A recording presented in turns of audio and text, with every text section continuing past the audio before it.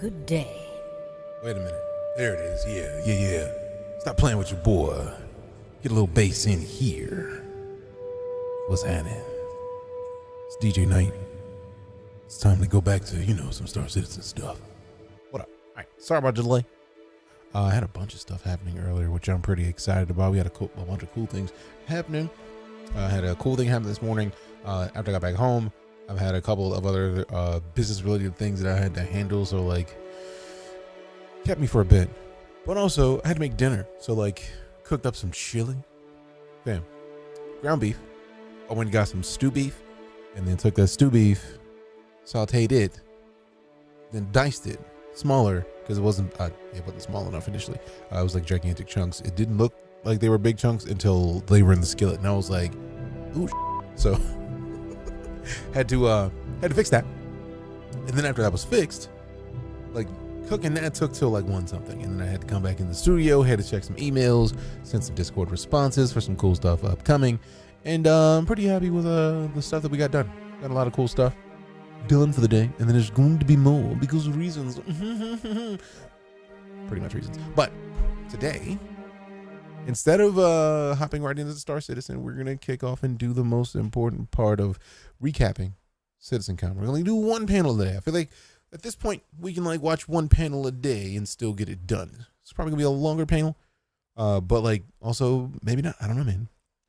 I'm thinking about I saw Life on the Edge looks interesting, and then Talking Ship. I always want to watch the stuff in regards to Talking Ship, so let's go ahead and slide into that one. We got Captain Daddy with the Prime Submarino. This is the way. Appreciate you, Captain Daddy. Captain Daddy. That's lovely. Mix of names. Well played. Good to see you. Hello. Hey. Hi. All right. That's reset. I can go refresh the text over here so that it shows right properly. Right and proper. All right. So, let's go. So I think we'll watch Living on the Edge. Ooh, the Talking Ship on. They're talking about the Zeus. You know what? We'll watch the Talking Ship on tomorrow. Photo day. Living on the Edge. Let's get it. Let's get it. Hi, everyone. Hope everybody's having a great day thus far. If you're not, sorry. My name is Colin Chuckett. Hope it steps up. Hope that I can have a little bit of a part in making your day better. So thanks for coming to hang out with us, and let's get into it. Introduction to our Go away. locations when it comes to the design, a high-level overview of the design of our locations. I'm going to describe you the processes of our workflow and the goals that we aim to achieve. So, to break down our process a bit, this is very high level, but it starts out with a pre-production phase, an ideation phase. Here everything starts out in the mind. We bring it down to paper, sketch, write, formulate a plan based on our overall design goals. And then it moves on to the blocking stage. You might have heard of this, the white box and gray box phase. Yeah, we like the boxes. Essentially contains all of the gameplay. Is Star Citizen a free-to-play or pay-to-play title? It is definitely a title that you have to pay to play. It's a $45 purchase. I feel like they still have $45 packages right now. Let's double check that. I'm not a fan of being a liar, so let me double check it. But they do have free flights every quarter or so. Yep, there's multiple $45 packages available. $45 gets you into Star Citizen, easy game. I feel like starting there is a great choice, because it's a great way to get into the games, to get you a vibe of whether or not you're trying to do it. But also, I feel like we're probably a week or two away from a free fly. And what the free flies are is, for example, if you see the referral code, use that referral code when you create your account. That basically gives me a number next to my name that says, hey, one other person signed up for an account because DJ said so. But by having an account, when they do the free flies, all you have to do is download and install the game. And I feel like we're within 2 to 3 weeks from them having another one. Server stability has been pretty bad lately, though. I feel like server stability is always a thing, unless you hop into a server that is brand new and fresh. You're gonna have issues with the servers. But with the new server tech that they showcased in CitizenCon this past weekend, I get the feeling once they implement that, we're gonna have a whole different experience. But also, if you can find a way to get a fresh server it's a good choice in my opinion. So I'm gonna shut up. Let's get back to this. Basically, the way it's meant to be played, and we test this out with a lot of iteration, and yeah, a lot of testing. And it's basically, the white box is not in a stage where it's presentable, but that comes now. So on the right, as you see, the food court that Adam is going to be showing you later. Yeah, this is the final product, VFX, lighting, everybody had their pass on this. And level design or other designers still maintains the space and makes sure that the systems that get created are being retroactively implemented. All right, so one key aspect of game development in general is the balance of narrative, visuals, and gameplay. So all these interplay, they interconnect, and it's the foundation that runs through all game environments. So it's important to communicate context, and here in this draw over, you see that narratively, we see sort of a dangerous environment. The spiky shapes here are sort of threatening. We see defensive structures. We can expect some enemy NPCs here, but it's also an old village. Maybe there's some exploration, some loot to be found. And then what's also important is communicating goals. So goals can be the pathways that you take, the gateways that bring you from one step to another, and so on. Okay, whoops. Yep, there we go. Okay, since we're a sandbox game, accommodating play styles is pretty important. So play styles meaning going guns in blazing, shooting at everything and everybody, going more of a stealthy, infiltration-y pathway if you wanted to, but also all the social aspects that you know from Stanton. And to do this, we establish, so one of the core design philosophies is granting the player the freedom of choice to do what they want to do at any point throughout their experience. And we do this by establishing or defining multiple pathways or archetypes that we call primary, secondary, and tertiary pathing. So the first one is pretty straightforward. In a social setting, you have the goal right in front of you, and it's a single goal. We got Delinquent Dave 73 months of it. In a combat setting, this is very exposed, so it's dangerous to traverse this route. Where it gets more complex is when you have, such as with this outpost here, when you have multiple goals that can be equally important to the player at any given point. This is where we need to have a bit more design put into it with, for example, the landmarks that serve as orientation points. So to help you orientate yourself wherever you are in this location. And leading you to these locations by utilizing shape language and composition. The second path is, these are secondary pathways, so these are alternative routes. And these are options that are offered to you as you traverse the area on the primary path, for example. And so you may know this as a tourist when you go to a new city and you look around the corner and you see an alleyway that sort of looks nice and it evokes your curiosity and you want to investigate. In a combat setting, these are covered approaches or opportunities for you to flank the enemy to get to your goal, which could be this building on that sketch. Appreciate that, Morley. Thanks. I was hoping it was when you well received. Are you talking about the one I uploaded literally like 20 minutes ago, or the one I uploaded yesterday? A bit more stationary because you want to feel more secure. 2 days ago, unless you're in a vehicle.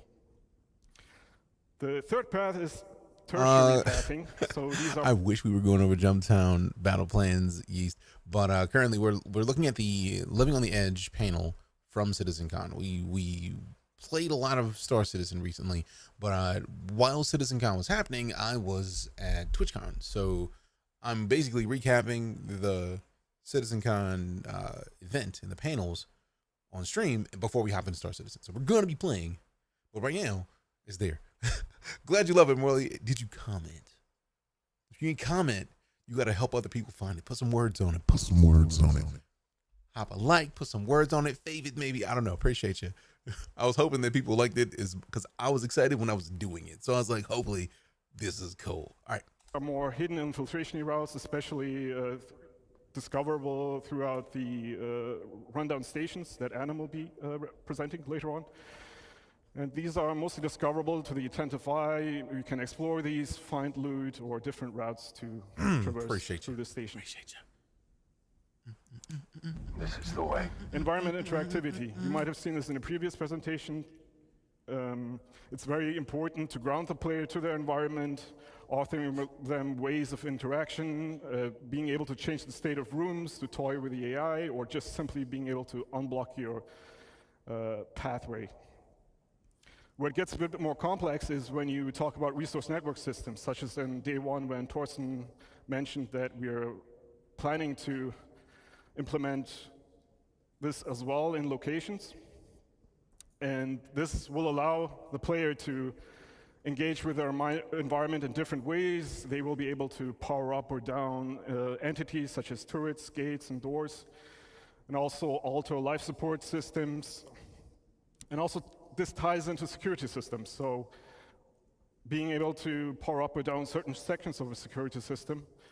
And security systems in turn will be dependent on security tokens that you will be able to grab from other NPCs in your environment to then gain access to other terminals, to security terminals or other areas. Reputation is a big topic for us, especially with Pyro. Part of the reason that I feel like Star Citizen is still kind of in obscurity is because they are their own publisher. And I imagine they don't want to do a lot of advertising while the game is still being made.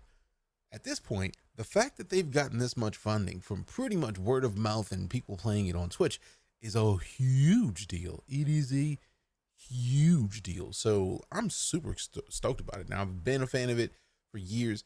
Knowing that Squadron 42 is feature complete makes it a whole lot easier to just get way more excited about it. Appreciate you lurking on both, Jack. Good looking out. But yeah, get to be excited about all of it. So I'm with it. Like, let them make all the money they can from us backers, like spreading the word, because once Squadron 42 is done, then advertise away. Because I've been saying it for years. Once Squadron 42 is complete and released, they're going to keep on a specific team of people who are the best served people to fix the bugs. Once those bugs are fixed, they're going to move that whole team over to Star Citizen. And then we're going to get, yes, they're going to be working, there's going to be a small team likely working on the bare bones campaign and story for Squadron 42's second and third acts. That's fine. They probably already have all that written. But right now they're getting the tech done to make it all work. And it's so impressive as it is. So, like, please, by all means, get Squadron 42 done. Let's go. Which game do you like? Do I like more? Star Citizen or Starfield? I don't think it's a choice between the two. What's up, Turkey? Good to see you. In my opinion, choosing one or the other is a disservice to both. Because if you've already seen, didn't they already mention that now that Squadron 42 is feature complete, more of the artists will be working on Star Citizen? Exactly my point. Right? Exactly my point. Their Star Citizen is going to get bigger almost immediately. Watch. A year from now, CitizenCon is going to be another thing. I feel like by this point next year, with more developers pushing toward Star Citizen, we're going to have a lot more stuff in first. It's going to be very nice. But to continue back on the question from Thermal Paste, I don't choose between the two because as a fan of space games, as a fan of space and science fiction games, I'm going to steal this from Disco Orlando, who is one of the community, like the community lead essentially, for the social team, like pushing out all the videos that we get to watch like this. A rising tide raises all ships. So when a great game exists for science fiction and space, more people find out about all of the games. So for example, Cyberpunk doing well. There's more games that have cyberpunk themes since Cyberpunk launched. Even since the Cyberpunk announcement, there's been a lot of games that have touched on that Cyberpunk universe. Starfield has things in it that if you've played Star Citizen, you see the motivation, you see the inspiration from Star Citizen. So, for example, if you sit down in the Frontier, when you have to go to the cockpit, you go to the pilot's chair, you see the chair animate you and push you toward the display, and the displays move forward. Yes, many games have done it, but having played Star Citizen, it's very similar in a way that I'm a fan of. Let's see, we got, once it's fully drops, it'll be big. Oh yeah, Star Citizen plays more like a super advanced DayZ. They aren't really comparable at all, in my opinion. Star Citizen is technically one of the largest creations, in my opinion, as far as gaming is concerned. I know that there are universes that are massive. I know Elite Dangerous probably has the lead with that because they procedurally generated the entire Milky Way galaxy where you can land on all the planets that are landable, except for the ones with atmosphere. But regardless of all that, there's a lot of tech that is in Star Citizen. For example, one crater of a small moon in Star Citizen could fit the entirety of all of the GTAs side by side. Not like overlapping each other. Side by side. You could just put those in a crater of one moon in Star Citizen. It's a lot. And it's amazing. And I'm super excited about it because all of it together is dubs.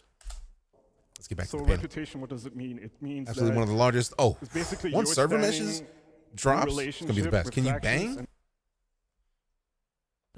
Phrasing? No.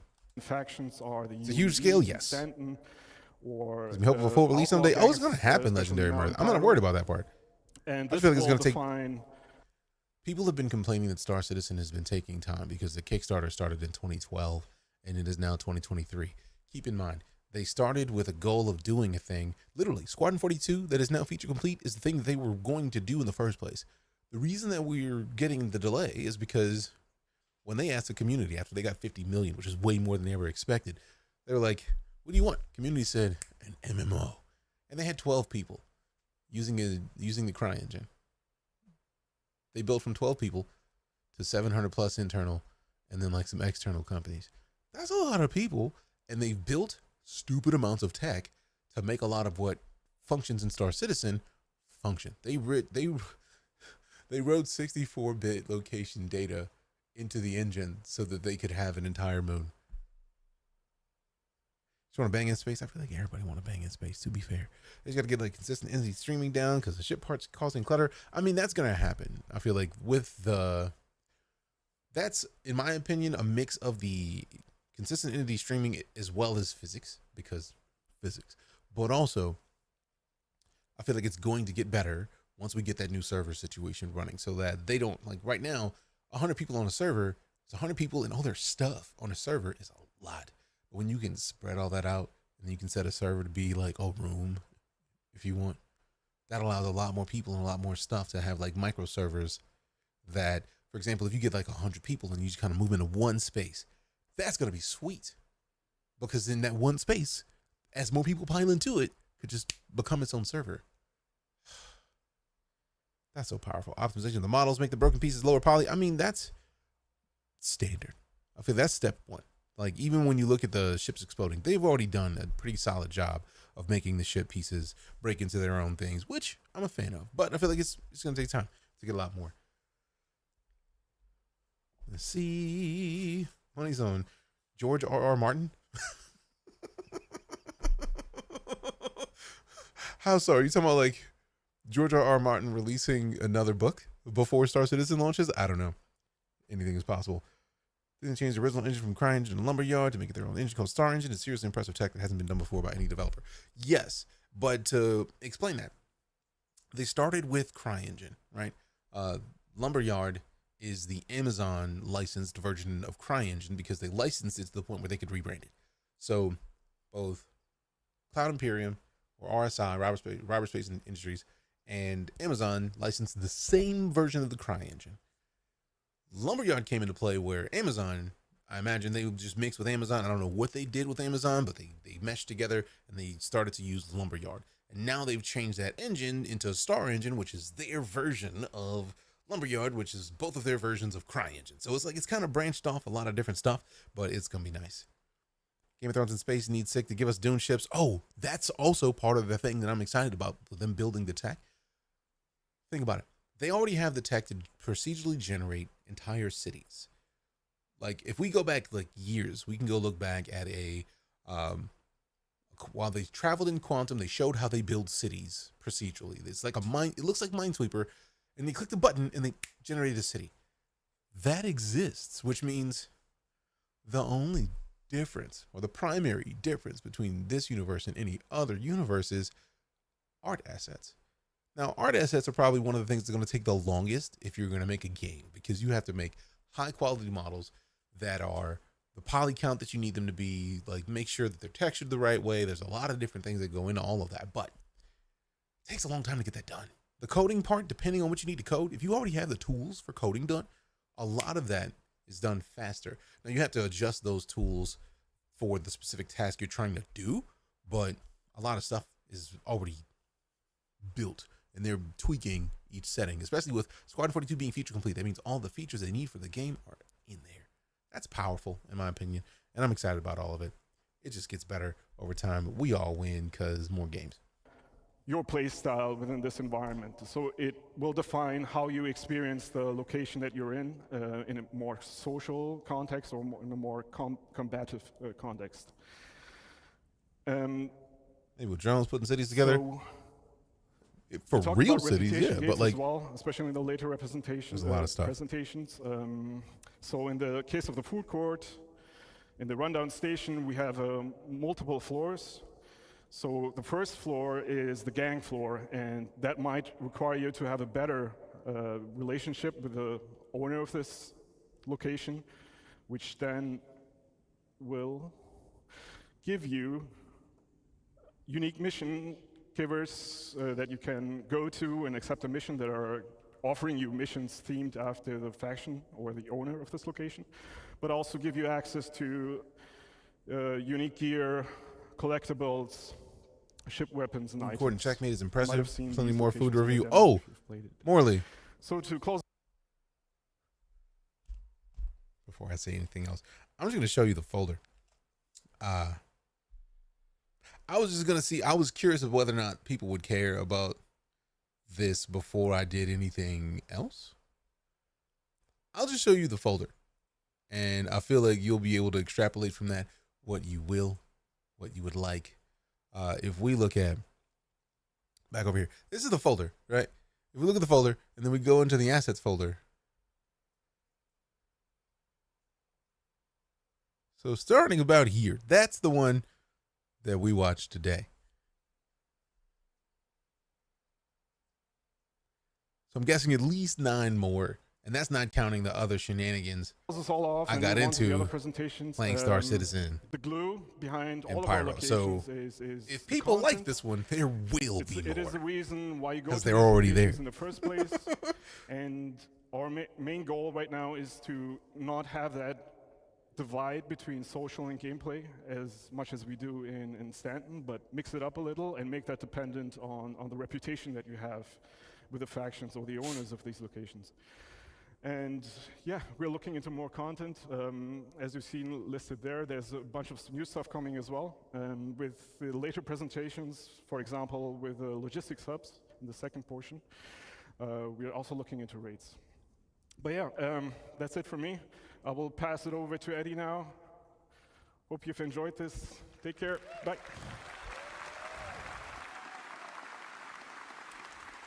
Hi, everybody. So, I'm Eddie. I'm an assistant art director on Star Citizen for locations. Before we start, I'd like to mention that all of the footage we're about to see comes from our current stable builds. So all of that beautiful tech, all of those features that we've seen in the last 2 days is coming from our tech development builds. Now, all those features are going to make their way to you, of course, eventually.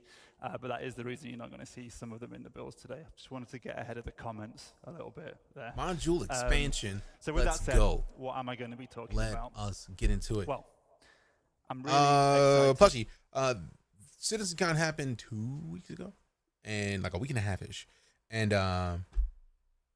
they didn't, I don't think they went too deep into the details, but they did like give we watched the panel that was basically like a deep dive into like some of the features of Squadron 42 being complete. Like, they kind of showcased a bunch of stuff. There's also a video that flies through the verse that I haven't seen yet. So I don't know if that one has much about Squadron 42, but like, yes, they did say it's feature complete. We are excited about that. There's more coming. Hopefully it keeps good. Keep moving. To show you that the heart of the hard work that the Sandbox One team have been doing to expand our new outpost locations. I'm going to start by going over how we've expanded the library and what that means we can now achieve with the new locations, and then how we achieve that variety from the library by categorizing our locations into both archetypes and themes, and what that means for you as a player. So, I don't know if you remember this, but at CitizenCon in 2021, we showed this new style of outpost for the first time. Now, at this point, we had our art style locked in. We'd worked on our library of content to the point where we artists could will make be available to smaller increase the amount of locations assets like available in this Star one, Citizen. but with Exactly. a limited amount of variety My between each one. excitement. And this is what... Because think about it. They have the biomes done. That was the reason they chose the Stanton system. It has the most diverse selection of biomes in Star Citizen. So, fiery systems, Pyro is the example that they have that done. It's just really about the art filling up the universe. What that library of modules looked like at that point. We'd established our main building modules as well as some of our larger buildings and a number of smaller secondary and dressing and standalone modules. But each outpost couldn't be too large without there being some obvious repetition between the modules used. So let's have a look at that library today. So, in order secondary and dressing and standalone modules, but each outpost couldn't be too large without there being some obvious repetition between the modules used. So let's have a look at that library today. So, Golly. in order to achieve that greater visual and design delta between each the real outpost question. I and have mean, them it's not up to you. feel like exact clones of one another, we've massively expanded our module library in terms of breadth and depth. This is the reason I chose Stanton And and what I Pyro mean that because we- it covers a wide We spectrum go of biomes. broad Yep, by that's making exactly more why. modules with different purposes, and we go deep by creating multiple thematic overlays for each of those modules as well. I'll go into what that means a little bit in a minute. But the challenge of a sandbox location like this, as you can see, it's not about building a single unique location. That can be quite straightforward, to be fair. It's about giving our artists and designers the building blocks, the affordance to build multiple locations that all feel somewhat different, even if they do share that same basic DNA. So it's about creating both the ingredients at the same time as the recipes, and making sure all of those flavors work in harmony with one another for both visuals and gameplay. So every individual part has to take into consideration all of those design philosophies. So every single module has to take into consideration those design philosophies that Khan mentioned. But we also have to make sure that they work with those same principles when an artist or a designer combines them into any one of a number of different layouts. So the more ingredients we have to work with, the more recipes we can create. But with that complexity comes the challenge of keeping everything harmonious. So we like to think we've done a pretty good job with that, but that's me. Using this expanded library, we've been able to increase the individual location size because there's less of that obvious repetition between buildings within any single location. And we can't really call some of these large locations outposts anymore. They become something more like settlements and imply a larger and more established community. Now, as a player, it will mean a lot more to explore and do at any single individual location with a localized and personal feeling mission types that might see you moving around a single settlement to complete objectives or doing short hop missions between clusters of settlements on a single planet. So you might head up to a ridge to repair some wind turbines. You could counter an outlaw attack from a neighboring outpost, or on the opposite side, you might be stealing or destroying vehicles for the criminal gang that you're working for. But in the art department, we always say, show, don't tell. So let's stop looking at slides. Let's have a look at some of the locations in game. Let's do it.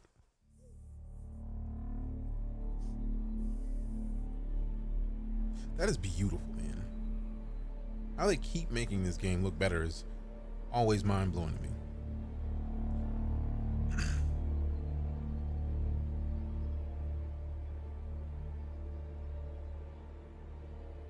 Sheesh, man. And it's also wild. They could literally just look. Hold on. Look at this. Notice that he showed the assets they're using, right? That means that they have a certain amount of assets, the same assets, that if you look at the city, it looks the same, but like the lighting, the color of the star of the system changes the vibe of it. That feels like a junkyard. This feels like a nice, cool settlement that you want to go chill out, maybe have some burgers at. This feels like the kind of place that like might be a problem to sneak into. They might want you dead immediately. This feels like a nice little farm, but like the same assets, the lighting of the star changes how it feels, because that doesn't feel the same at all. So impressive. So impressive. Between the star and the dirt, changes everything about it. Look at that. Same assets. That lighting and the ground you walk on change everything about the look of those. And if they do it the way that I'm imagining they're doing it, they can change the color of the slider immediately.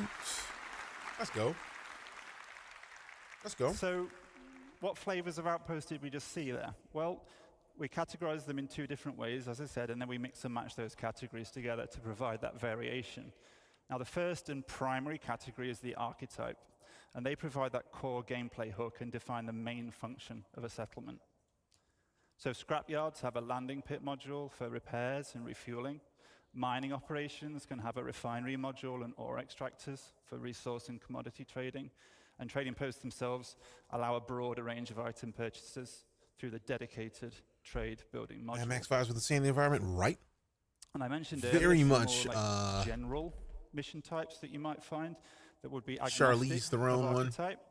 And the archetypes Fury Road, very much themselves Fury Road reflect that vibes. Primary You were spot on there. function of a settlement, but there's also a middle layer. Of course, we don't want these locations to just be a glorified shop or repair station. So there's to be more secondary activities to do locally to an outpost that are also defined by its archetype. So you may find scrapyards can offer salvage-related gameplay and missions. Trading posts can also offer delivery missions or hauling and cargo gameplay. And farms can offer crops and fauna as resources for gathering or trading. So hey, what up, Napoleon? Good to see with you, fam. archetypes as our primary category, in addition, we mix in a secondary category, and these are the thematic overlays. Now, at the moment, we have two main themes. Internally, we call these independent and outlaw. So themes offer additional variation on top of the archetypes to inform the look and feel of a location, not just visually, but which people you'll interact with. Yes, Fury Road. There, You said Mad Max. I was trying to remember the movie. What types of It was missions Fury are Road that available my to brain went to with it, so you were spot on with themes that. don't change the fundamental architecture Kids of put the together a space PowerPoint presentation or explaining the why we should go to the archetype water of a park. location, It has several but they do slides. drastically alter the mood and Well feel, as well as altering the gameplay played. experience significantly.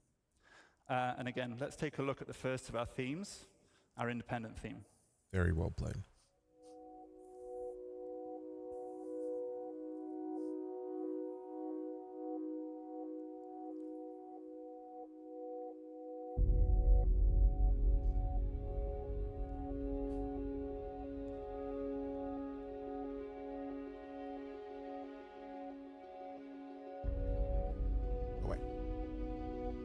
In a vehicle, going off to complete missions in that vehicle, level of immersion is groundbreaking, right?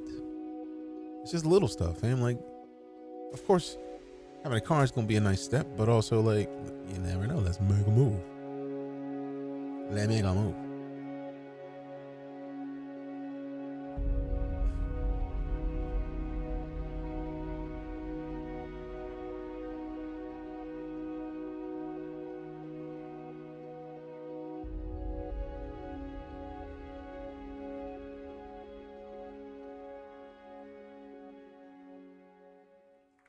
Cool. Thank you.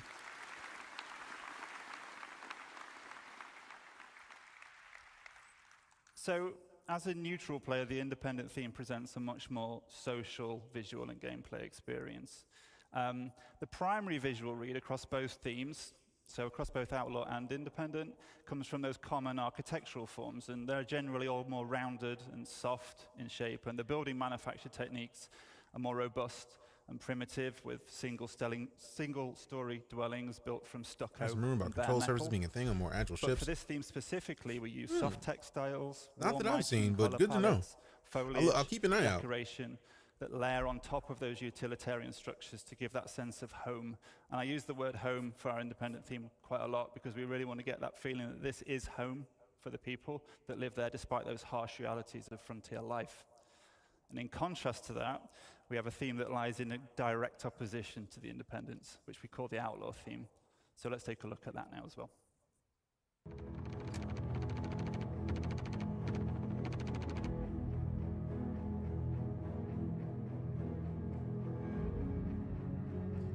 Man, look at this.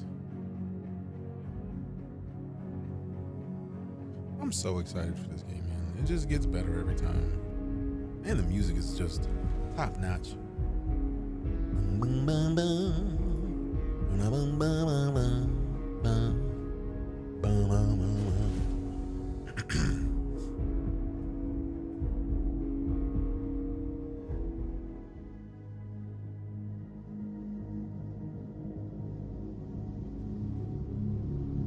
Discuss master flight modes. You're adjusting the low, how the ship's flying, how they feel. Is currently in live build with Marine Commander that they're taking for this adventure flight 2.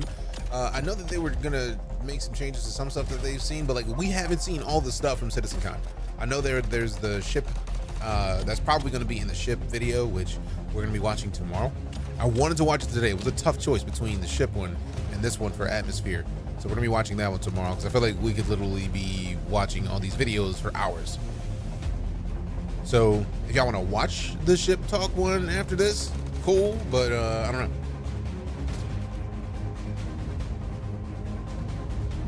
I don't want to assume that everybody want to watch that right now.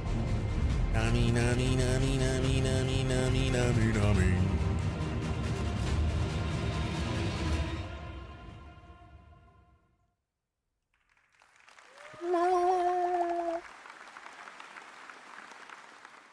So Are those wireless the outlaw earbuds? Nah, theme these tells are that wired. story of these once functional settlements being completely overrun by the various criminal elements that inhabit the system.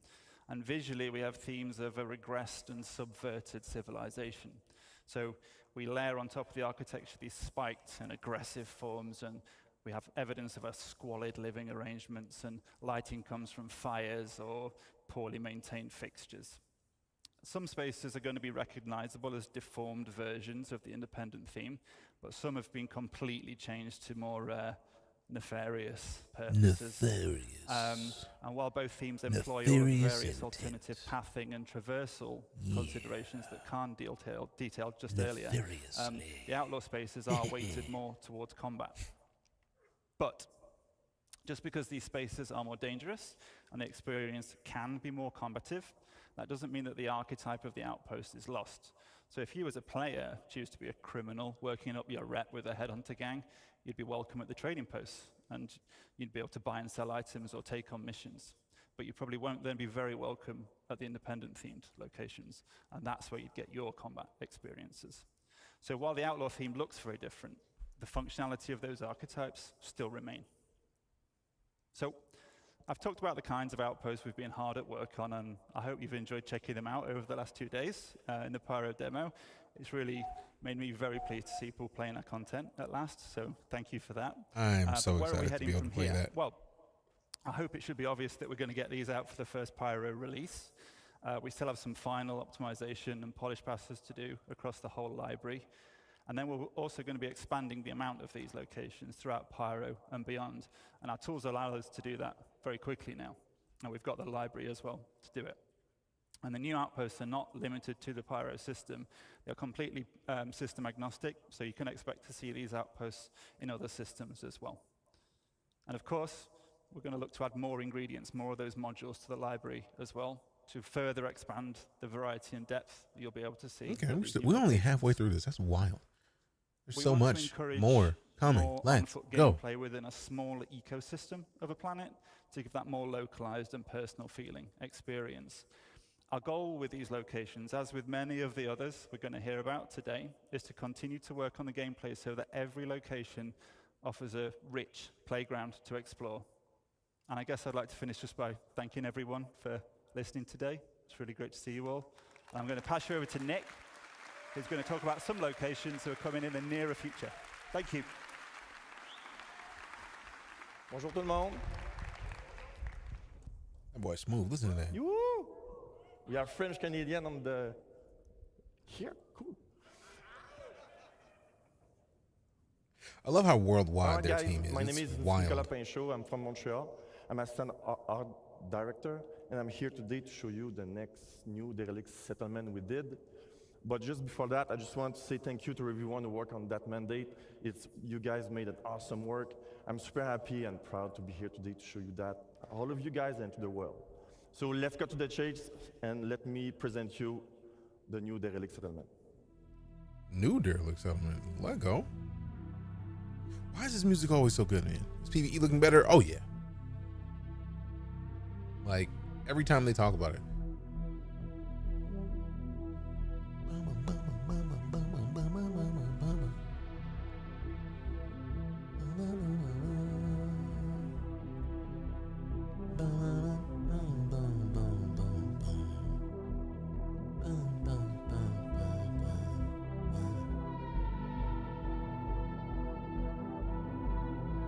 That's not, oh, the snow. I'm very curious if we can actually knock snow off those trees. I doubt it. But my soul requires me to like take a car and just like drive in one of those trees to see what happens.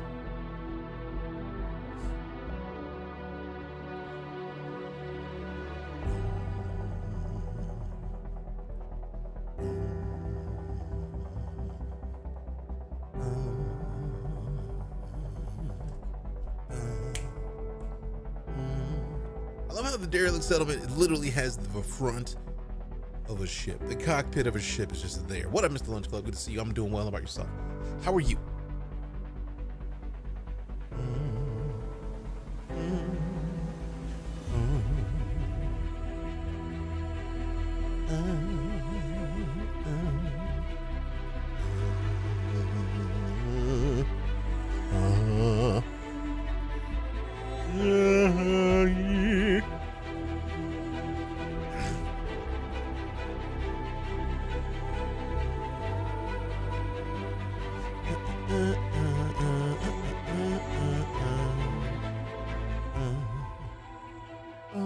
Chilling, ready to get my work day over with. Also same. Cypher of Tear. Cypher of Tear. Welcome back to the stream right here.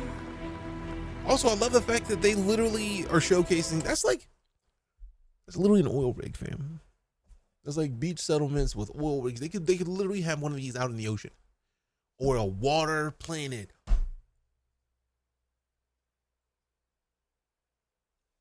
That's going to happen. There will be a water world. It will be using this art right here. This. Because that's offshore. That's an oil rig, obviously. But that means that they will literally have planets. I'm calling it. I can't guarantee it, but I'm calling it. There's going to be a water world, and it's going to be on these sorts of rafters. The idea of it just sold me on it. The concept. I was just sold on the concept by me. Like,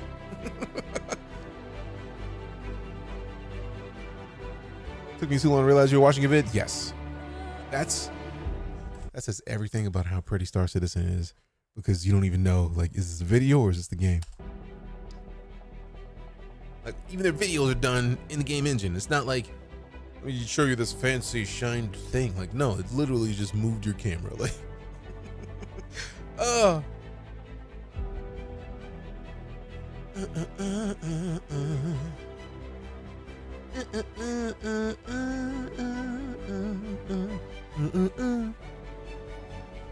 look at it. So good. The fact that they said, look at derelict settlements, and then they showed all of the settlements just now. Like a set of settlements. By the way, we made more than 4. It's not just 4. We made more than that. Obviously. So we split those settlements into categories, social and hostile. In the social one, we will have drop-off mission, shops, food, loots, and drinks. And hostile one, obviously, will be more focused combat. Let me show you what it's look like. This is the most action-packed. Like, hey, let me show you what I'm talking about right here. Like, what? Immediately? Let's go. No delay. Let's get it.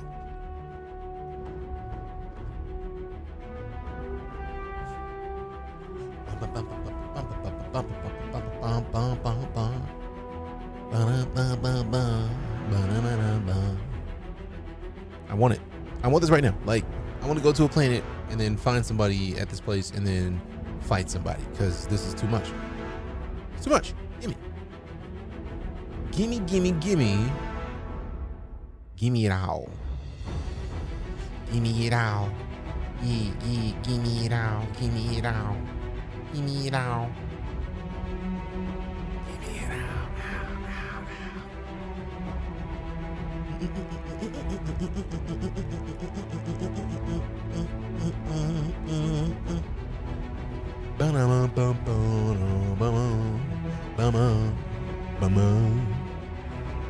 The lighting in this room, too good. Cause the goodies were flames, like, and you got to meet the squad. Let's go. That's right, drink a beer. That's right, drink that beer. Drink that beer. Drink that beer. Drink that beer. Drink that beer. Drink that beer. Drink that beer. Drink that beer. Drink the beer. Let go. Drink a bar. Drink a bar. Drink a bar. Drink, drink, drink, drink, drink, drink, drink. Shoot on, shoot on, shoot on, shoot on, shoot on, shoot on, shoot on, shoot on. Get on. I love how they show you the third person camera, but they're like, nah, son, seriously, don't don't use that for real, for in game. It's a bad idea. Bwom, bwom, bwom, bwom.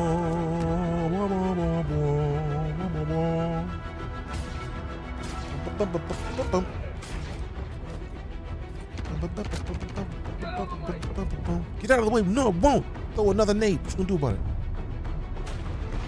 What you gonna do about another nade? Nothing, nothing. I like You ain't the gonna do end. nothing. The end's awesome. All right, in summary, guys, we're going to have a lot of new location on planets, links with nice mission and good gameplay. And the most important, all those locations will be in Q4 this year, available in the game.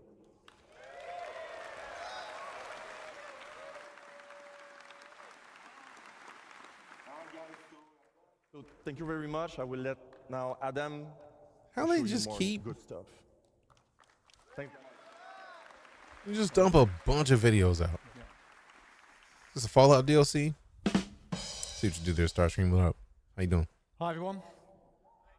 All right. So, welcome to Rust Up Stations. I'm Adam Sanders, lead environment artist for EUL1. We're excited today to show you our efforts for the Pyro Rest Stop Stations. So, what are Pyro Rest Stop Stations? Well, these are stations reinvented. These have new themes, archetypes, and gameplay to support new and interesting experiences. Aside from the social aspects, there is gameplay and exploration on the location. I've hoped you had a chance to play the demo over the past couple of days. I have not had the chance to play the demo the last couple of days. Can you please share? It was a sneak peek. Share and share alike, my dude. Let's kick off with an overview of I'm the at Pyro home. system. I wanna play. Let me try. For the Pyro system release, we plan on 6 planets and 26 stations, including jump point stations that connect for Stanton and future systems such as Magnus. Rest stop stations are either in rundown or abandoned states. Citizens of Pyro, the Rough and Ready Outlaws, and Xenothreat may control these. Our focus today will on the Rough and Ready owned Pyrotech Amalgamated Fuel and Resource Station, Planet 2, Lagrange Point 4, otherwise known as Checkmate Station.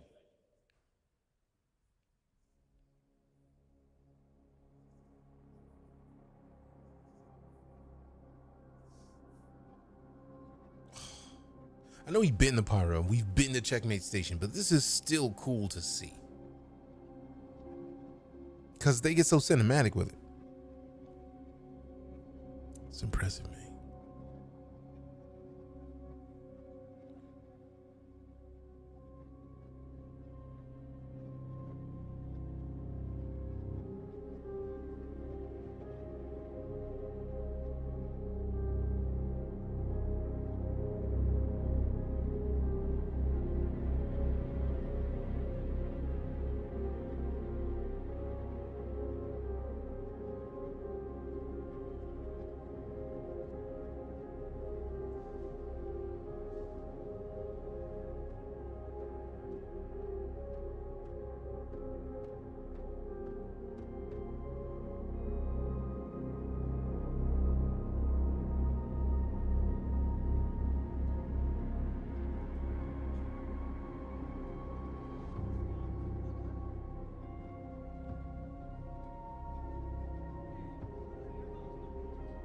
So tight.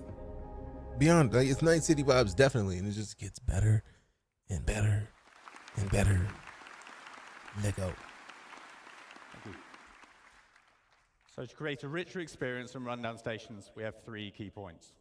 So increased reputation gives you access to new areas, unique gear, and mission givers.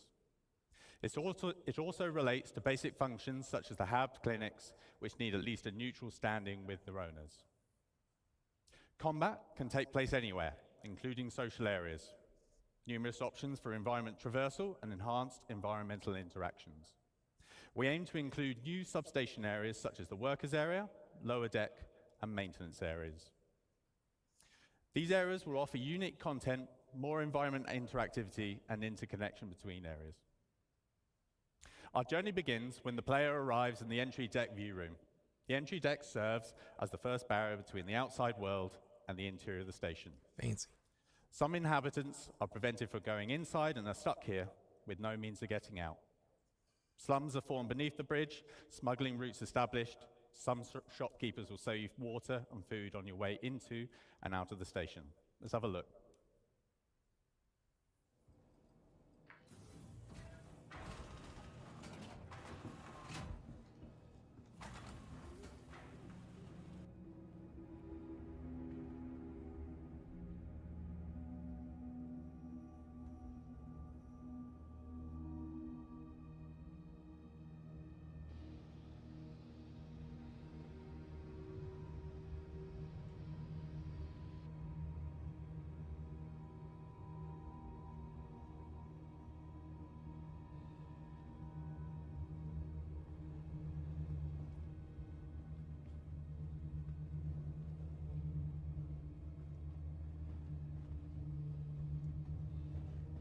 I love this. The vibes in here. Lurk for me. Appreciate you. What up, J-Bo? Good to see you. What up, what up? Maybe that's why I couldn't get out of where I was at when I was locked in that little corner in the back and I had to respawn. Maybe I just didn't have my multi-tool, so I couldn't move stuff. Oh, man. Sad at the idea of it, and then I possibly missed it because it's a free game. Like, missing out on free game. I'm doing great, J-Bo. How are you, fam? How's your day? How you feeling? What up? What up? What up?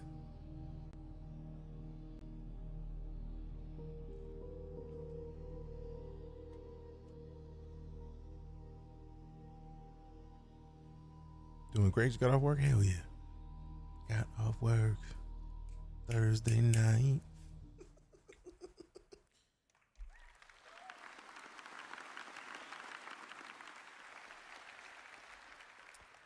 Khan touched on reputation earlier. Let's see how that is applied to the stations. So how does the reputation gate in the entry deck affect gameplay? What happens if we have good reputation? So if you had good reputation, you could go straight through. This is no fuss, and it's the quickest way to maneuver through the station. However, you've got to put the time and the effort in to get to this point. What happens if you neutral reputation? So you might be waved through, maybe you have to pay a bribe, and you don't want to pay, so you're going to have to find an alternate pathing. Or you're going to have to build up your reputation. I love that reputation is going to play a part in this. And for all you Let's naughty go. ones out there, Let's go. I know some of you exist, this applies to you. In short, you're going to have a tough time, but you have options. So stealth via other pathways might be one of those options. You build your reputation up from scratch, or you could probably fight. Let's focus on those alternate pathways. The modules in the station are broken up into several traversal areas. As with the other location archetypes, we define these spaces as secondary or tertiary routes, as opposed to the more official primary paths. Most modules are interconnected with vents and maintenance shafts. These reward the players with infiltration and exploration paths, as well as potential loot. So what alternative routes exist to access the station? We'll offer the opportunity to access the station through multiple EVA points on the exterior. It gives you the choice on how to tackle missions and reputation issues. These alternative entries allow the player to circumvent the ATC loop completely. Useful for when your reputation with the owners would normally prevent you from going through more. Of course, ways. in pirate systems, These there's service ways to spaces get that into the provide bases content without aligned having the or reputation against- required to get in normally. aligned or Of against the owner's course. Of course. Of course. The maintenance Of access course. points are a new common sub-location to the station. Of course. The stations are planned to house maintenance areas that increase the interconnection between all the different sub-areas of the station. All right, what's going on? This is They DeejayKnight. act as alternative Shut up, self. pathways the player can take to traverse from the entrance area to the Galleria, for example. Now let's have a look at our main social space. The market. A central location for the controlling faction, it houses all their nefarious activities. You can participate in their endeavors if you have the right rep. Let's have a look at some of those key features.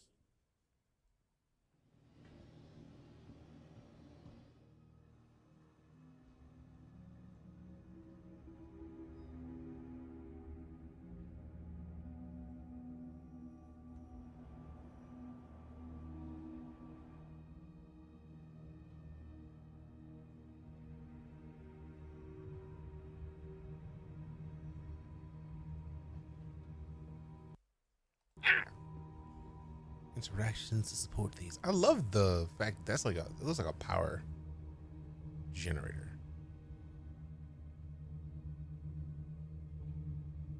Don't need that. That's a peanut. C-nut. The timing of it.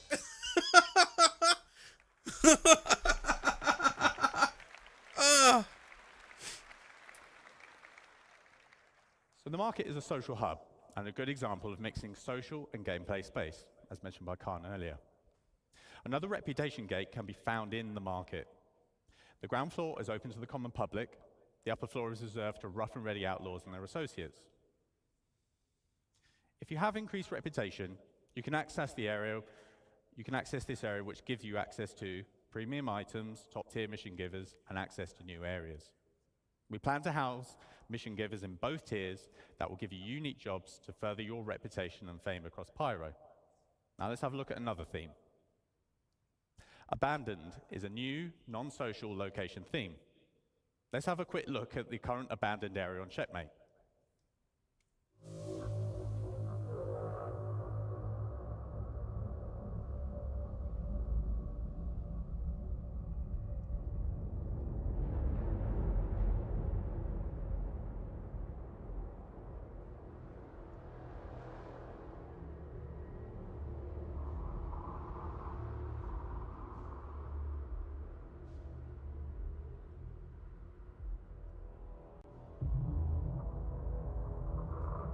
Welcome to the Underdark. You may think you understand life here, but you may not. The resources exist only for us. Oh boy. Let go, let go, let go. Thank you. So we have entire abandoned stations as separate locations. On top of that, there are abandoned areas within the rundown stations, much like the ones you probably see in the demo. There will be around 15 of these around the Pyro system. These are accessible through airlocks and breaches or other means. We aim to enhance all the space locations with a lot more gameplay content. Loot runs, exploration, creatures, missions of various types with PvE and PvP content, just to name a few. We're also laying a focus on environment interactivity with potential retrofitting of occupied stations. With the future addition of security systems and the resource network system, we will have the means to further improve the experience within these spaces and offer new challenges. With power, life support, and gravity playing a key role to give the player a unique experience, especially in abandoned stations. So, what do Pyro rest stop stations bring to the game? So lots more variety in space stations, with more gameplay opportunities within a station location. What's up, Kid Kaboom? How you doing, fam? Hidden areas, multiple options for access or traversal. These are faction-owned, and reputation will affect the location and gameplay. These feature lots of new mission opportunities within social space and multiplayer opportunities for combat on location. We got the follow from Shadow. Appreciate you, fam. So I hope you have enjoyed this sample of what stations will offer and had a chance to have a go on the demo the past couple of days. I want a chance to play the demo. I'm so mad that I wasn't there because I wish I could have played that. All right, fam. I'm going to leave it up to you, right? We talked about it earlier. I said I was going to watch one panel, and then we hop in. But we talked about ships. If you want, if it is a community decision, we watch the panel on ships before we hop in. It's up to you. I'm going to leave it to you. We'll see. We gonna see. It's up to you. Mid. Maybe.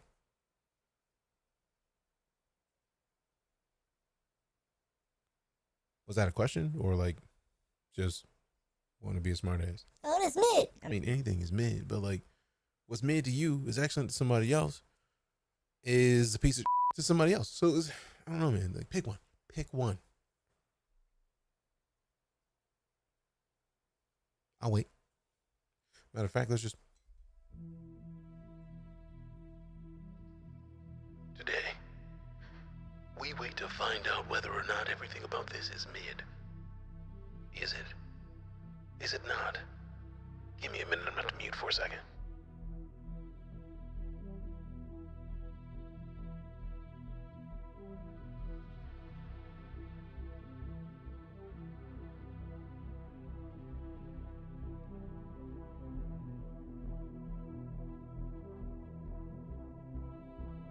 All right, we're back, waiting to find out. Are we mid? Or is someone coming into the broadcast expecting to sidetrack things, to get us off our game, to make us think that we are, in fact, mid?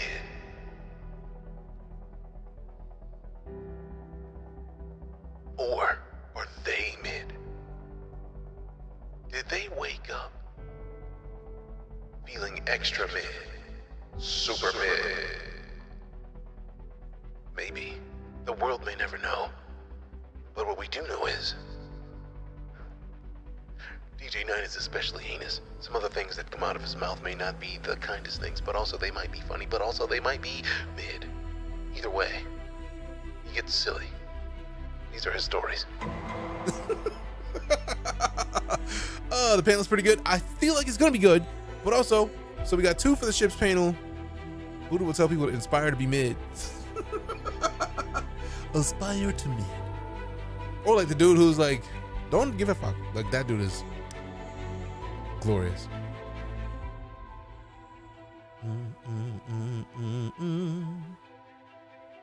So yeah, I mean, sometimes you're mid, fam. I can't help it. I have no choice.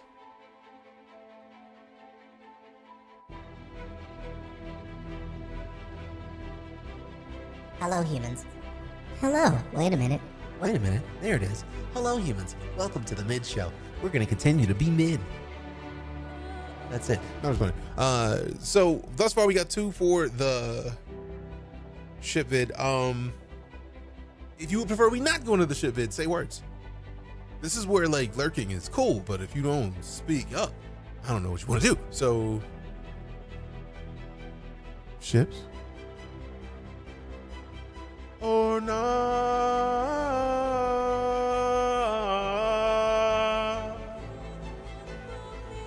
That makes 5 for ships. All right, cool. 5 for ships. So we go to ships. Done and done. What a sweet nasty to Mac. My vote is PTU. I've seen the panel. I mean, you started with the panel. It's pretty good. So technically, it's like 4-1 right now. Ships panel. We're gonna hop into PTU. I mean, we're going later than normal today, anyways. So there's that. That note hit. Appreciate you. I be trying. Sometimes it hits. Sometimes it misses. Sometimes it misses. Listen, I'll be the odd one out, no problem. Not you good, fam. Appreciate you for even speaking up. Because the lurkers will be the ones losing out if they didn't want to watch Talking Ship. They're just like, bro, I've already seen the ship panel. I don't give a fuck. Like, if you didn't say anything, I didn't know. So, let's get into the ships panel, huh? I'm here for it anyway. All right, let me switch over to this real quick. I'm going to take a quick bio. I'm going to let it play. Since it's the beginning of it, I'm not going to miss much. I'm not going to be gone very long. Everyone. Be back shortly. Have we had a good morning looking at cool stuff? Yes. Great. My name's John Crew. I'm the vehicle director here at Cloud Imperium Games. And my name is Ben Curtis. I am the Vehicle Art Director at CIG. So we're going to spend the next 45 minutes talking ship. We're going to show you some cool stuff that you've hopefully seen, some cool stuff that you're not supposed to have seen, but you probably already have, and some cool stuff, again, you're not supposed to have seen, but what you've seen is wrong. So hopefully we can clear that up for you all. Right, so that was the A1 Spirit trailer. Pretty cool video. But we're now going to do a bit of a slightly deeper dive into the actual art and visuals of the ship.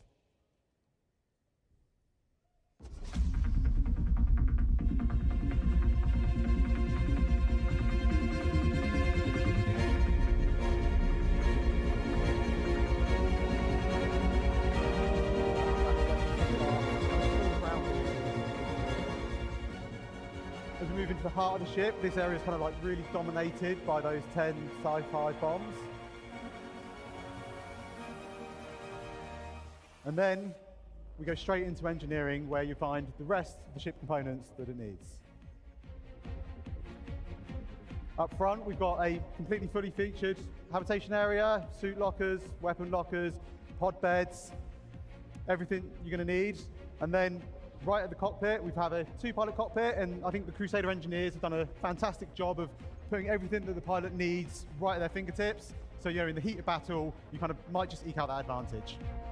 Exterior-wise, it's classic Crusader. We've got our recessed weapons. We've got our rear-mounted remote turret.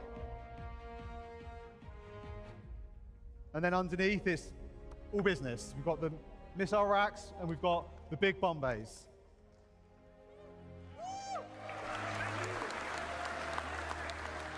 And I think overall, Crusader have done it again. They've done a amazing job of packaging something that's like super feature rich and something stylish, sleek, looks fast, but still super aggressive. And then here is one last look. Oh, or not. Okay, that was one last look of the interior. There. So we had a really cool cutaway that you half saw. I'm sure we can show you that again later. If you like what you saw there, that is available now on that link and a QR code there that hopefully takes you to the right place. So that is available in Alpha 321, which went live Thursday. I've honestly lost track of time the last few days. So yeah, that's the current. Let's talk about something a bit further in the past. So we have a timeline here from the today all the way through to today in, all right, fam, how much have I missed? Game. And throughout that time period, we have our manufacturers in law, starting with RSI in the very near future, going all the way through to Mirai, which is this year in-game. I feel like... And over that... we saw a lot of this? We have some very old ships, ships that people think are quite old. We have the Hornet, we have the Aurora. I feel like we saw a lot of this. However, they showed one ship. There is oh yeah, we're going back because this is Crusader Spirit. We did not see this. I need to see everything about the Spirit because I fucking want a Spirit. I don't have it to get a Spirit, but I wanted to get a Spirit because of Spirit. Look at this. Look at that pretty bird. I want that be all. Moving to the heart of the ship, this area is kind of like really dominated by those 10 sci-fi bombs. I need that bill. And then we go straight into engineering, where you find the rest of the ship components that give me that bill, give me that up front, we've got a completely fully featured habitation area, suit lockers, weapon lockers, pod beds. I need that bitch. Everything you're gonna need. And then y'all gonna hate me because the rest I want to watch every piece of this. Who knows, maybe Sig can hook up the homie. I wish, but also up front, we've got I don't want to ask Sig to hook up the homie. Habitation area, suit lockers. Now if they could give me a loaner, just like let me borrow it for a day, that would be fine. You're gonna need. And then right at the cockpit, we have a two-pilot cockpit, and I think the Crusader engineers have done a fantastic job of putting everything that the pilot needs right at their fingertips. So in the heat of battle, you kind of might just eke out that advantage. exterior-wise, it's classic Crusader. We've got our recessed weapons. We've got our rear-mounted remote turret. 35 more. And then I underneath don't need it. Let me go see if I can like CCU something, because missile racks. man, I don't even want the big Spirit. bomb What I bays. want is the cutter. I need the cutter, but like you can't drive it if you don't I think have it. overall, I Crusader's want it. done it again. They've done a I amazing want job it. packaging something that's Yes, like super feature the- rich and something they have. stylish, sleek. Yes, they have. Fast, but Gimme. still super aggressive. That's it. Give it. And then here is one last look. Oh, or not? Okay, that was one last look of the The interior. split is always Go there. dubs. They need to do this for So every we had a ship. really cool cutaway that you half saw. I'm sure we They don't can do it for every show ship. you I that need it. What up, bit Black Wolf? Good later. to see you, fam. If you like what you saw there, that is available now on that link, and the QR code there that hopefully takes you to the right place. So that is available in Alpha 321, which went live Thursday. I've honestly lost track of time the last few days. So yeah, that's the current. Let's talk about something a bit further in the past. So we have a timeline here from the today all the way through to today in game. And throughout that time period, we have our manufacturers Got in both. law, Hey, you a starting with boss. RSI in the very near future, going all the way through I appreciate you, to fam. Mirai, which is this year in game. And over that, we have some very old ships, ships that people think are quite old. We have the Hornet, we have the Aurora. We and got the have follow. Gladius. Appreciate you, Jamie. Thank you much. However, as you can see, there is quite a gap from the current day to these old ships. So let's talk about one that is a bit older than that. So, the RSI Zeus. So in 2130, hold on. In 2130, RSI made some major kind of advancements in quantum technology. They developed, or they released, the first ship that was kind of available Still for the mass market. love the Auroras, the that original had space quantum dumpster. Fair capability. point. This kind of mid-range explorer really put RSI at the kind of forefront of ship development. Now, it was a really I'm good pretty thing. sure we It really watched kind this, of boosted but them as a company. I can't remember how much of it we watched because I don't that remember watching that wasn't kind of all good. A1 vid. The original RSI Zeus had Hurts some a little bit, major actually. issues with its hull integrity. That being said, there's always kind of been this demand for RSI to release the Zeus. It's kind of had this cult following that's grown up over the years.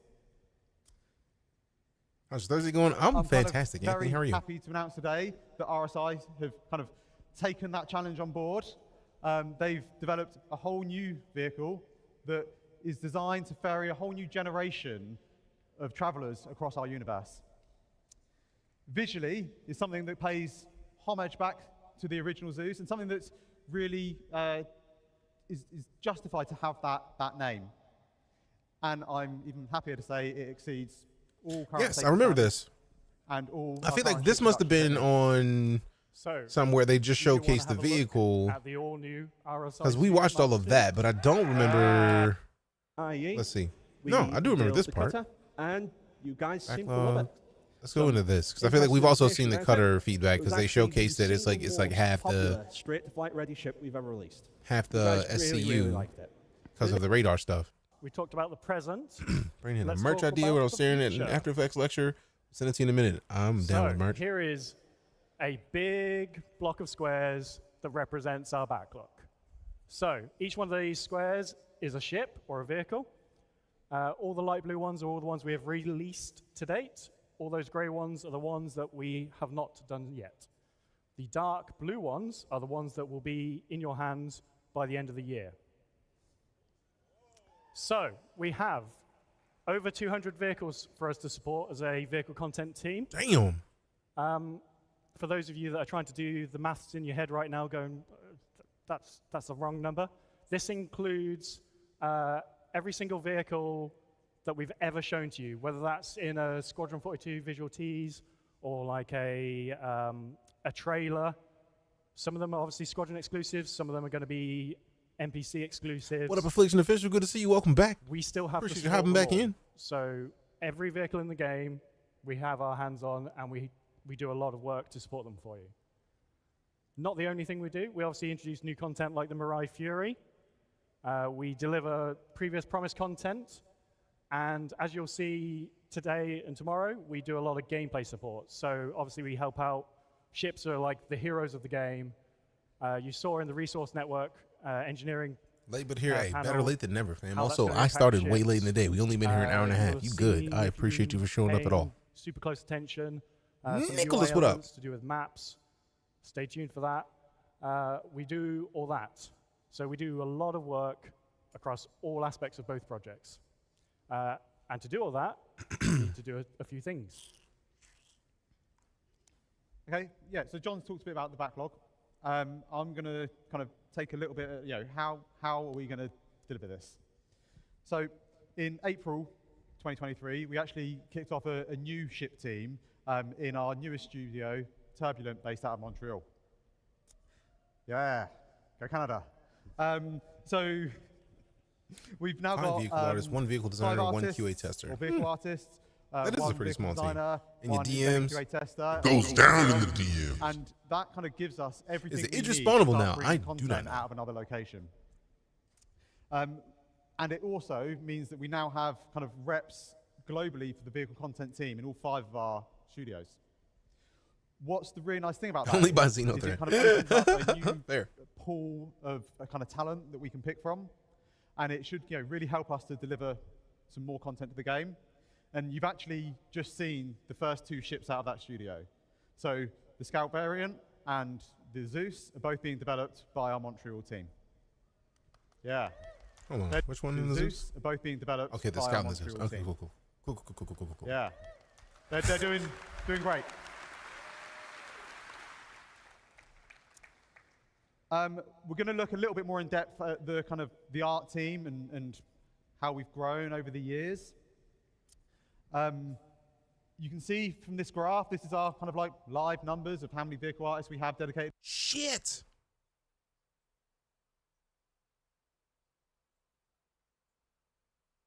I don't think I've paid it. We couldn't have watched all of this because that's a lot of staff. They started with 2 vehicle artists in 2012. Oh, I know SIG's grown a lot because we talk about it all the time. When people are like, Why isn't Star Citizen done? because when they started in 2012, they had like 8. I feel it's either 8 or 12 or somewhere in between in 2012. 2 of whom were vehicle artists. The fact that there are, at minimum, at least double the people, more than double the people that started on the project are just vehicle artists is wild to me. 600 million later, I mean, if it wasn't... It's all coming together. It's all coming together. If it wasn't a situation where people believed that they were getting done what they backed for, they wouldn't be at 600 million. And 600 million sounds like a lot, but if we're talking about 10 years, take that number, drop a 0, 60 million. Think about the fact that they have 5 studios around the world and they got to pay leasing space, they pay power, they got to pay people, they have to pay like health insurance. It's not a lot, fam. It's not a lot if you break it down. Like 60 million a year, it's not a lot for a whole team to be making shit. Mind you, if you scale it, it's more, but like it's still a lot. It's a large percentage of growth from starting with 2, ridiculously so. Running one business, if we're just talking about just SIG LA, that's gonna be expensive because LA, like, that's a lot. So, I don't know, man. I'm impressed with all of it, personally. So, yeah, it might seem like They made $600 million and they ain't doing anything with it. it's like, but literally they're showing us every week, every Thursday when they release an Inside Star Citizen, they're showing us what they're doing with the money that we've used to back the game. That's part of the reason why I still want to back the game regularly, is because I see the shit they're doing. Like, I want to continue to support this.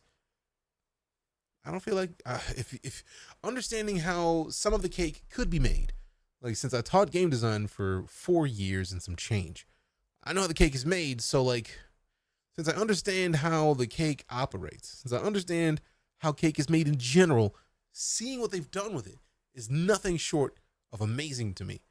Yes, I taught game design. If you've ever heard of Full Sail University, I taught at Full Sail in the game design online degree program. We started with Unreal Development Kit. I worked in the final project. I was essentially a producer for the final project team in the last 3 months. So appreciate the follow to number 4, Kelly. Thanks much. But yeah, I was in the game design online degree program in the final project. So originally in Unreal Development Kit, they had, if you've ever heard of Perforce, since I worked in the gaming industry, I've worked on a AAA game as an interface designer. Understanding Perforce is a content management system for developing games or for developing large projects, because you submit your code, it gets submitted, and it's version control. So like you can actually go back like 6 versions of one file to like completely wipe away something. If one person has ruined it, you can just go back to the version that before they ever touched it. You can go back to that.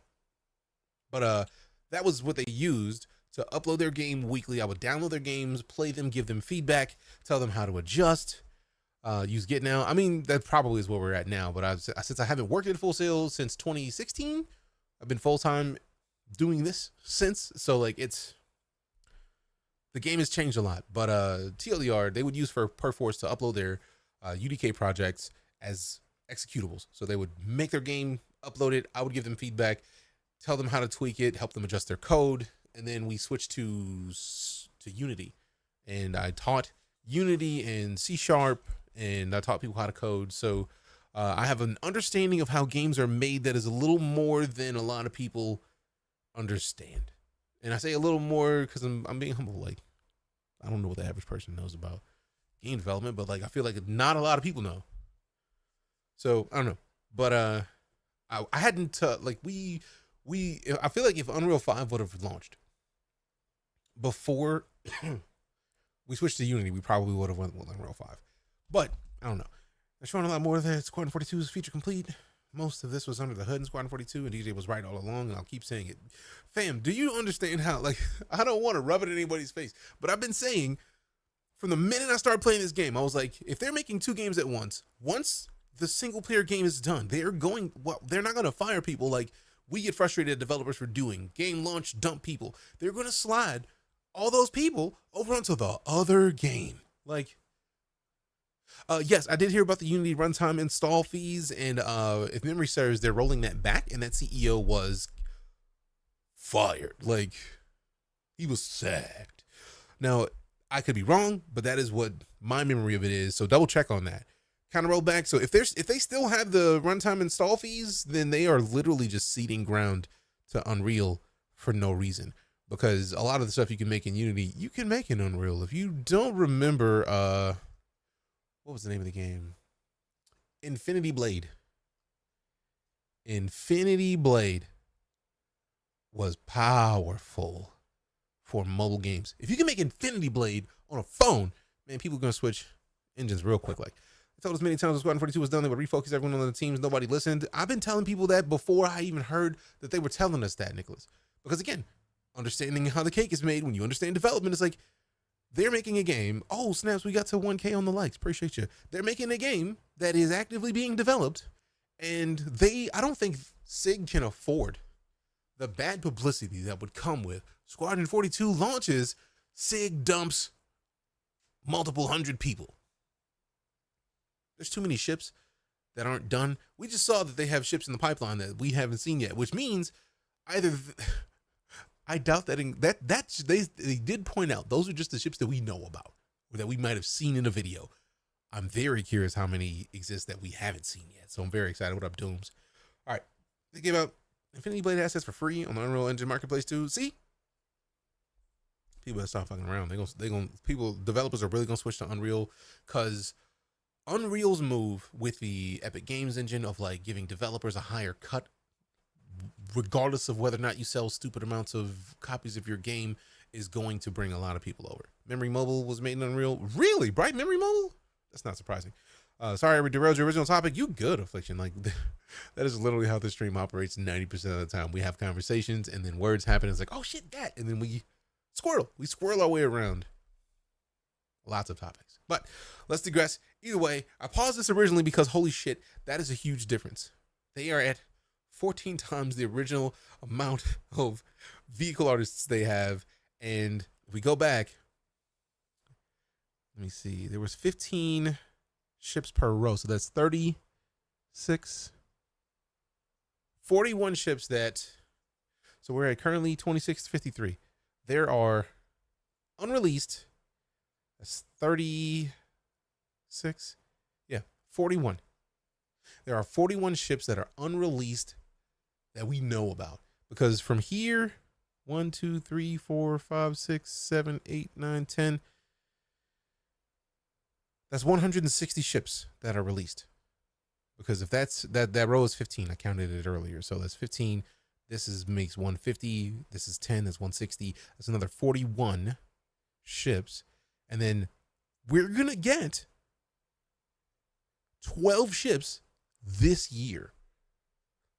That's a lot. So back to 2653. Shit your pants. No thanks. But still, I'm sure most of all the Van Duel fleet and assets are still under wraps. Oh, guaranteed. Guaranteed. Like, I don't think I feel we have 2 ships that we know of in the Van Duel fleet. Outside of that.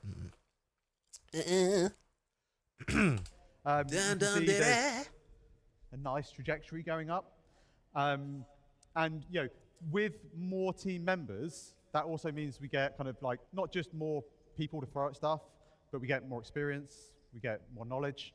And that's, you know, that allows us to kind of tackle our larger, kind of more complex ships. You will notice there in 2022, there is a little dip. And, you know, unfortunately, when that happens, that has kind of real consequences on what we are able to do as a team. I think, you know, less people, so less power to put on stuff, but also some of that knowledge leaves us. That is the first time I can, oh goodness, the power of that sentence. Not only do we have fewer people, that knowledge leaves us. Can we just take a minute to appreciate the fact that not only are they caring about the intelligence of the people that are there, it's not just the intelligence. There's a bunch of stuff. Like if somebody's working on a ship and they're working on multiple other ships and they leave when they finish one ship, their understanding of everything about those other ships, they don't just like slide that along. So many companies don't discuss that part of the process. That is so powerful. And I don't think I hear many companies ever discuss the idea of losing knowledge when they let people go. Such a powerful thing. I love the fact that that was the point that was said on this panel. With that leads us to have to make some kind of pretty hard and heavy decisions about what we're working on. And I think most recently and probably most well known is the Bounty Merchantman. Yeah. Now, we're going to take a quick look at where we got to with the Merchantman, just to show where we were up to. I like how he said a quick look. Happened in 2022. That's at least 6 minutes. That is not a quick look. 6 minutes is a solid amount of time for a ship. Let's go. It's powerful, man. Whoa. Whoa. The Bounty Merchantman.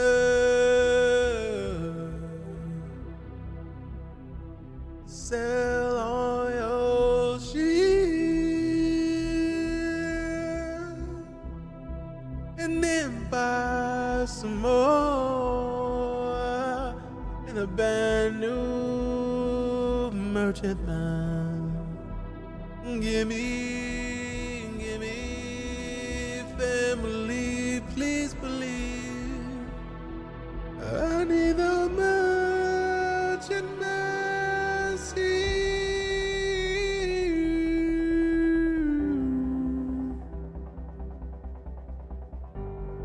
I need the merchantman. Give it to me. Give it to me.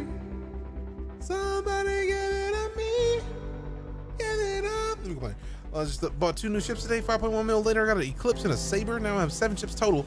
So getting there, that mil you gave me is turning to 20 mil spend. See, that's what the I'm talking about. Buy it, flip it, make more. Let's go. Can't wait. This is fantastic though, like, cause look at how massive the ship is. Of course, if somebody was working on the ship and they left, that means that whoever continues the work has to go from the ground up to see what they've been working on, where they were, what were the last things they worked on, what was the process they were doing. It's just so much. It's just so much. I love it.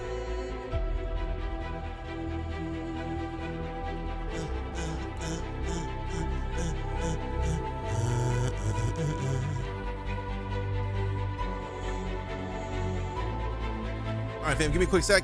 We had groceries delivered. I'm gonna go bring them in the house. I'm gonna rewind this segment to the beginning of the merchant part. Frozen Wolf, welcome back. 38 months of it. Appreciate you. Appreciate you. Also, that was a Prime sub, fam. Can we get some Primes in chat? I'm gonna restart the brand new merchantman like video while I go get these groceries and bring them in the house. I'll be back shortly. Appreciate you. See you in a minute. All the people working on the brand new merchantman got poached by other companies all at once. Wow. Fried catfish with tapatio. I'm very jealous right now. Also, Feliz Dia de los Muertos to those who celebrate. I don't know if Feliz is the proper way to say that, but I feel like I saw somebody say it. But to those who celebrate it, I hope you enjoy your celebrations. 1 went to UB, 2 went to Star Atlas. Star Atlas, fam, I backed. It's not really backed Star Atlas, but I have Star Atlas installed right now. So it shouldn't be a surprise. I know many people are going to come in here and say like, DJ, it's crypto though. and it's like, fam, like, I backed Star Citizen 2015 before there was a game. It's a space game with spaceships, and they actually have value. Of course I'm gonna play it. So it's installed. I've played it like once or twice just to see my ships in game. I don't know if I'm ever going to stream it because I know a lot of people who are in the gaming community frown upon NFTs and anything related to them. So I typically don't talk about it. But I have the game. Y'all should have. I'm sure y'all already knew I had the game. But still, reasons. I'm gonna shut up and play this. Go get these groceries. Appreciate you.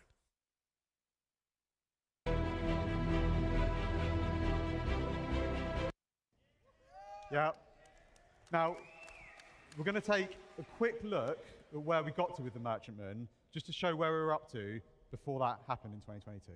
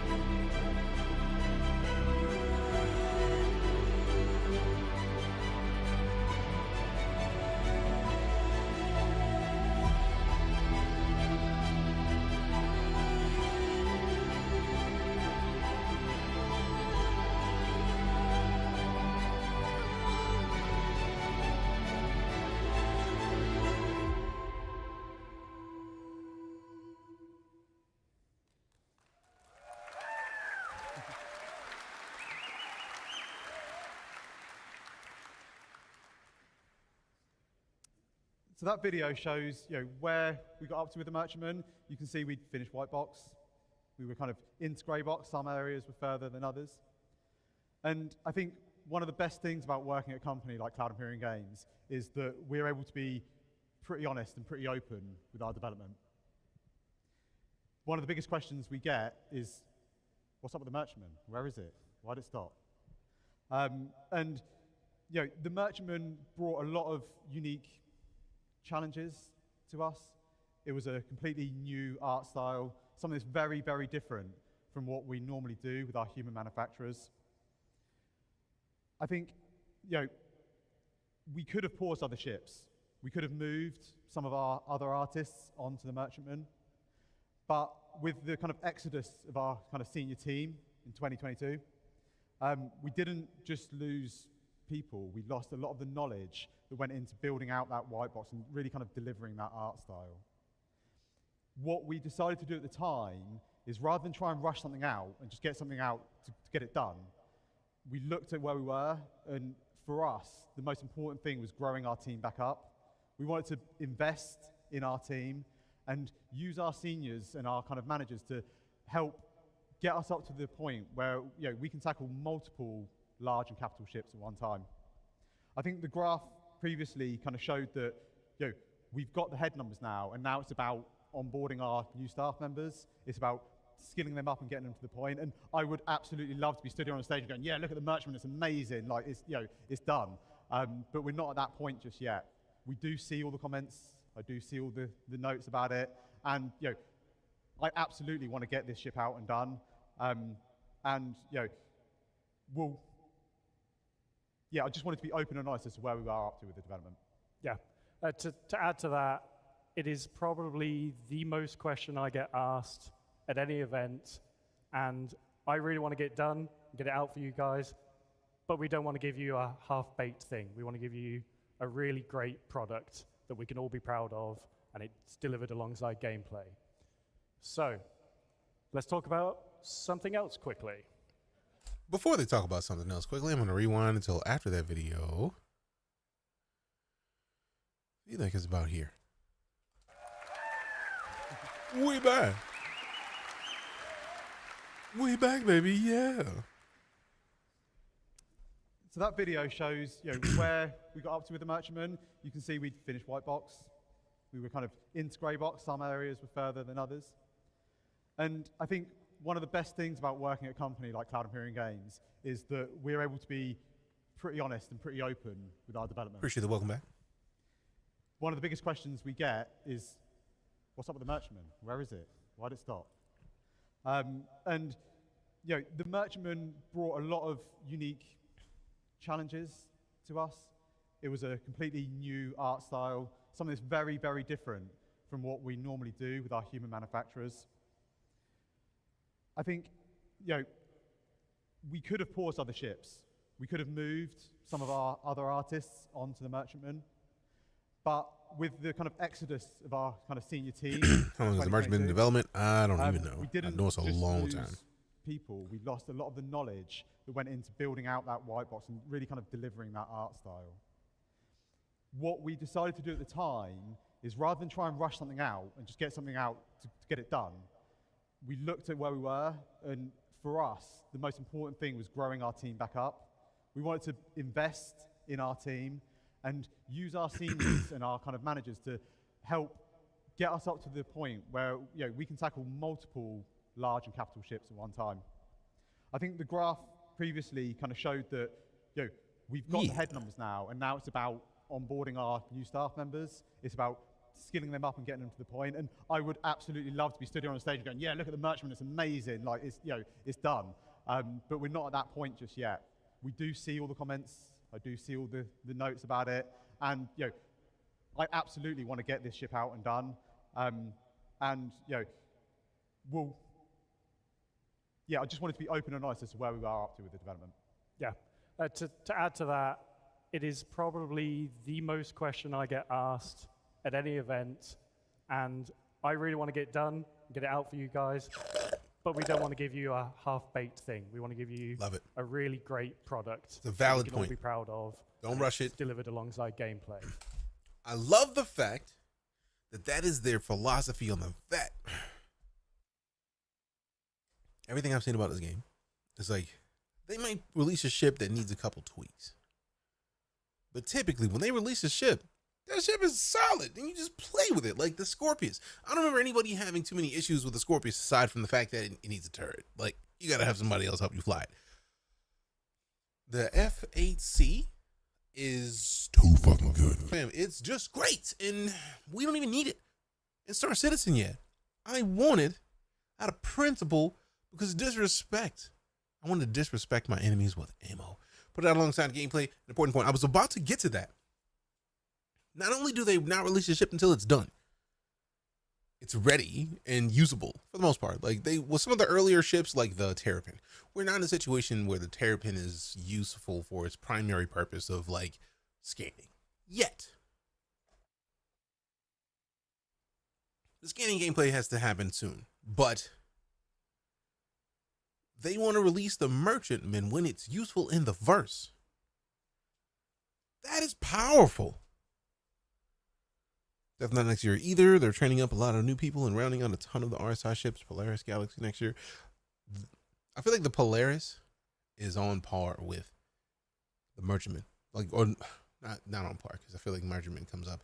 BMM. This is one of the most regularly used phrase I've seen used in the Star Citizen community. But like, right underneath it is the Polaris. So like, that's powerful.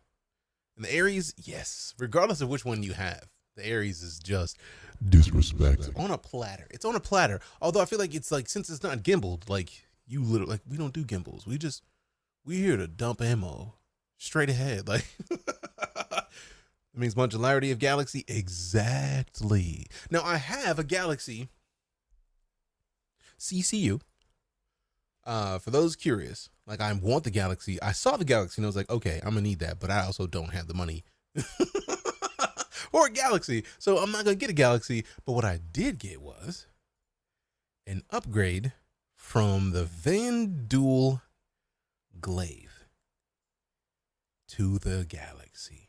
So like, Andromeda's supposed to get an overhaul too. I feel like, if memory serves, the Andromeda is a Connie.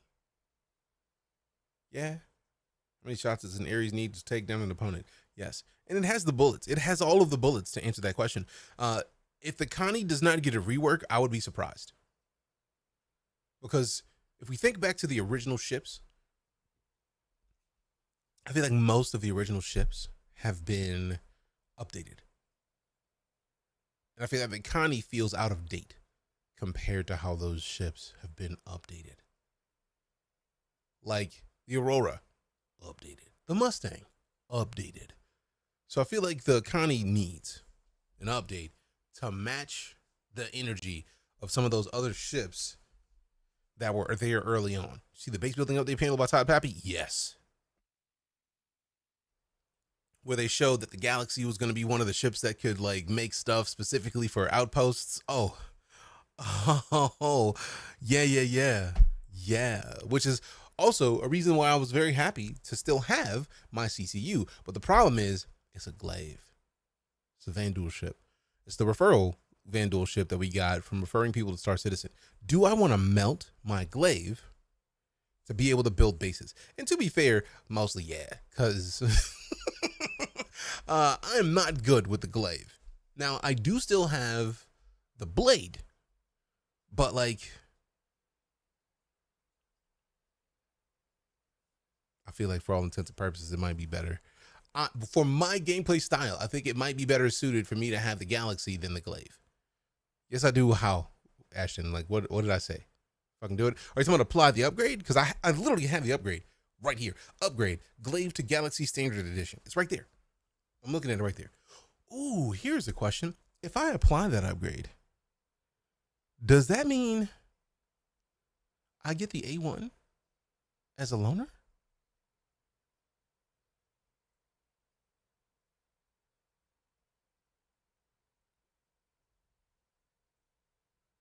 Somebody had the loaner list. I don't remember what the loaner list is, but I feel like that's a thing that I should probably remember. It's a thing I should probably keep in the back of the noggin. This is why I label SIG ships as questionable financial decisions. Why you say that? But yeah, the Galaxy can be used for, like, not necessarily, I don't know if fabrication is the right word, but you just, yes, I don't care about the modules for the Galaxy. I have a Galaxy. I have one, which means the modules we can buy in game. I don't care about that. Can I be certain that means fabrication too? But they do seem to be linked. Yes, from what it showed, like, if it's anything like what the Vulture has, when you strip a hull and you can make a tool. Oh, I apologize for that being a thing. eParky only subs can post links. I thought I had it to where regulars could also post links. Let's see. I'm sorry that happened. I need to look into that. Wait until the end of the month for after IAE. Wait until the end of the month to apply the upgrade. No, the Galaxy has a Carrack. I already have a Carrack. I don't care about that. Let me see which ones have the A1 Spirit. That's a Zeus. I don't have a Zeus. I don't have the money for a Zeus. And any of the Spirit variants give you the A1 right now. Let me see. Look for A1 Spirits.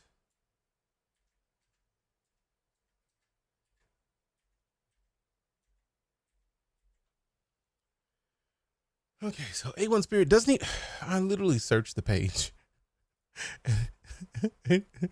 Control F. Because I put a space apparently in the beginning. It didn't even show the A1 Spirit on the list. So right now, the only thing that could get you an A1 as a loaner is the Spirit variant or the Zeus. Likely be a few deals, including more CCU options. Upgrade the Cuddy Black to the Spirit. Really? The Cuddy Black? Is it not much difference? And also, I'm curious, how much is the difference going to be for the Spirit to the Clipper? Because I don't care about the Bomber. I want the C1. Or I care about the Spirit, but I care about the C1 specifically.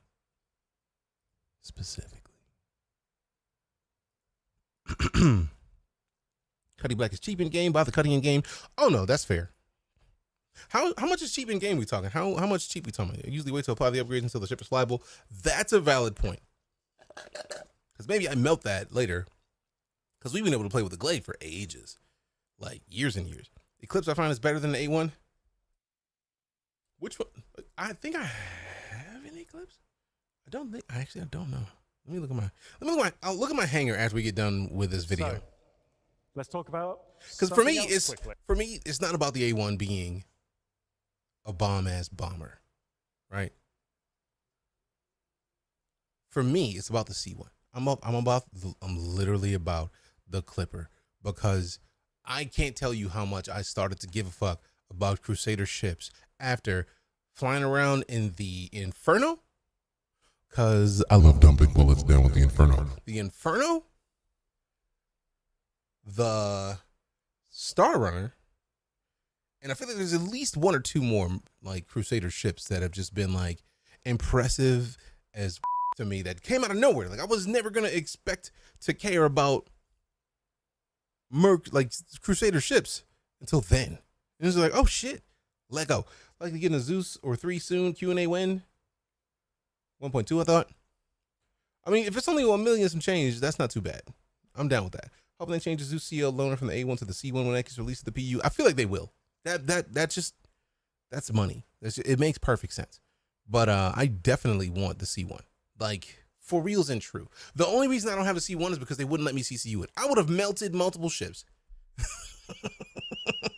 to CCU to the C1. Also, I can't see where the pricing, what was the pricing of the A1 and C1 variants? Because if I CCU to the C1 or to the A1 and the C1 is cheaper, then I'm boned.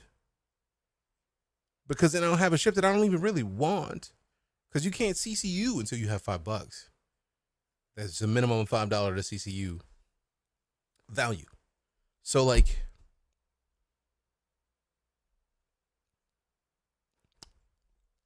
all the more reason to wait until the 18th, but still. So, Squadron 42 vehicles. But still. Ooh. How many of you have an Idris of some kind?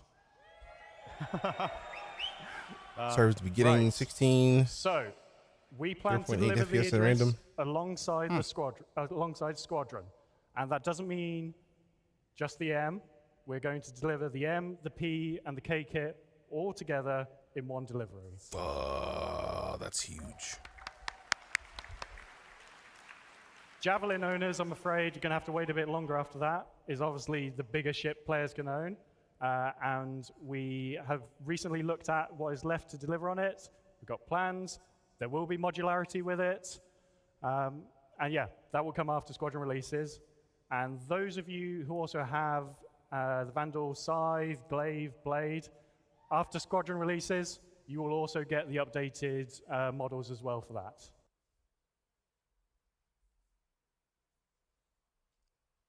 Okay, I may not apply that upgrade to the Galaxy yet, because the idea is if when Squadron releases, we get a Galaxy, or we get a new Glaive, it may be a completely different thing. I'm just going to stick with the Battalion base. 150 is great value and has 2 module slots, which can be cargo bays, so I could store vehicle in one and loot in the other. I mean, I just don't like the tally, fam. For me, the tally is ugly. I hate is a strong word. I firmly dislike the look of the tallies. They just don't scratch my itch. Right. I get the ick from those, which is the weird sentence to say out loud. Okay. Because I typically hate those. Kind of ship panel at a CitizenCon event is kind of done without looking at what's coming up next. Previously, we used to do these kind of like silhouettes, but we kind of always felt they were a little bit predictable. We ended up just making most of them anyway. So last year we changed things up. We asked what manufacturer do we want to see make our next large mining ship. And upgrade to Cuddy, to Zeus CL, get an A1 loaner, and complain to SIG until they give a C1 loaner. Mix things up a little bit with how we wanted to deliver this. To be fair, the C1 is in the PTU right now, from what people are saying. Like, I think they even said it in the patch notes. Let me double check and see. Yeah, the C1 Spirit is in PTU, which means by the time that IAE comes out, there's going to be a C1 Spirit. So, like, I literally pulled up the patch notes because I was like, let me make sure I'm not a liar. So, like, it's in the PTU right now, and it's going to be the PTU that we're about to go into. So, that's a possibility. You know what I mean? You know what I'm saying? You know what I'm saying? I don't know. We'll see. But we got options. But yeah. So, you're about to see in a minute a video. It shows some ships. Ooh. So we have some interesting stuff here. I feel like that is like the size of the merchantman, right? And then that is, I know the name of it, I just can't remember it, but it's also a massive ship. And then this looks like the Starfarer. Then we got the Steve, the closed top ground vehicle. That's the, I see it in my head. I can't remember the name of it at all. And then like, that's the hover quad. One of these is the X, I think it's the X1. Then that's the X1. And that's like something in between. And then we got the Reliant. That also looks like a Reliant. But no, because it's just not turned. And also the wings look backwards. I don't know what the fuck that is. You know, the history of past reveals, we ended up doing them all anyway. I mean, maybe. Mule and Anvil. Yes!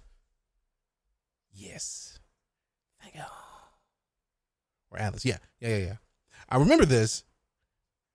Use this like the flying blicks that a lot of spaceships look like, but I have embraced the crates. Don't have to worry about aerodynamics when there's no air in space. True, but also no. I'm a fan of ships that can fly in space and also Atmo. So for me, it has any ship with a plain silhouette is dubs. Also, Anthony, I'm well. I answered that earlier. I don't know if you heard me, but I'm well. How was your Thursday going?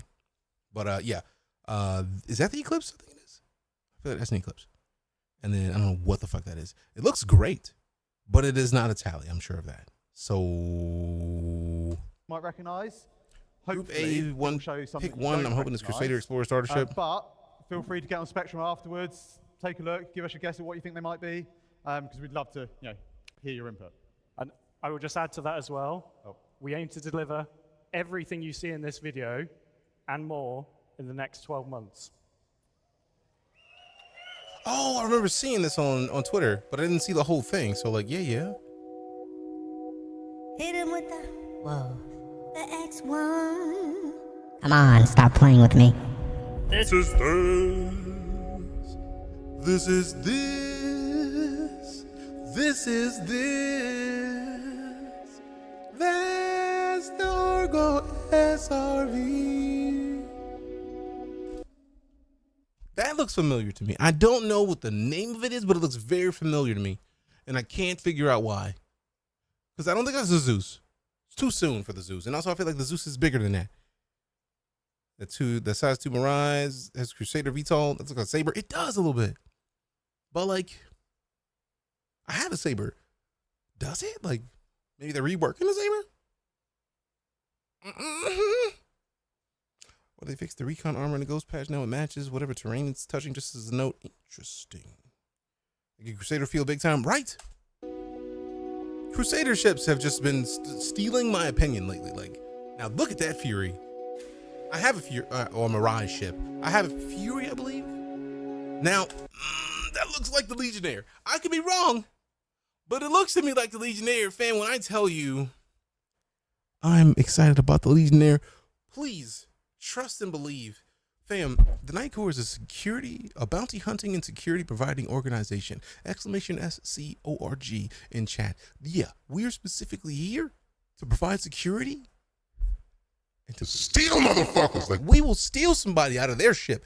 The Legionnaire is required for that process because we're going to have to push out the little army arm and then connect to the other ship and then just open that door and then like, nice place. Thanks for warming up the ship for us.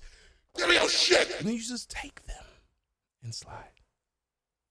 I'm very excited. You seem to have a knowledge of supposed ships that aren't out yet. Is this because they exist in lore outside the game, or is this their preview info? I have been following Star Citizen since 2015. They've had a lot of concept sales. But one thing that I've noticed, probably about 2 to 3 years ago, they stopped doing concepts anywhere near as much as they used to. Like, now we got like the Zeus that's in concept currently.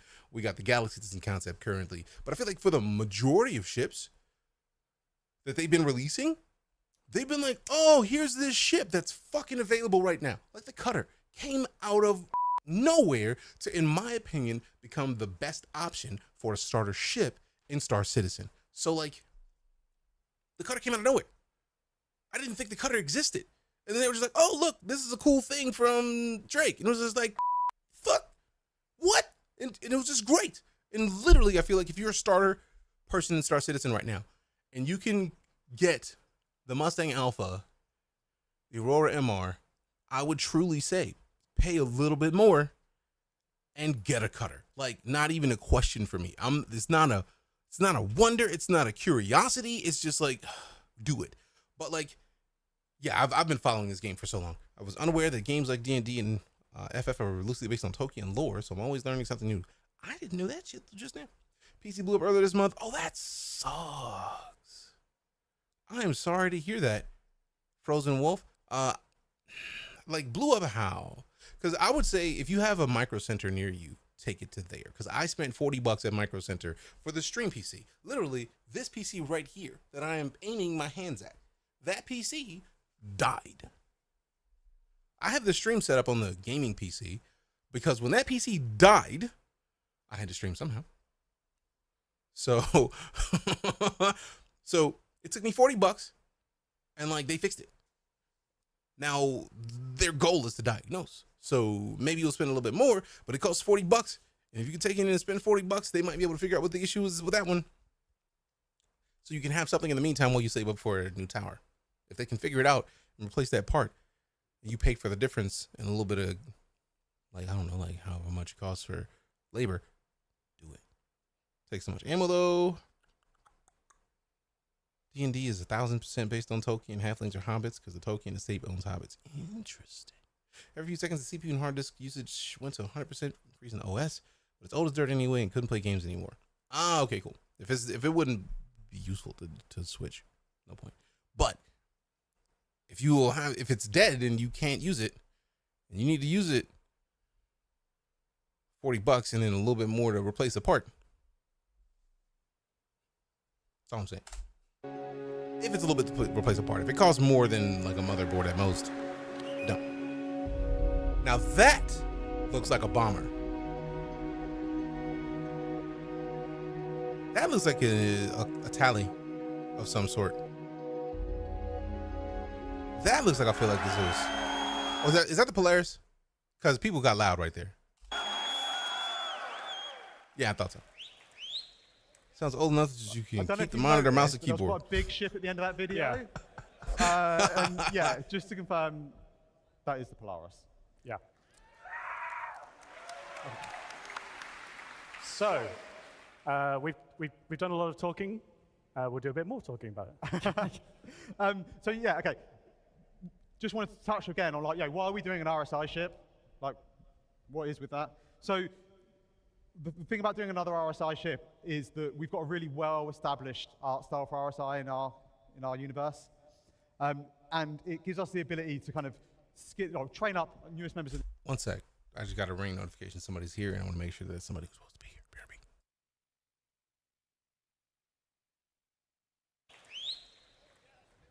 I don't know if you noticed, but there was quite a big ship at the end of that video. And yeah, just to confirm, that is the Polaris. Yeah. So, we've done a lot of talking. We'll do a bit more talking about it. So yeah, okay. Just wanted to touch again on like, why are we doing an RSI ship? Like, what is with that? So the thing about doing another RSI ship is that we've got a really well-established art style for RSI in our universe, and it gives us the ability to kind of train up newest members of the teams on something that's kind of quite a known element. That is absolutely not the only benefit, though. The way we are planning on tackling the Polaris is not tackling it as one ship, but actually we want to tackle, well, anyone that knows our backlog knows we have a number of large RSI ships on there.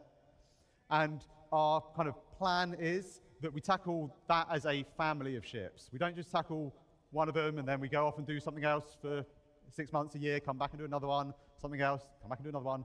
We want to tackle them all together, one after the other. And what that really allows us to do is just kind of streamline our development process.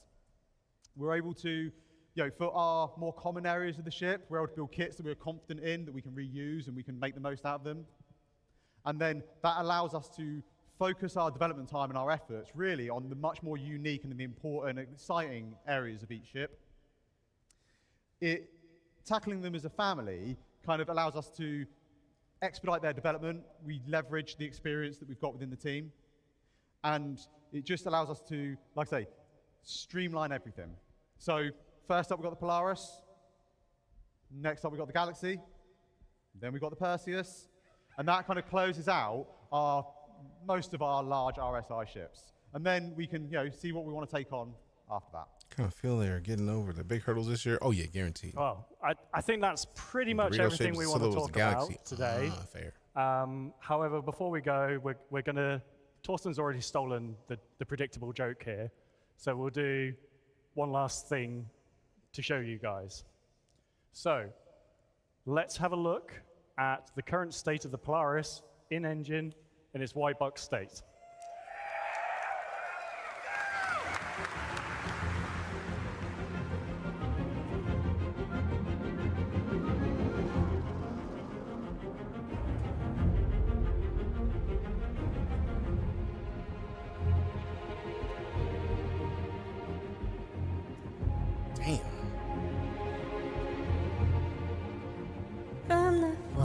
From the cockpit to the opening,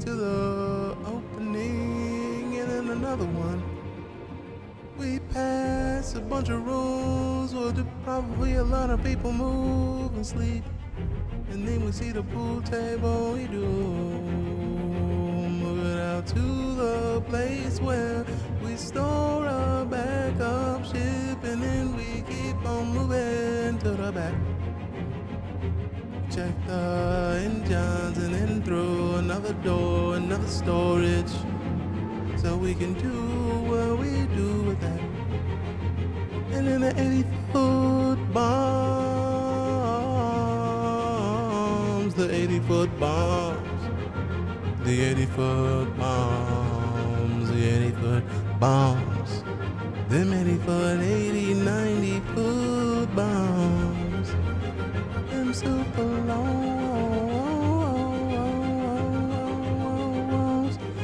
super long bombs in the Polaris.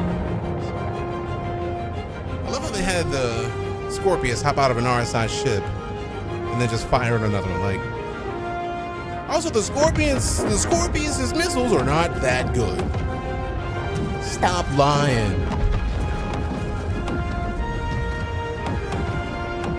Why you always lying?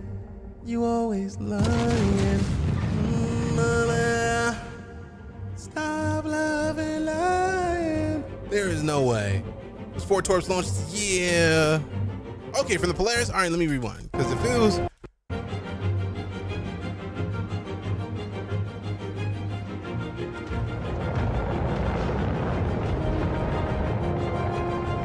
Oh, I didn't even see it. Where did they even launch those?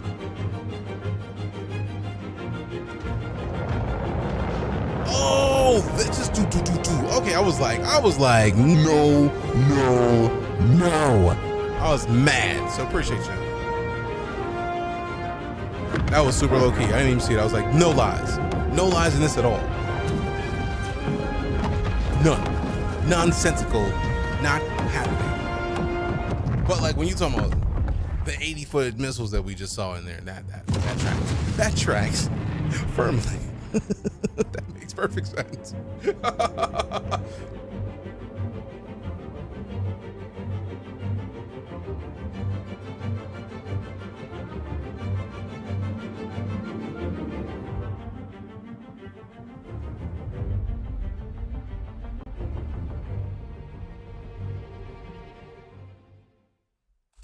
Or Aurora-sized missiles, pretty much. There's coffee in that cargo hold. Is it though?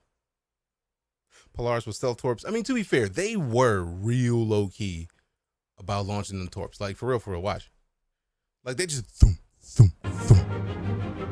Watch. You see this? Let me show you this massive other ship. It's a massive ship, and they be doing there. They launch a ship out, and then they like watch from over here. Let me pause this. Let me make sure it's the highest graphics you can get. Now, like, look, I only saw 3 of them joints, so they shot another one off after man's got out of the ship. Look at this, right there, that last one.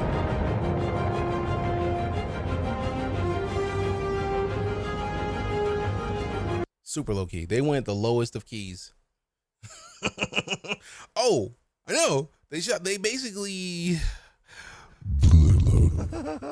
phrasing to try to take that ship out, and it worked. But like, they dumped all of what they had. That was a lot. That was a whole lot. All right. Somebody mentioned another one of your streams, but it would be really cool if licensed products were to use this engine, like Star Wars, Star Trek, or even a continuation of Firefly. Lore would be awesome in this. Oh, we have regularly. The Scorpius, just hello combat ready is awesome. I mean, it's a Scorpius. Of course they would have a Scorpius in an RSI ship. But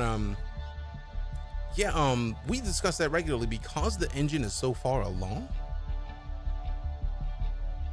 The biggest thing in getting another license into this engine is one, completing their games, right? Like once Squadron 42 comes out, they can do what they want.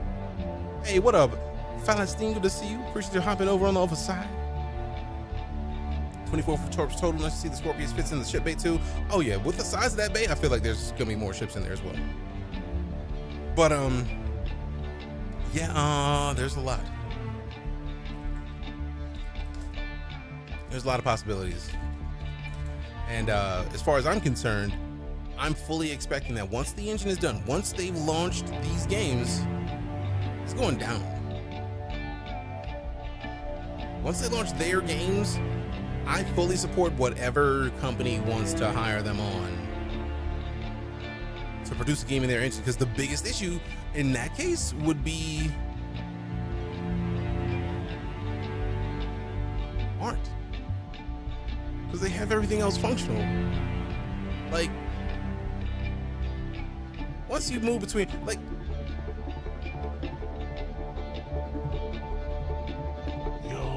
I hadn't considered what I'm about to say until they just said it. Until I just was forming this sentence. if Squadron 42 is feature complete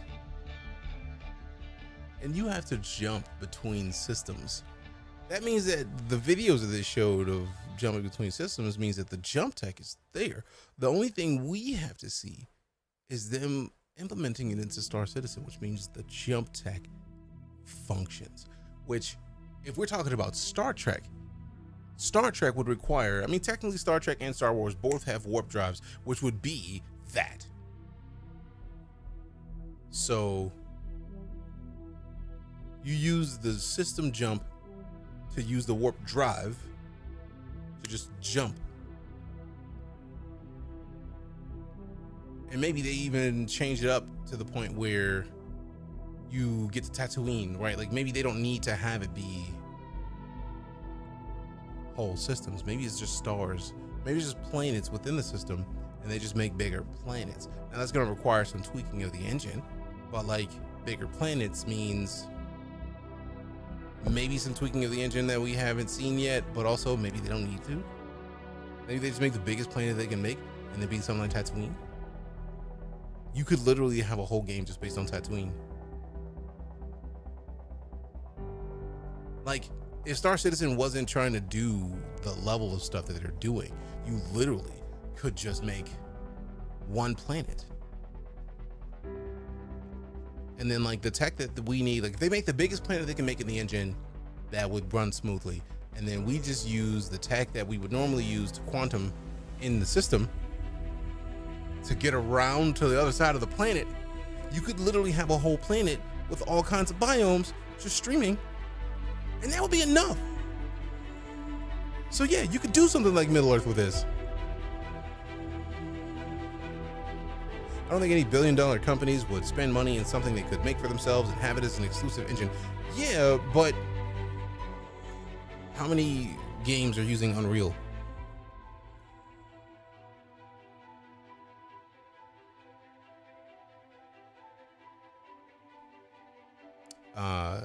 Cyberpunk is like CD Projekt Red is a massive company, and they are not using the Red engine anymore because they're switching to Unreal 5. Like, they don't necessarily have an exclusive engine. Would I rather Frostbite or something else? Doesn't matter. But like, if they get the server meshing working the way that we want it to, Star Wars Galaxies in my brain. If somebody doesn't mod a Star Wars Galaxies, that would be silly. I wouldn't even think about doing all the cities, Black Wolf. That's, you make multiple states, and the quantum traveling isn't, the quantum travel isn't for traveling from star system to star system. The quantum traveling is what planes use to fly from LA to Miami. And they built everything in between. Procedurally. So all you need to make is 3 whole entire states. Simplification of doing LODs alone is worth it to a lot of these companies, ridiculously so. Like billion-dollar companies wanted to previously invest in their engines because then you could do things that nobody else could do. But with Star Engine, you can do stuff nobody else could do. Star Citizen is doing stuff that games wish they could do. Like right now. And immediately. So the tech that is running behind the scenes in Star Citizen is functional enough that art is the biggest difference.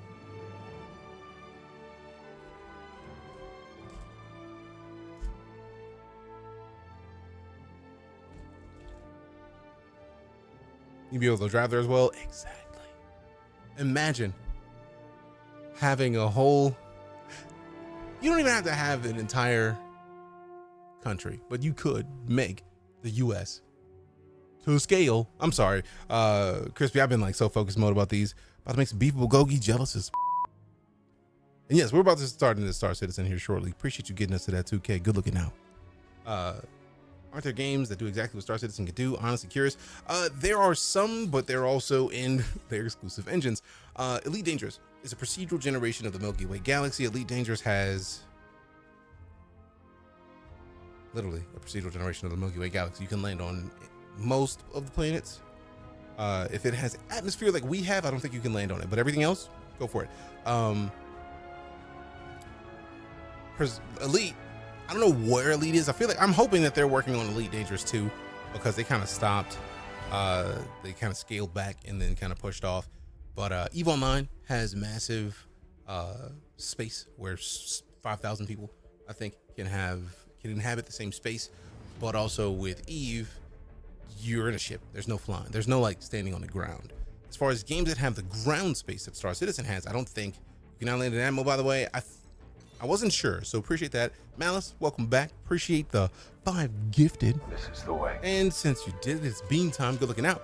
I feel like, was it Odyssey that lets you land in ammo? I didn't know if we could properly land on Earthlights because I hopped in after Odyssey and then like the game was so stuttery. It was just like, I'm gonna wait for them to fix this. So I never actually got the time that I wanted to in there. So appreciate you. And this bean is buttered popcorn or rotten egg, I believe it is. Buttered popcorn.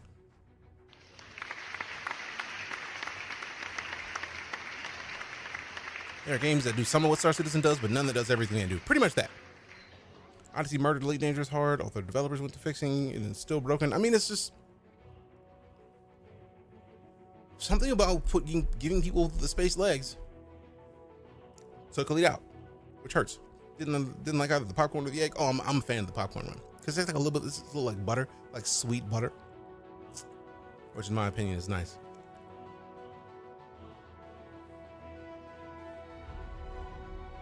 No Man's Sky does what Star Citizen does some. Again, what Star Citizen does. No Man's Sky doesn't have real conversations. You can talk in No Man's Sky to other players, but you can't.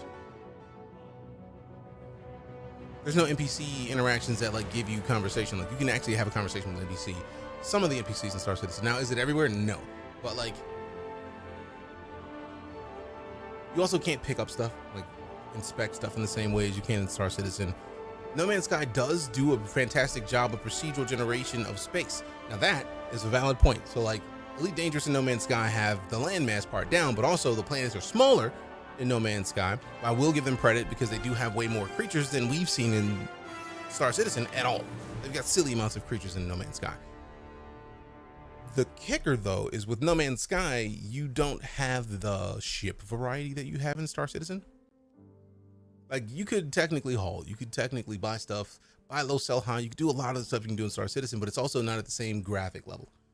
So, also, FOIP alone, none of these games has FOIP. I can't think of a game that has FOIP aside from Star Citizen, and I want to start finding games that have it. Games featuring face-aware tech at the player level. I mean, Sky is wide but shallow. Star Citizen won't be nearly as wide, but it'll be much deeper. Pretty much. Only game, if memory serves me well, I believe No Man's Sky is pretty much up there, but not as pretty, but functional. Yes, No Man's Sky is functional as, but also it took them years to get there too. So, and that's in a cartoony style. So like that's also a custom engine that Hello Games has. So they've done similar to what Star Citizen is doing by making their own stuff, customizing it, making everything work inside of it, and then growing it from there. The floor for results from Star Citizen and the investment for gamers is so high. The worst case is that Star Citizen fails completely, and the rights to its game engines gets sold through bankruptcy, and we get something rad from that. Once tech is developed, that knowledge is never completely lost. Pretty much that. Not a full uncut space legs, fair for Elite. I don't think any game has server meshing with the way that they demoed it. If they get, I want to say when they get server meshing functional the way that they showed it off, but the fact that they already have it functional the way they showed off, that's how they showed us the demo they showed us. Like it's at a local level, but right now it's just about scaling that. And as far as I'm concerned, that's just a matter of time. No Man's Sky is actually optimized. Nobody's ever gonna knock that. Like I don't think anybody's ever going to deny that Star Citizen isn't optimized. That they literally talked about the Vulkan optimizations that they're bringing in when they bring in DLSS, when they bring in AMD's FSR 2.0. So like, you're not going to get argument from me. Star Citizen is not done. They're not suggesting that it's done. It's just that the progress regularly showcases the amazingness of it. Some of that text in UE5, but not all of it, right? Like the amount of stuff that they have in Star Citizen is silly. And yes, No Man's Sky is the reigning champion of free updates. I've never seen a developer put free updates out like Hello Games has. It's not possible. I don't think I've seen it at all, ever. They've now all but deprecated FOIP as an actively developed feature. Who?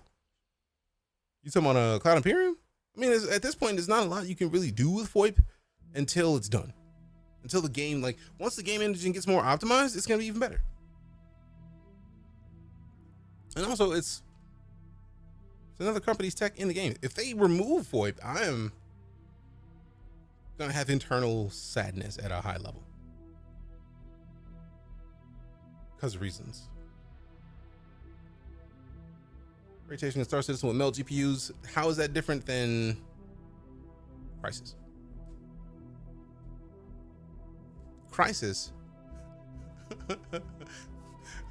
The Crysis game was so disrespectful to computers that when computers came out that could run Crysis at 60 frames plus, they were like, that.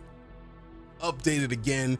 Let's disrespect every computer from here on out again. They updated Crysis and made it say your computer again. Come on. To go too off topic with the base building thing, you think we'll be able to bring camping kits so we can log out on the planet, log back in, and the camp in our ship will be there. That would be awesome. I feel like with the tech that exists currently, like if we think back to the video that they showcased with the server stuff, that means that we can log out of the spot and that spot be there. Our ship be on a specific spot on the planet, which leads me to believe that I don't even think we'll need a camp.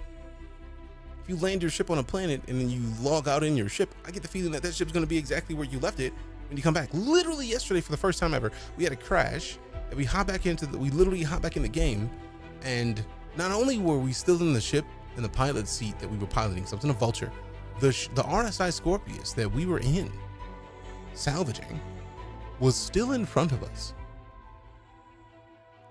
So to have us in a pinpoint in space in a game as massive as Star Citizen, to have us have the same exact point in space with the ship that's right in front of us still there. If they can do that in space, I have no doubts that on a planet you could just log out on your ship and be fine. You know, camp when your ship is basically a camper event. Yeah, like I would literally just like go out into space, log out in space. Park log out. Wouldn't surprise me if they were redoing FOIP completely to work with future backend changes. If so, there's no reason to optimize it for the current server tech. It'd just be wasted effort. Ross Ferratu, I was going to say almost exactly that. So thank you for phrasing it in that way. My essential point was going to be, if you're talking about FOIP, FOIP is essentially a plugin for Star Citizen. It's faceware tech. It's just in Star Citizen. If Star Citizen isn't optimized, there's no point in putting that effort into that specific feature until the game is better. And by better, I mean optimized. Once they put in DLSS and FSR and ray tracing, once those features hit the game, I feel like it's a whole nother thing. It'd be a whole nother situation. I mean, in single seat, you don't have a bed until you talk about the Cutter, because the Cutter, if memory serves, is a single seat that also has a bed. The Avenger Stalker or the Avenger Titan series of ships is also a single seater with a bed. So depends on which one you're talking about. So if we're talking about a ship, like, yes, it'd be nice if they added the ability to make kits for camping, because that would make it to where ships like the Aurora, but I feel like even the Aurora has a bed. Like, it's weird. Same with M50. Yeah, I feel like with something like the M50, you could, but like, why? Unless you were going to start making a new like camp, like a specific like spot where you may grow into a settlement, I feel like it would just be like a logout thing, and that's just making a box that you press a button and it unfolds into like a camp setup. I don't. It's Star Citizen. It's futuristic. I'm imagining something like that is going to exist. It makes perfect sense to do it. If the outpost would have modules, yes, but also like I feel like what Just is trying to get at is like the idea of like landing on a planet, setting up camp, so you don't have to fully restart. Like you don't have to like go find a space station, if you're near an objective or a landmark that you like, and you want to log out and log back in and look at that beautiful skyline, for example, like if you're in a place where like the horizon is just gorgeous and you want to log back in and see that horizon, I feel like the tech is there, like location wise. But I think the thing that I feel like Just is getting at is like, let me get that capability without having to have a bed. So basically what you're talking about is, do we have a cot? Like, can they put a cot into our gear, or can we get sleeping bags? I feel like sleeping bags is not a difficult thing to do that you could fit into an M50. I'm not necessarily thinking of a full E-shelter with an inflatable hab module. That's a lot. I'm talking about like a sleeping bag, maybe something that's like if you got a pickup and you have like the campers that come off the back of the pickup to where like you have a little light cover. Like something like that off of an M50 where you see like a little dome come off the back of it. Where you just see like off the right wing. Yeah, we got a bed, I'm gonna sleep on the wing, that sort of thing. Give me a sleeping bag in a hole and I'll be good. Right, so I feel like that's the kind of thing that I would like them to add later after the game launches. But like, for all intents and purposes, give me a sleeping bag. You can cop a sleeping bag and then just like, look, let me sleep right here and then log back in right there. I feel like we are at a point with the tech that I feel like that's not going to be difficult to do. Pop tent that can be pressurized, right? Like I don't think that's going to be too difficult of a problem. Having a prototype FOIP to test, see where they need to focus their development efforts. Ooh, fair. How about a hammock? Just laying between your landing gear. I don't care how they do it. I'm just saying like many options are available to get it done. And with the tech being where it is currently, I'm imagining that's not something that would take a whole keyword, imagining. When I say I'm imagining, that doesn't mean that it's the case. I'm imagining art-wise, you would have to get something that it would have to be like for smaller ships. And then you'd have to figure out if you get the same kit, you'd have to literally design, not like design like a new piece to fit everything, but with the way that like the cloth tech works, for example, if you're trying to do a hammock, you need to figure out the best place to place that on a ship, or multiple places to put it on the ship, to where if you pick it up and you want to put it on your ship, where do you put it? Hey, Semper Turtle with the raid. Semper Turtle with the raid. Also, put some salutes in the chat. That's a fellow military vet. Show some love to our fellow vet fam, please and thank you. I see y'all in the chat. This is Semper Turtle. I have spoken. What up, Semper Turtle?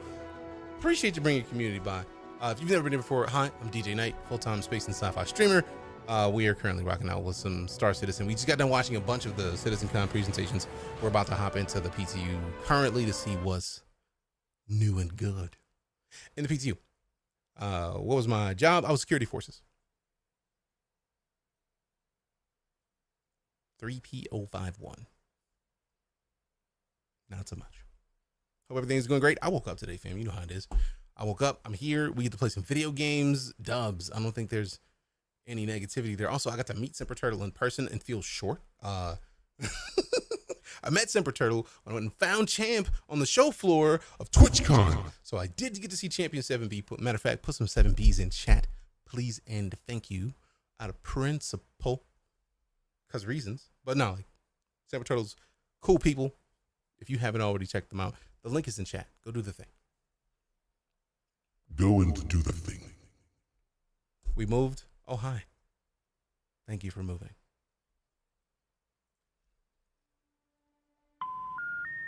I'm sorry.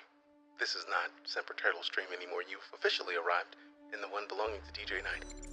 But what we do is we appreciate the fam. Blue Eyes. Appreciate that sub right now. Can we get some love hype and salutes in the chat, please, and thanks. Also, no more ads for you because you did the thing. Also, Worker 101 is in chat as well, so we got Semper Turtle, Worker.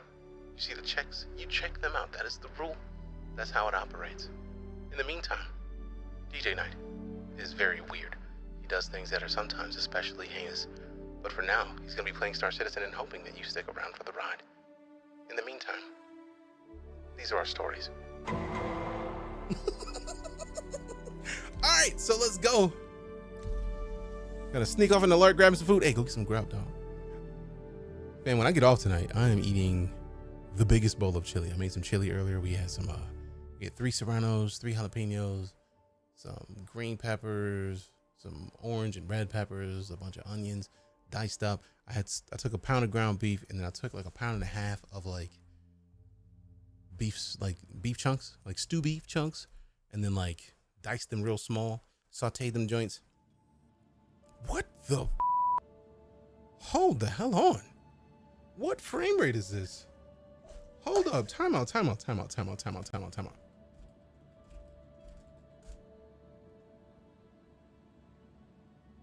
Yeah, of course we're in the 60 because golly.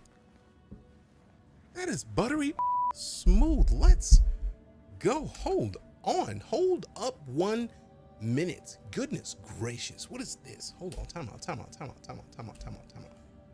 Take this off. How dare you? How dare you? All right, there it is. Whoa. There, nope. There it is. Put this in here for a second. Hold up.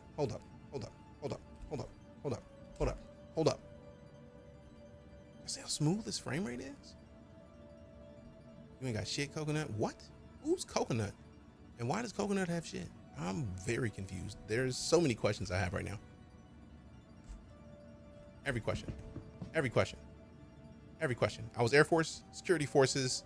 If you have jokes about the chair force, eat, because I don't know what the chair force was. The closest thing I have for the chair force was the fact that I used to sit on the flight line behind planes, and we had no choice but to sit in the chairs they gave us because they were like, we don't have enough vehicles for everybody to go around today, so sometimes you gotta sit back here in the cold. Matter of fact, it's summertime. You good. Sit back behind this plane and you get all. It was rude. It was rude and disrespectful, and I'm still kind of mad at it if you couldn't tell, right? Like, not even joking. I'm still kind of mad about it because like they made me sit behind planes and I couldn't do nothing about it. It was like, oh, you thought you were doing cool stuff? No, you weren't. Nope. Disrespectful.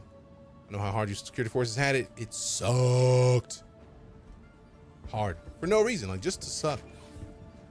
Air Force brat married a Marine. So you were the most badass. Smartly, like, I'll beat your ass in these books. Would you know? Hey, we got Walker 101 with us up, Arena. Appreciate the support. Pop them salutes up, fam. You know what it is. You know what to do. All right, let me rotate this around. Since the 7's in the right position, what's the 9 line? See, that's actually what I was looking for. Why wouldn't they let me get into this position in the room? This is literally where we were supposed to be. This is where it was. This is what we were supposed to be doing. This is where we were supposed to be at. And it's just like, Nah, son, I'm not gonna let you do what you were gonna do. That's disrespectful. I had help with checking IDs at the gate once. Closest I got to security forces. That was the job. It sucked. It really did. Like, a lot. 100% ID checks are the worst, especially like 2 in the morning, because I worked 12s originally, so it was like 6 p.m. to 6 a.m. and it wasn't really 12, it was like more like 14, because for a 6 p.m. shift, we had to be there at like 5 o'clock, maybe 5:30 at the latest, because we would literally break ranks at like 6 o'clock and then be out on the flight line, if not earlier than that, and then be like relieving people at 6 p.m. So it'd be like 6 o'clock, and it's don't get a place close to the squadron, because then it's literally like, I mean, when you get on shift, it sucked, because then like you literally would go and relieve somebody like 2 minutes after 6 o'clock, and then it sucked because like at least you had to ride to your post, but then you didn't. I mean, to be fair, when you got off shift, it was great, because like 6:02 a.m. it's like, all right, cool, I'm the out of this place, let's roll. It was great. Do not be the 5th vehicle. I played the 5th. As an Air Force brat, ain't nobody here have anything good to say about the Air Force. When they sent my mom to Puerto Rico, the Army and Marines were like 6 to a room, and the Air Force folks had semi-private rooms. I mean, to be fair, I'm not mad about the Air Force at all. It's just, I know a lot of people say like, oh, you were in the chair force, and it's like the only chairs I know people talking about. Like, they were like, oh, you get to leave early and then like not even work full days, and y'all just get to go home. Not a security forces family. If you were sick, you better have gone to the doctor. And if you went to the doctor and you gotta stay home from work, they had to call somebody in, because somebody still had to work that post. So somebody who was on their off night had to come in and do work because you were sick. So like, they regularly were like, hey man, look, if it's something you can just sit down with, you tell us, and we'll put you on a post where you don't have to worry about too much, and you can be easy. You can be a body in a chair. We can still do some security stuff, but if you got you got a little bit of a cough, you can handle that cough on the flight line. Just sit behind the plane. Don't do it at the gate. Don't cough on people at the gate, but like on the behind the plane, ain't nobody watching you from behind the plane. Just like you do that. You just chill out, shut out, and then you basically don't get a bomb patrol. Like I'm on patrol, I get to sit out and then go and explore and do what I want and like maybe get some tickets. Nah, son. You tell somebody you sick and you work patrol, you about to sit on the plane right now. They're not gonna put you at the gate because then you can cough on people and it's gonna be your fault. So have some Tylenol, drink some water, go sit down. It was the worst. All right, we can literally sit here and talk about this all day. I'm still like, hold the hell on. Like, this server FPS is top notch. This never happens. It's got to be PTU. It's the PTU effect. Like, let me go hop in PTU. Ain't nobody in here. FOIP so hacking cool. It really is. It's my favorite thing about Star Citizen. The fuck? We were on that elevator for like 2 seconds. It was like, get in the elevator. You here already. The fuck? Excuse me? Oh yeah, drink water and press on was the motto. Drink water, press on. In the PU, you're lucky to get 16 to 5. Right? Like, I've never seen a PTU server this smooth. Like, not with FOIP. Enabled? Like, it's been ages since I've been in a server that was on the PTU that FOIP worked, let alone being one this smooth. It's got to be like nobody here. Let's check the chat real quick. Target practice. Oh, goodness.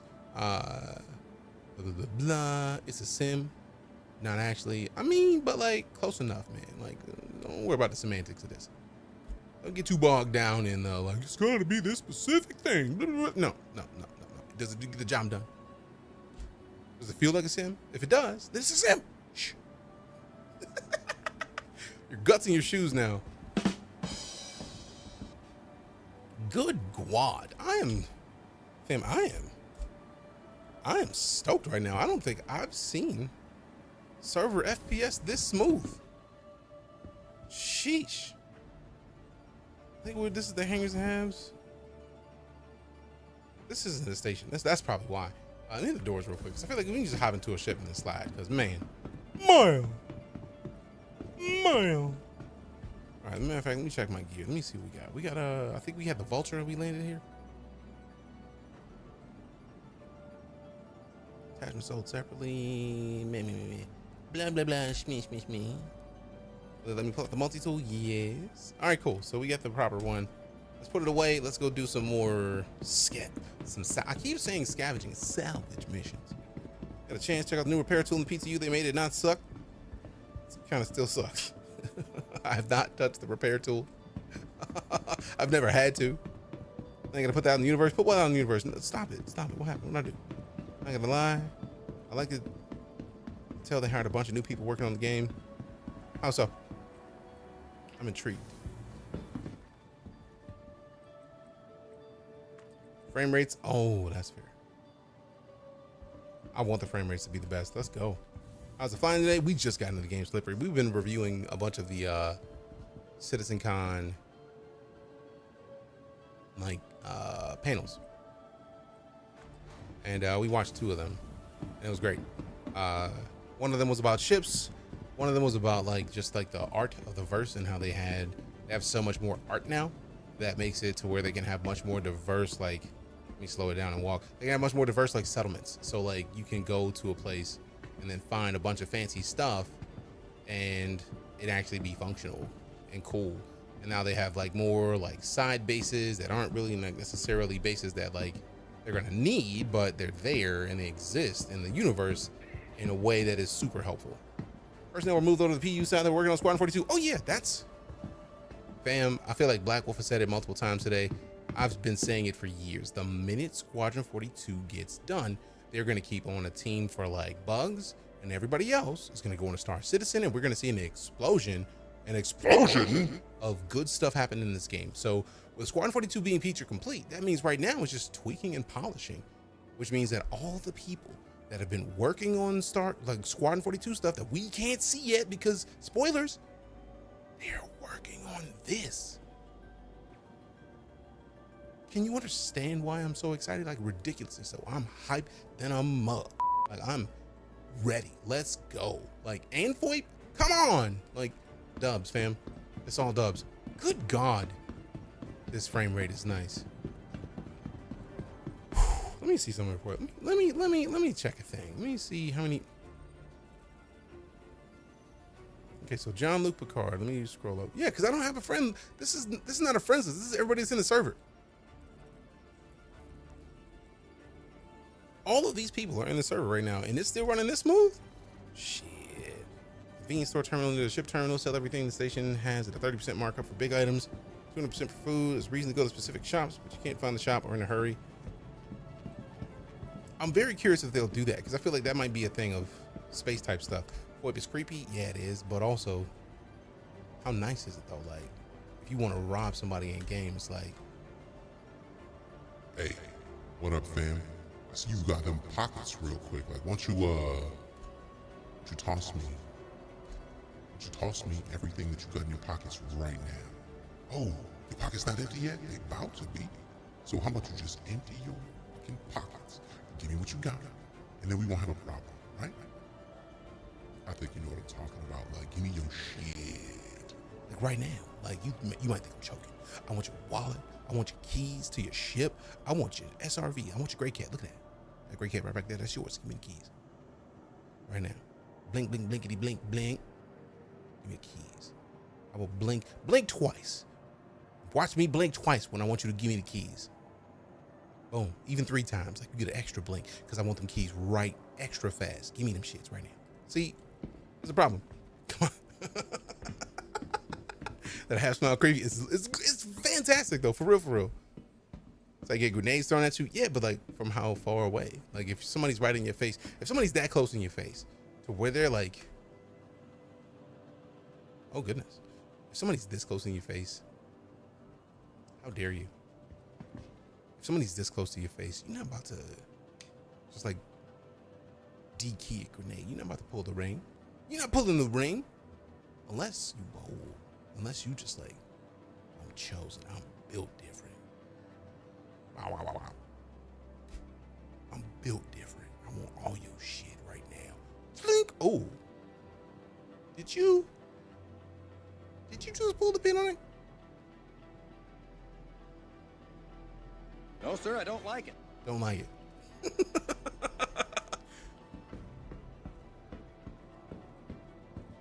Don't like it. You're gonna buy a repair tool there. I don't even know where the tools are right now. I'm just walking around. Will they even have them in here? I just came in here because I saw this thing, really. And I know I'm not gonna be able to fit it on the Vulture, so I'm kind of sad about it, but do they even have repair tools? I think it's the multi-tool attachment. Like guns, missiles, turrets, missile racks. Yeah, no, it's not gonna be in here. This is all vehicle weapons anyways. So let's go to a different shop.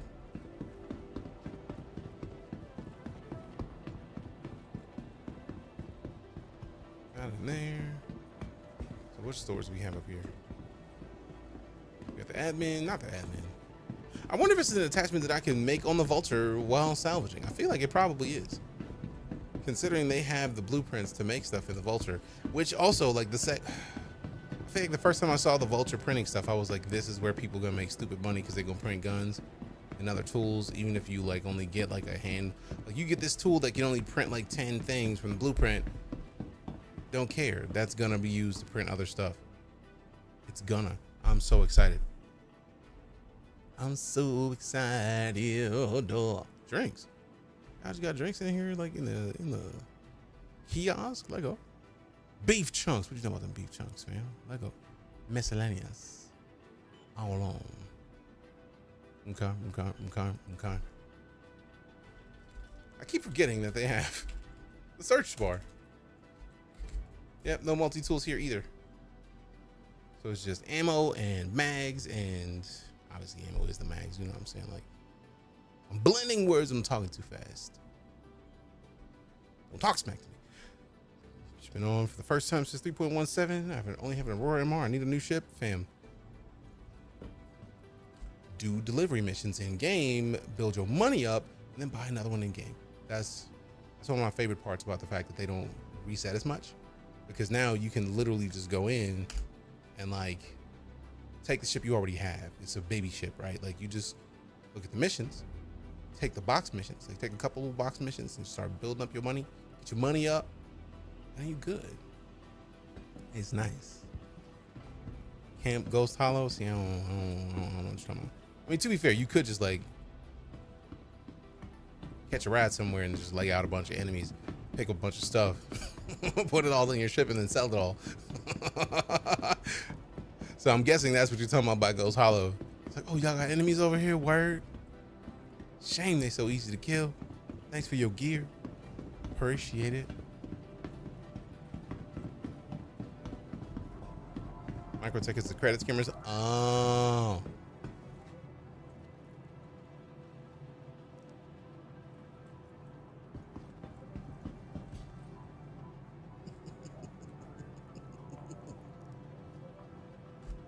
What's up? DeejayKnight here. I'm here to tell you about this double glizzy. I got the double fisted glizzy, where I'm fisting the glizzy that's got 2 glizzies in it. And I'm about to tell you what it tastes like, 1 to 10. Okay, so the taste on it, oh, disrespect. No! Submit. Relaunch. Hopefully we can get back in there quick enough to where they don't ruin my glizzy explanation. We was talking about the glizzies and everything. Come on. Wow. You ain't have to do me like that, fam. I ain't earned that. I didn't earn that. How dare. What I do to you? Just tell me. I'll listen. Hey, yo, who mans is this? More of a delivery guy than 100 at the moment. At least I have a plan for the weekend. Hey, that's what's up. Ghost Hollow's a crash reclaimer that has a couple computers to hack that just deposit credits into your account. You have to hold them for a while the timers count down. It can be fun. I've never seen that. There's so much about this game that I've been playing for so many years that I still am learning about. Like, because that's the first I've heard of that. Is it going to let us be where we were? Let's find out.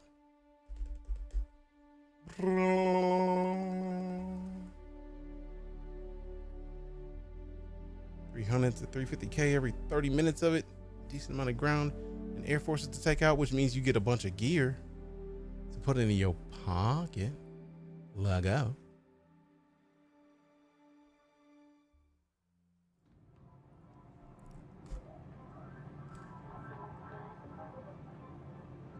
Yo.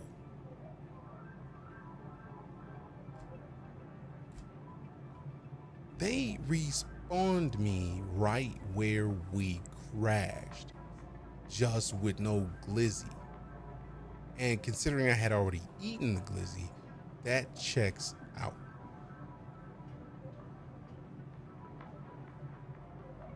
This is the second time it's happened in as many days, and it's the PTU, but still, that is something that I've never seen in this game, where it's just like, oh, you blew up, your game crashed, cool, hop back in real quick, like, and then just, I didn't wake up in a bed, I didn't have to go like call the ship, I didn't have to do anything else. It's just like, hey, look, I'm here, what up? This is the way. This is the way. Let's go.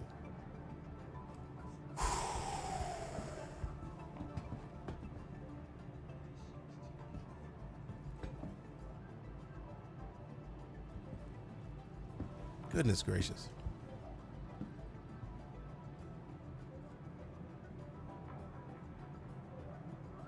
Is that a floating glizzy?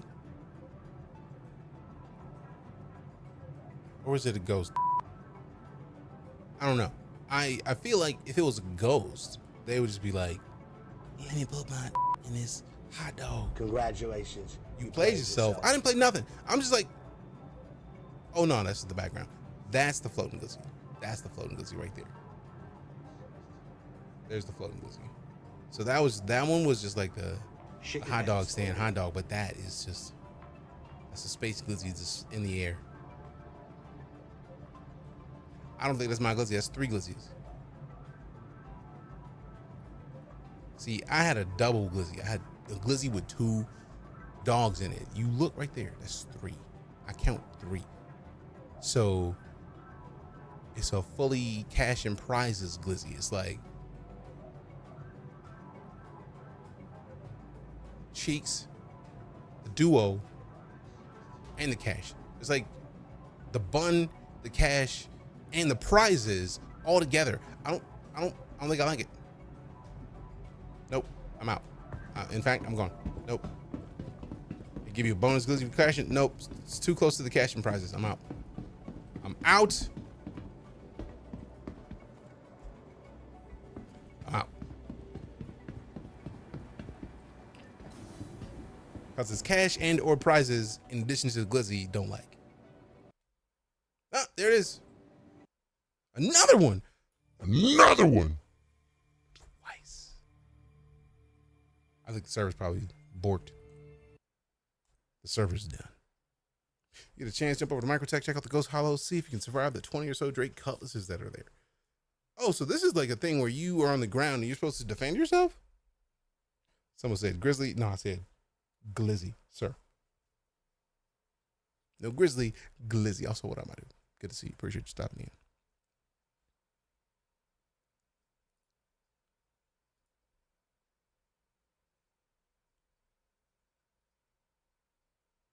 If I spawn in this elevator,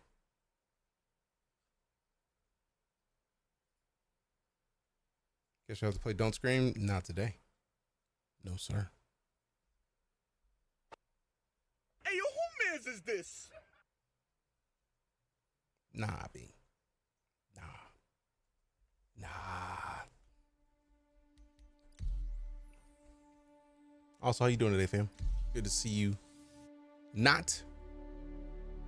I still do have an issue with calling an adult cuddle. Not calling no grown-ass man cuddle. You still running technically true, but still. I want to look at this coffee, man. Or not coffee. I want to get some of this chili.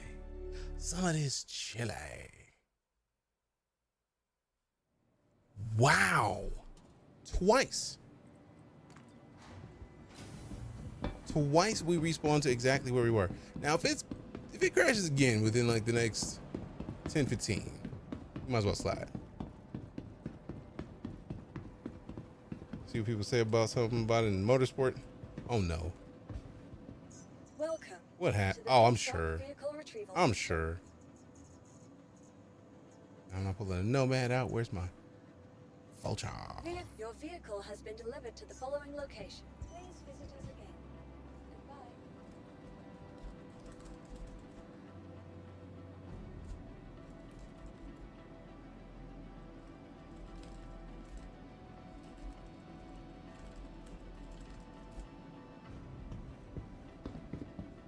What was that one? I was surely not paying attention. Far from remember. Check if you had any clips. Ooh. Who makes the Welcome clips? Save. to the ASOC vehicle retrieval system. All right, let's scroll it all the way down and then scroll up. So let's see. Scorpius, Aurora, Origin, 600, 325, 100, Razor, Fury, Mako, Prospector, Freelancer, Merlin, Glaive, Blade, Vulture, Dragonfly, Yellow Jacket, Cutter, Cuddy, Corsair, Buck, Runner, Inferno, Nomad, Mustangs, Quads, Nox, Hawks, Hornets, Carracks, Pisces, Arrows, Vanguard, Raven, Valiant, Titan, Stalker. Nope. Please visit us again. At least not in the PTU. I feel like if I had it, we would be there. ZPTU tis.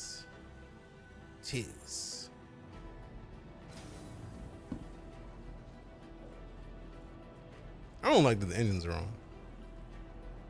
Who's in my shit?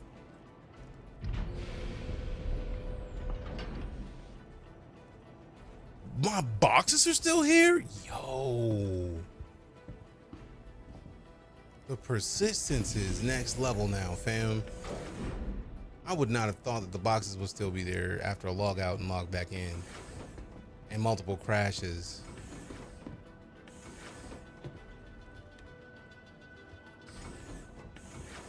All right, what's on the list of makeable stuff?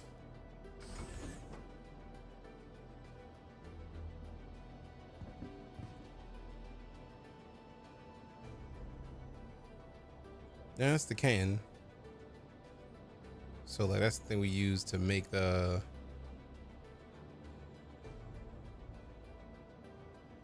tractor beam attachments we already have. We already got the multi-tool. We don't need more of that.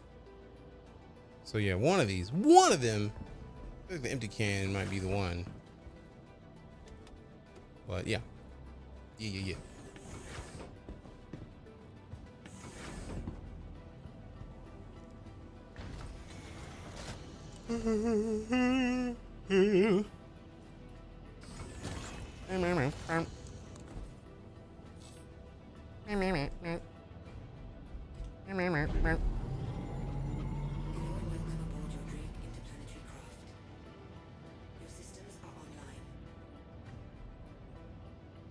Thank you for telling me that my systems are online. Open up the door. Thank you. Please visit again. I will. Contracts mean that you just get some salvage. And I'm trying to get 100. Hold it. I'm gonna get a Corsair. Now that's gonna take me some time. Let's go get a Corsair. Let go. Open this up. Get off the ground. This is one of my favorite views. So go to the external view right before you shoot off, and then just like whoop. Speed up. Bring up the landing gear.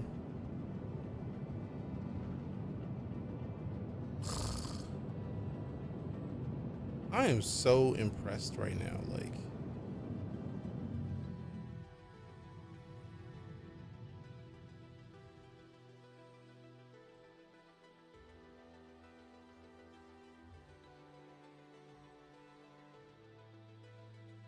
this is a screensaver right here.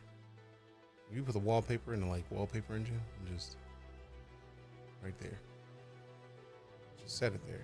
I love the fact that there's a ring around the station with the guiding lights. You almost afford a hammerhead if you're lucky. I don't know if the blueprints are in the game at all yet. All right, so now tilt toward where we need to go. Do this so that we can select it. Salvage claim. Personnel 4 over here near melodic fields. Let me select that claim. I think he's gonna make me go to the station. Yeah, that's fine.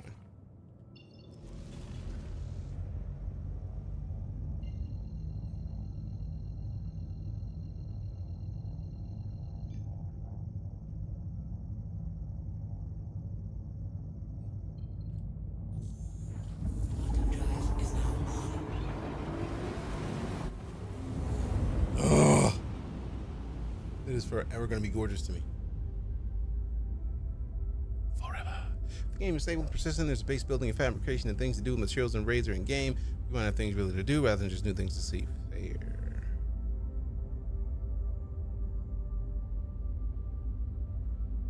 Combat ship, just do it. I mean, if you're gonna go to do a thing where there's combat, of course. I love their headphones. No, the Corsair is a ship in Star Citizen, man. It's a Drake ship, the same manufacturer that makes this ship, actually.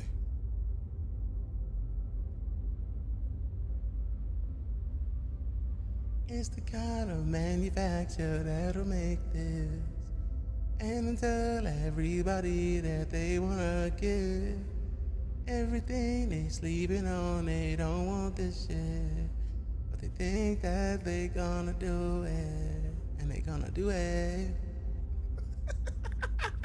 Oh no, I just wanted to find a reason to say Drake out loud and sing a song.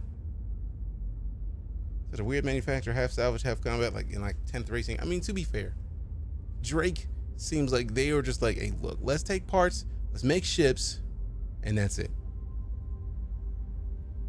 And that's it. Like, you ain't got no money, you want a ship? Cool, we got you. Like, that's what it feels like to me right now. And I love it. I love it. Hey. Exclamation social. Socials. E-Parky. If that's what you're trying to get. Socials. Origin is BMW. That didn't work. I'm about to wreck some. There it is. It is social. Man, I've ruined my own stuff. I need to actually add in the secondary command to that so that it doesn't claim to be an asshole. Finger popping each other's assholes. I don't know why that specific line. Anytime I say that word, just like it just pops right there. Finger popping each other's assholes. And I've only seen that movie like once. Like, shame. All right, let me add this so that socials works for that as well. Paste it. Enter. Boom. So next time it'll work too. Appreciate you. Origins BMW. Drake is international and Aegis along with Anvil is Lockheed Martin. I feel like Drake is almost like Kia if Kia was like about that life. Like, I want you to be able to have this, but also like everybody who want to come and take it from you. Right? Like Hummer. Drake's got to be like Hummer. Like partially military, but also if they had a cheaper vehicle, because that line forever be stuck in my head. Fam, it's just forever there. It's just it just drops out. I can't do anything about it. Finger pop. Like whoever that actress is killed it, because I don't remember many lines from movies, but when I remember them, I remember them.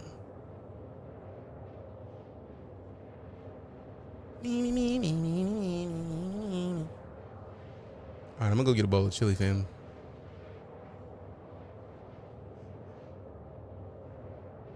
Not right now, because I don't think I have enough time to do this before I do it. I think once we get there, we start to strip it a little bit. Then we gonna do it.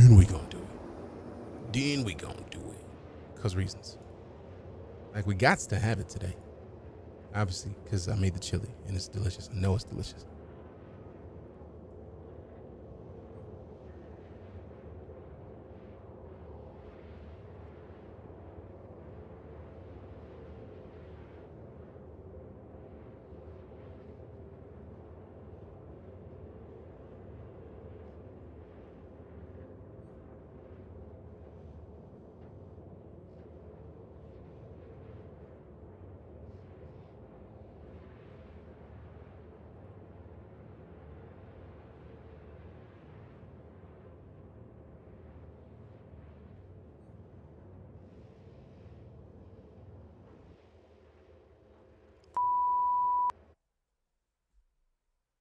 $30K. First $30K today. Officially $30K. You know what? Let me just quit, because I feel like every time I've tried to go back into a 30K without restarting, I've had to restart anyways. Let me just restart the game, and then hopefully we can hop back in fast enough. Let's make some washing machines. And the gal can't make chili, not have chili. Right. And it is delicious. Like onions, green, orange, red peppers. Again, I took the stew beef in addition to the ground beef, stew beef, diced to add like a little meatier flavor to it. A bunch of cumin, because cumin is the flavor of chili. Cook the meat, dumped in the veggies, saute the veggies for a little bit. 3 cans of garlic tomato sauce, and then just a big glob of diced garlic, and then it's like the small cans, it's like 3 7-ounce cans, and then I put like 1 can of those of water, so that way it's sufficiently soupy, because you can't have chili that's not soupy. So yeah, it's delicious. And then I put 3 serranos and 3 jalapenos, so it's spicy. Actually, because like jalapenos been joking lately. Like jalapenos used to be like hot. And then now I could just eat jalapeno poppers not caring, because like they're not hot no more. It's just the flavor of a jalapeno. It's nice. Try putting Thai chilies in chili that's real good. No, that's when you don't want to feel your tongue. Thai chilies are actual chilies. Thai chilies will melt your taste buds. Like you thought you had taste buds. Not if you're using Thai chilies. If you could only have one ship, which one would you choose after changes in engineering gameplay? I'm torn, because like there's a lot of engineering options.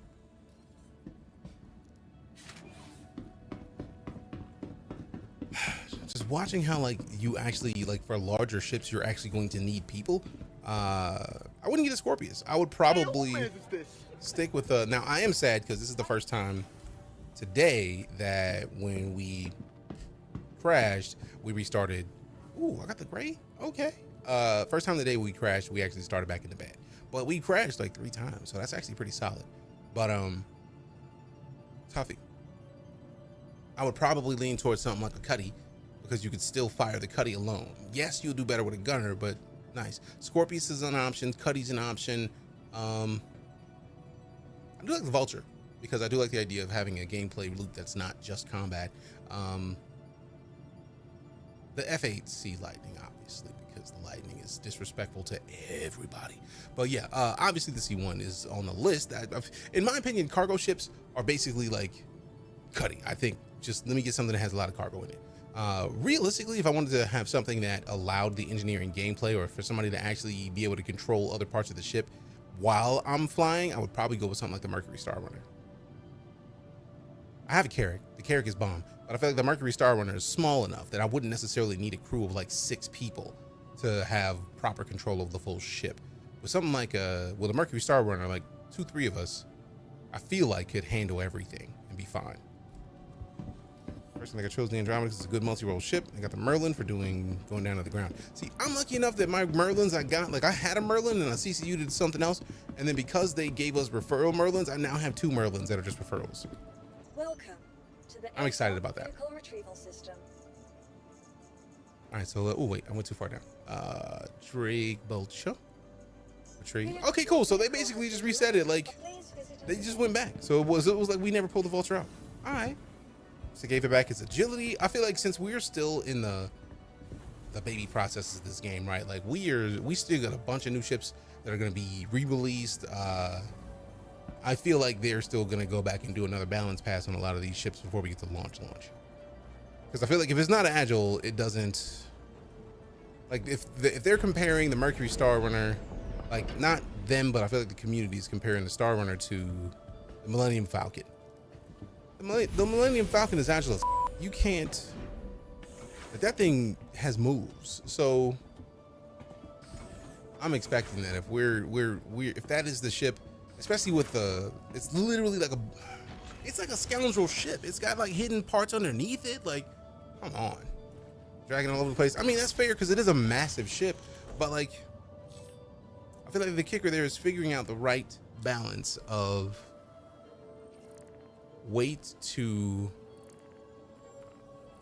agility while still taking into account the fact that it's massive, if that makes sense. Vanguard, let's go.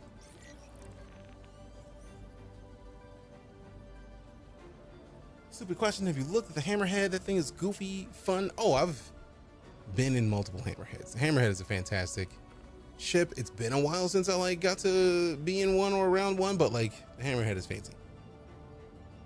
Flight ready. You are clear to launch. There's something about flight ready lately that just doesn't like me.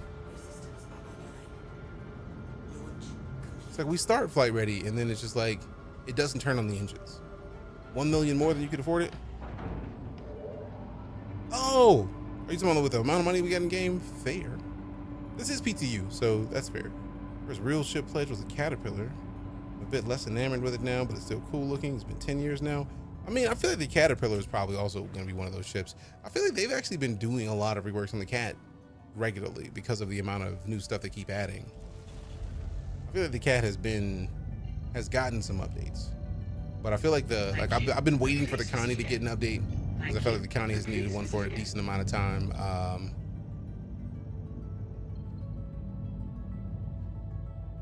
I feel like the Cat is probably going to get some love, but it also has been getting a lot of love, so it's tough to say. Considering it's mostly cargo, I feel like the Cat is good for what it is, mostly a space-based ship that you could hide a bunch of Furies in. And I know because with Smush, we hid Furies in there and then just like flew the Fury somewhere and then did cool stuff.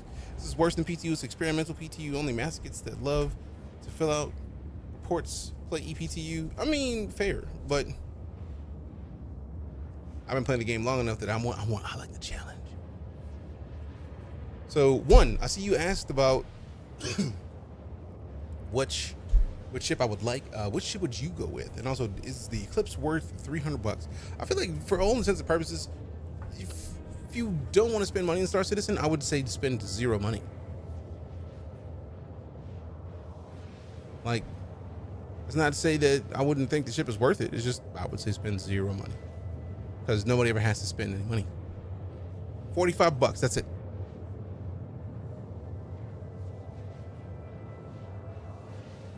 But also for me, I really don't like, or I'm not really focused on bomber energy. Like, which one is the Eclipse? Which I feel like it was Aegis.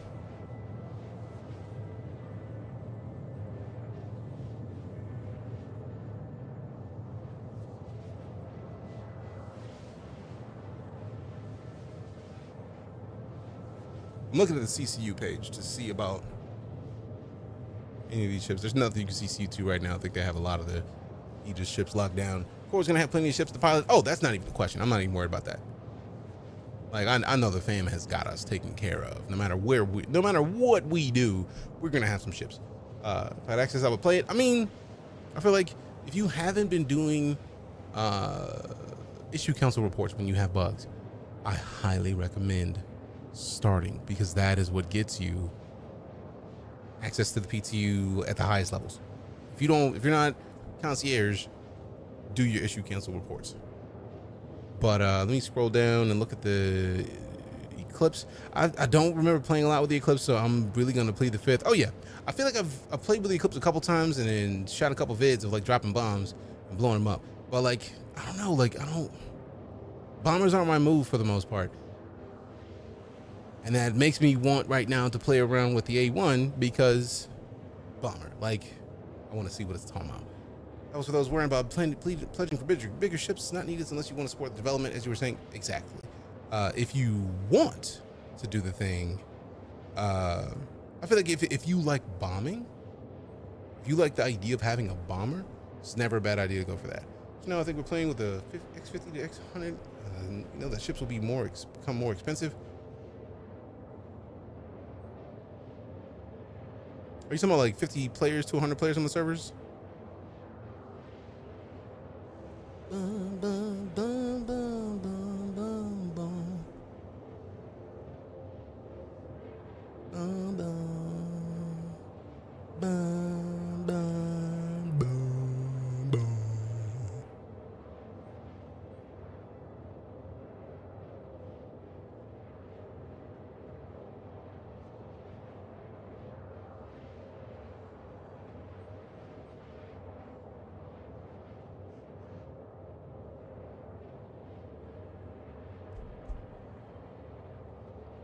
But yeah, typically, every time they bring back a ship, they typically have reworked it and have added to it, and it comes out bigger than it was previously. So it's not surprising if something's going to be more expensive, but I don't know. I'm looking through the page, and I don't know, like, if I was more on bombing, I probably would say go for it. I think at this point, if I were to get into bombing, I would probably go with the A1, just because it's a smaller ship. I like smaller ships that will be able to actually do something with alone, because while I am very much a social human, like, the likelihood of me hopping in when I'm not streaming and playing once this game is live is high. So yeah, I'm fully expecting to get a little silly. Get silly. Get silly. Get silly.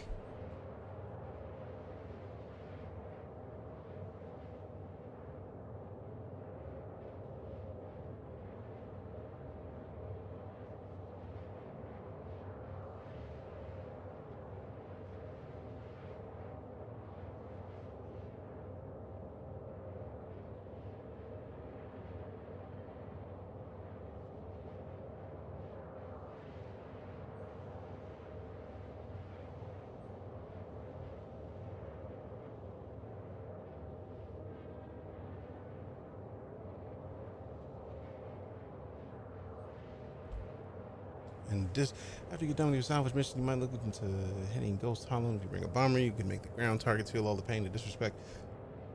Maybe. I don't know if I'm gonna hit that one today. Right now, I just want to do a couple salvage runs just to see. I still want to figure out how to make this stupid tractor beam work.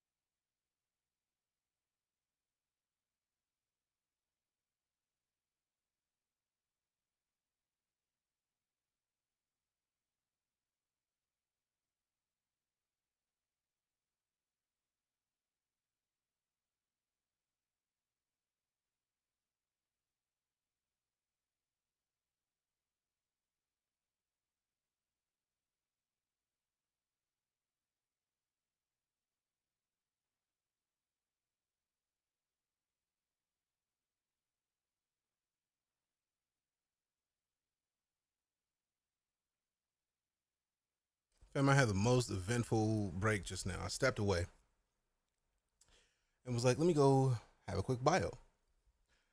Go out to have a quick bio, look out by the dogs. The floor is wet in front of Cora. So I go check on Cora. I'm like, what's up, dog? What's good? Get in front of the dog. Vomit on the floor. So cleaned the vomit.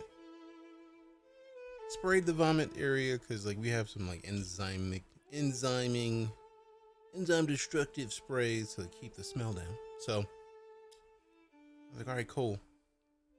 Now that I'm in the kitchen, make a quick bowl of chili. So I put a single scoop into a tiny bowl.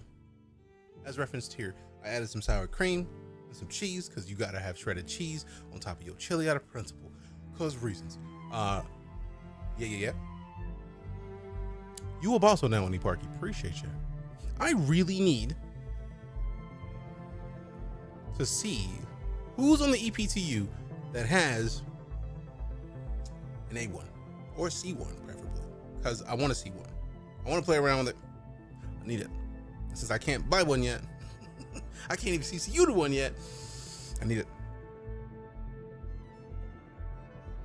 And I'm sure somebody here has it. Do you think a lone medic would have interesting gameplay? Guaranteed one. Because one of the things that I liked is that with medic gameplay, with the new med gun, it's not a gun really, but it looks like a med gun. Well, like, you can use that to like boost somebody. You can use that to get somebody out of a coma. You can use it to put somebody into a coma. You got a lot of different options with that med toolkit. And since there's different drugs you can put into it, that has a lot of variety to what would normally otherwise be like, hey, let me just heal real quick. And that's it. You can heal and give somebody like adrenaline. Like, that's beast. I was going to I wasn't even there yet. Like, I was starting with this and then leading into some, like, you have that, and then you have something like the C8.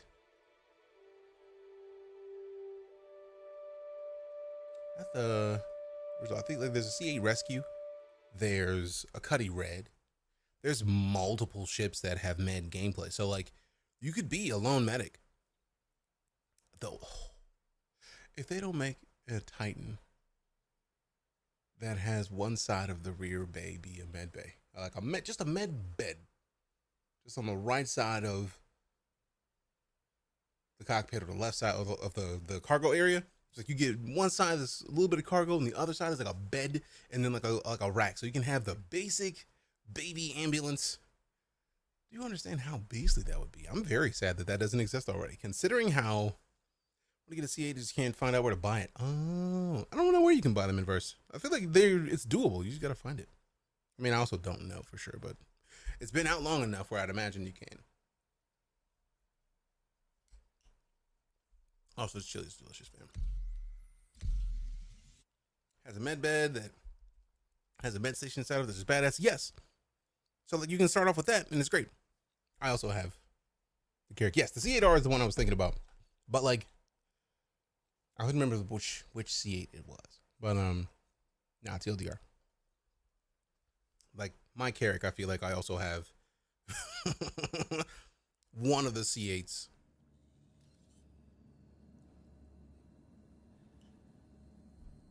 Okay. So appreciate the heads up on Waka saying that tomorrow's build having the full AI behavior. Where is that post? Is that on Spectrum? We might take a break to read that Spectrum post.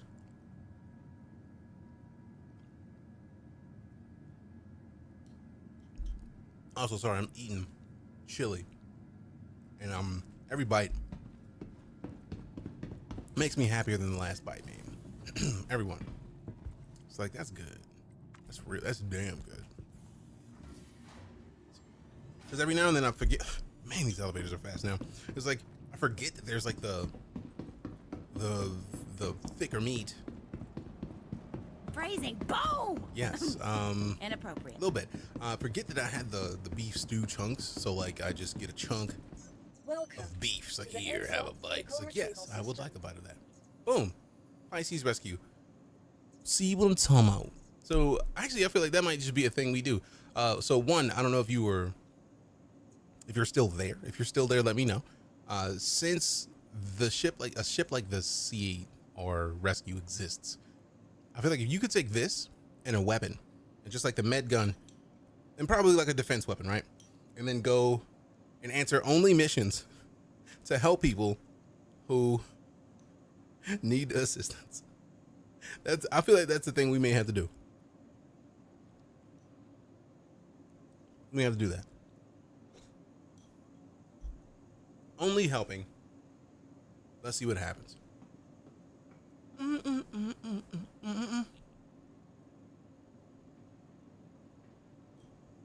About a C8R would say it goes hollow with how many people die out there. I'm almost gonna go out there just because of how you're talking about people getting served up out there. Your vehicle has been. If I had an A1, I would go out there with an A1 and just drop bombs just for funsies. I mean, I feel like I have something that is a bomber, a light bomber. So I may just go out there and bomb it on live. That request has already been granted. What? It's painful, like my Andromeda lasted all 5 minutes with full shields. Sheesh. And that's players or NPCs? Hey, what's up, Ms. Peaches? Good to see you. On Spectrum and Twitch chat. Oh, so Waka said that Waka said it in a different stream? Oh, very nice. Jealous. NPCs and players most times, but NPCs taking on 20 cuddles. Cutties is painful. I mean, any amount of cutties is a problem. See, that makes me want to take a Scorpius and see how many cutties I can take out with a Scorpius. I'll probably get blown up, but still. That's, fam, this is what makes me want the F8C.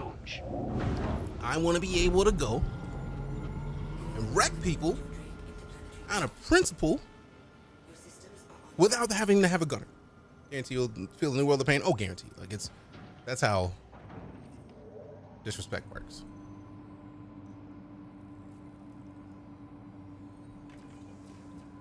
Because especially if you just drop a bomb and you don't know who's down there, guaranteed you're gonna wreck a player. Immediately become, what is it? Crime stat level 5. Everybody gonna be like, nice face. You mind if I wreck it real quick? And he's gonna get wrecked. GG's no reason. Thank you. Can't get disrespect when I'm found in this version. No matter where I go, I can normally take out 1 to 3 ships. There goes Hollow. There's 20 plus cutties. Nah, I mean, is it just non-stop cutties? Like even without people? Because I'm very curious. What is that many cutties just for funsies? That's a lot, man. Got a Cutter, Cutty, Raft, Scorpius, 100 Eye, Avenger Titan, 100 Eye, Hull A, Star Runner. There we go. Let me get that. Stop and there's other ships. But the cutty seem to just cut through you and the EM weapons that they're using, just shut you down. It doesn't matter how big your ship is. I mean, seems fair. Can we even get out here? Yup. Sheesh. We're not gonna make it. Watch us get blown up. If we get disconnected during this quantum, we're gonna figure out somewhere to go. How you doing today, by the way, Miss Peaches?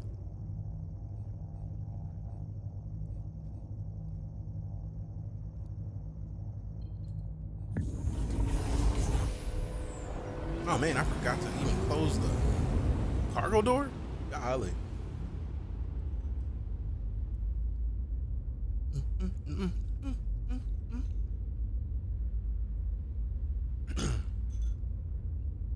You know what I maybe do? Might let me do soon. If I 30K and get kicked, I'm gonna go live. And I'm gonna go. I feel like we're already at Orison. I'm gonna see if they have the Orison missions where, because they already put in some of the stuff where the AI is supposed to be there.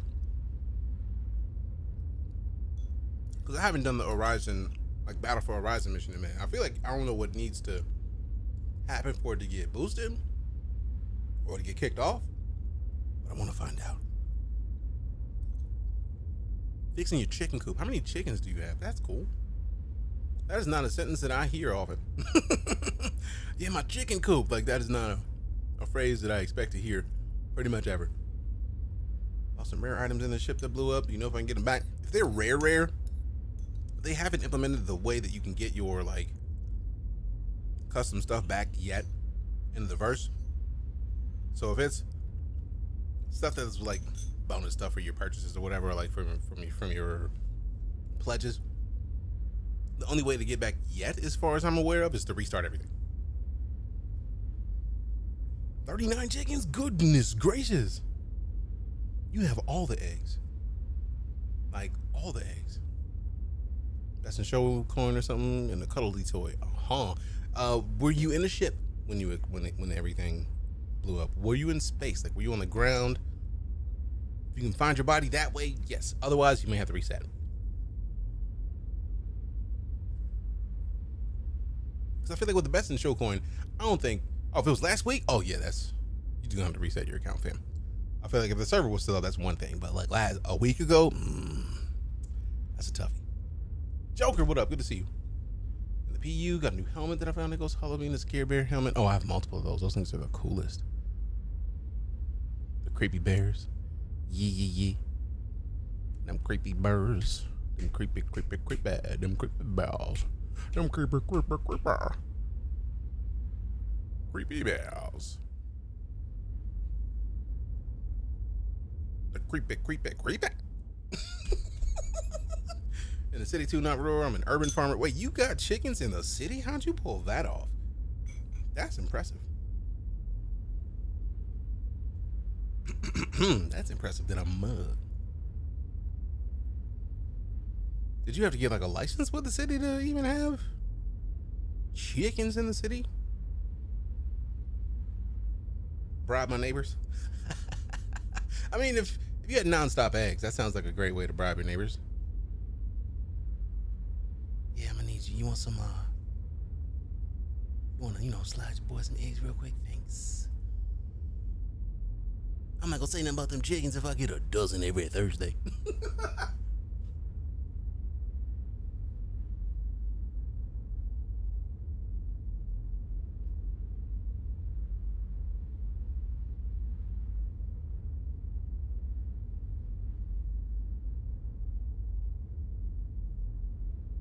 Reset, do you mean character repair on the settings of the website? Yes.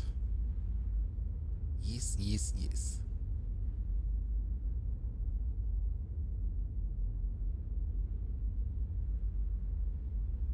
Star Citizen future's looking mighty bright. I fully agree. City allows us to have 6. Wow, so you literally are hustling people. You are sending out all the eggs.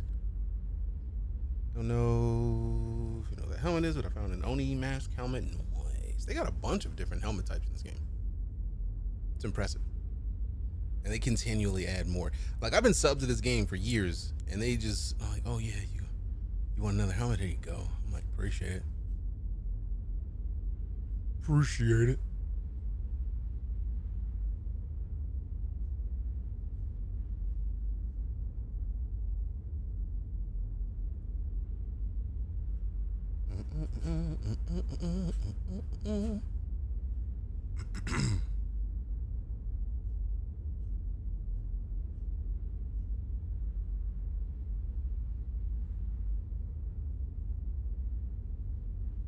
Please let me get there. We ain't even barely halfway there. Come on. Come on.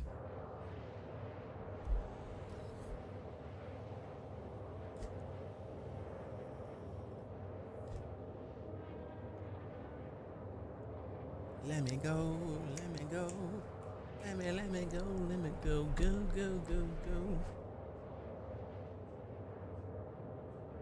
Quantum fuel is at 75%.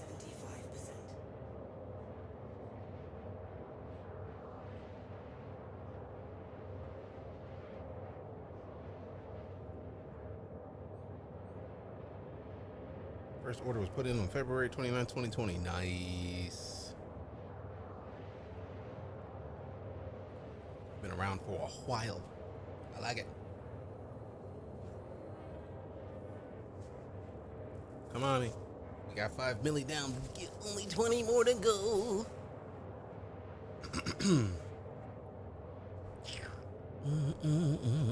Come on. Come on, game. Come on.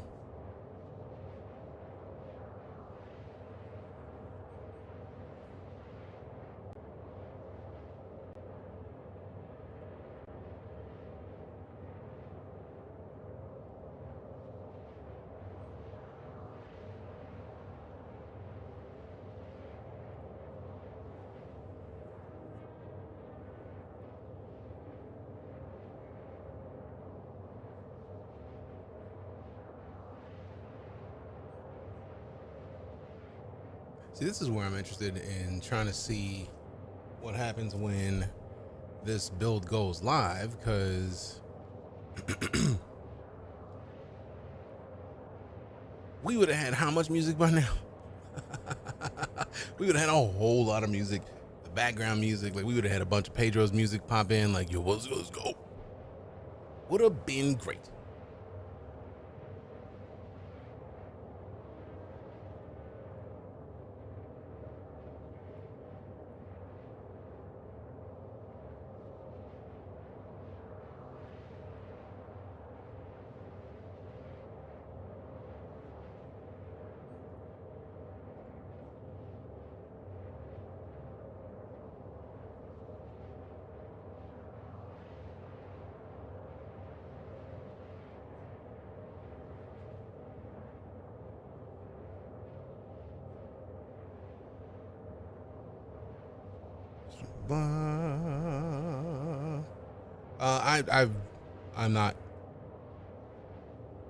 I've not.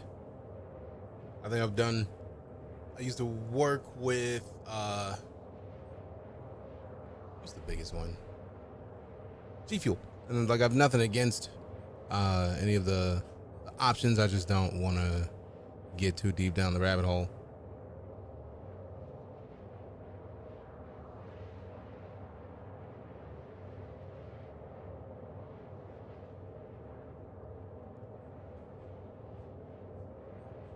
I feel like yep, there it is, 30K. Almost got there again. Oh well.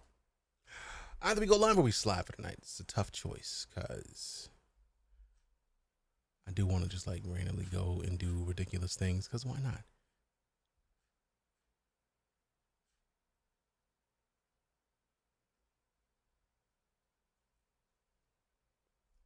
So want to see you smack Ghost Hollow around? I mean, we do have tomorrow. Also, I'm gonna invite. That was very cool of you to like. It's very cool of you to like try to like smooth, like knowing that I'm likely to get destroyed. The service misbehaving. I mean, to be fair, I'm on the EPTU. I'm on like the latest patch option available. So like, it's expected to be problematic. So, meh. And I feel like at this point, I probably could get back in quickly. And probably back to the same spot we were in. It's just the question of, do I feel like doing all that? I like salvaging. Oh, I love salvaging. Salvaging is a blast. Like, it's nice and chill. Like, you go find a ship, you clean it, you take that hull, you move the stuff in the back of your ship, you go sell it. Is it worth a lot yet? No. But I feel like as we get into the expansion of the salvaging gameplay, like right now, it's really just stripping the hull, like taking off the outer layer of the ship. Once we get into starting to break the ship into pieces and then tractoring it in, like, if you haven't seen it, let me look it up on the website real quick.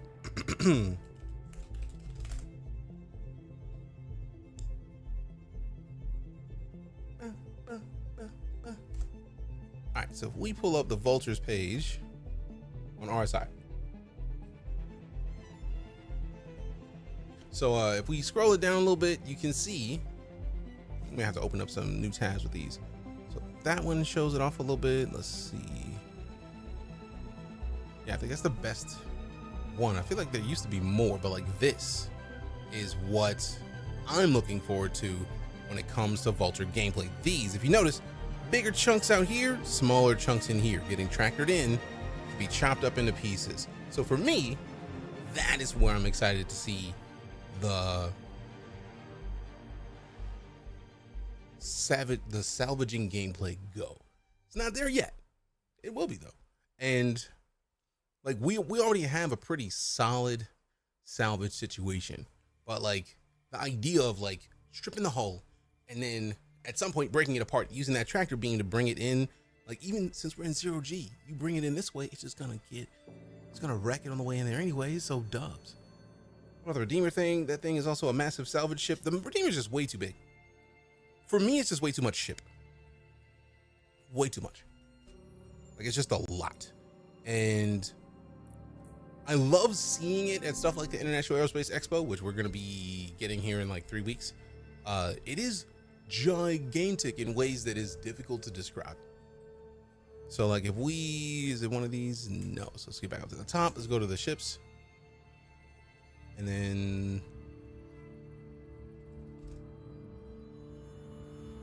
show me my reclaimer. Oh yeah, you're gonna need people for the reclaimer, but like this is hefty salvage. This is like I still don't like. I'm gonna need to see through here because I don't even remember where they show the Redeemer actually or the Reclaimer actually like wrecking a ship. It's just like massive stuff. I've not even used it to see how that even works yet. But like that's a cockpit on the Reclaimer. Like not necessarily the cockpit, but that's where you can see where people are. That's how massive that ship is. That's like the front of a prospector or something. Like it's a gigantic ship. Stupid, like stupid big. Like the thing is huge. And this is in game, so like we could literally pull one up. But like then I have to pull it up and try to figure it out. It's a lot. Oh, I know. Like I love going into the International Aerospace Expos because they show that ship at its full size, and it is massive, absolutely massive. Not even a question. I'd run it with you, just saying. I mean, we're gonna at some point try it out, just to try it out. But like, the thing that's got me like in a chokehold right now. Yes, I know that the Zeus is a cool ship and there's cool stuff coming with it. I already have Mercury Star Runner. I know how a lot of this is nice. I need this and this alone. Like, look at that. Like, that's a tractor beam. This is part of the reason why I want to use this ship. I want to see what that tractor beam feels like IRL in game. Like, when did you buy the C1? There's not even an option to buy the C1. I've looked. It's not even the concierge webpage. I need it. Oh, I know the Eclipse. I'll pull it up if you want to see it. But like, I know of it. I feel like I had one and melted it. Because bombers are cool, but like this is me right now. Like, this is a fancier Cuddy, in my opinion.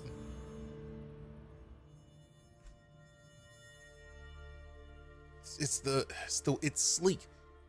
It's futuristic. Although it's savage that they have one of these shooting a Cuddy down in this, because I get the feeling the Cuddy is gonna be harder to wreck. But there you go. So still, yeah, remove Crusader. Eclipse. Yeah, I feel like the one clip that I have, like, I don't even think it's on Twitch. Like, I saved it somewhere and took the clip of it. I don't even remember when it was, but like, I had the ship, I dropped the bomb, I had the camera underneath the ship just to drop a bomb and see what happens, and then like watching the ground behind us. It was a cool ass clip. Ooh, it was pretty. But like, it's been a minute. Like, it's beautiful. But also, like, I don't know, like, I'm picky about my ships, man. Like, I love that. It's nice. That's what I was thinking of, the Saber Raven. Because this view reminds me of the Saber. Like, this look right here. I see Saber right there. Thing drops nukes. Oh, I know. It drops disrespect. Which is why I took the video. Now I just got to go back and find where the video is. Because it's cool as all get out. Can we drop links? Only subs. If you want to post a link if it relates to Star Citizen, post in the Discord. Because that gives the people who aren't necessarily in here during the stream a chance to see what we were having a conversation about. And then maybe they're like, hey man, I missed seeing that live. Maybe I'll hop in there tomorrow and see what we're talking about. And then more people show up who've been here before. It's a great way to get people back into the fold, if you feel me. So I wonder if they've revamped it and it's bigger, because I feel like this was in the video that they showed. So I can't believe I dropped 5.1 mil on an Eclipse and the Saber. Good investment though. I mean, I remember the ship. Like, there's never been a question of, it's like, I remember the name. So seeing it was like just a reminder, because shit, when did they announce the Eclipse? They never have like the, when is it available? Ooh, brochure. Let's see if we can open the brochure. Yeah.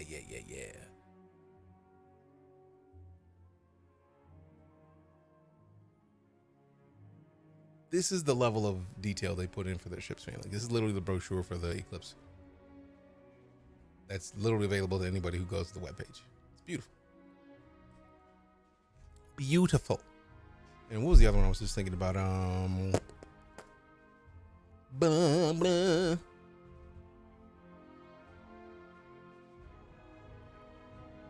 Bum, bum, bum. Bum, bum, bum. Bum, bum, bum. A1 Spirit. Yeah, the A1 is the bomber that is currently. I feel like the A1 is live, and then the C1 is in PTU right now because they were implementing the tractor beam into the live servers soonish. All right, so let me go to that. Let me go to that, and go over here. Yeah. Yeah. All right, so look at that. Look at this thing. Anybody to say this ship ain't gorgeous, you a whole lie. Why are you lying? Why are you trying to lie to me? Why you always lying? Why you always lying? You lying, you big lying. Look at this. I want it. Think the Eclipse looks better? I don't even think that's a hot take. I feel like for me, that is why Star Citizen is getting a lot of it right. Because there's multiple ships in every category that can do things in different ways. And there's so many different designs that there is something for everybody. Like, I find this to be this is my specific blend of like futuristic. This is what I need in my ships. Like a lot of my fleet. If they have something, if Crusader comes out with something that counters the Carrack, I may melt my Carrack. Like, not even a question. The Eclipse reminds me so much of a B-2 stealth bomber, and the fact that it drops heck and nukes is beautiful. Oh, no. For me, that is not even a question. It literally is the Star Citizen B-2 bomber. That's not a question for me. That is just, I feel like that is an undisputable fact. That's what they were going for. They pulled it off. In my opinion, they pulled it off fantastically. But like,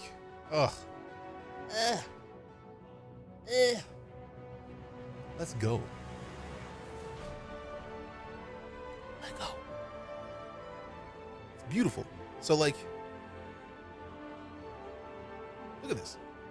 Like, nothing against anybody's opinion. I just feel like I love the fact that there's so many options. Look at that. I want that. To me, that feels very almost Geth. That's almost like a Geth ship in a way. Like that's something I would see bots flying around in. Like, chance to show off the Andromedas by RSO. Oh, by the way, we've done many tours of the Connie Andromeda. And really, if we're talking about the Connie, my preference is the Phoenix. Because luxury. If you're gonna show off something like the Connie, you get that. Reminds me of the Normandy from Mass Effect. That.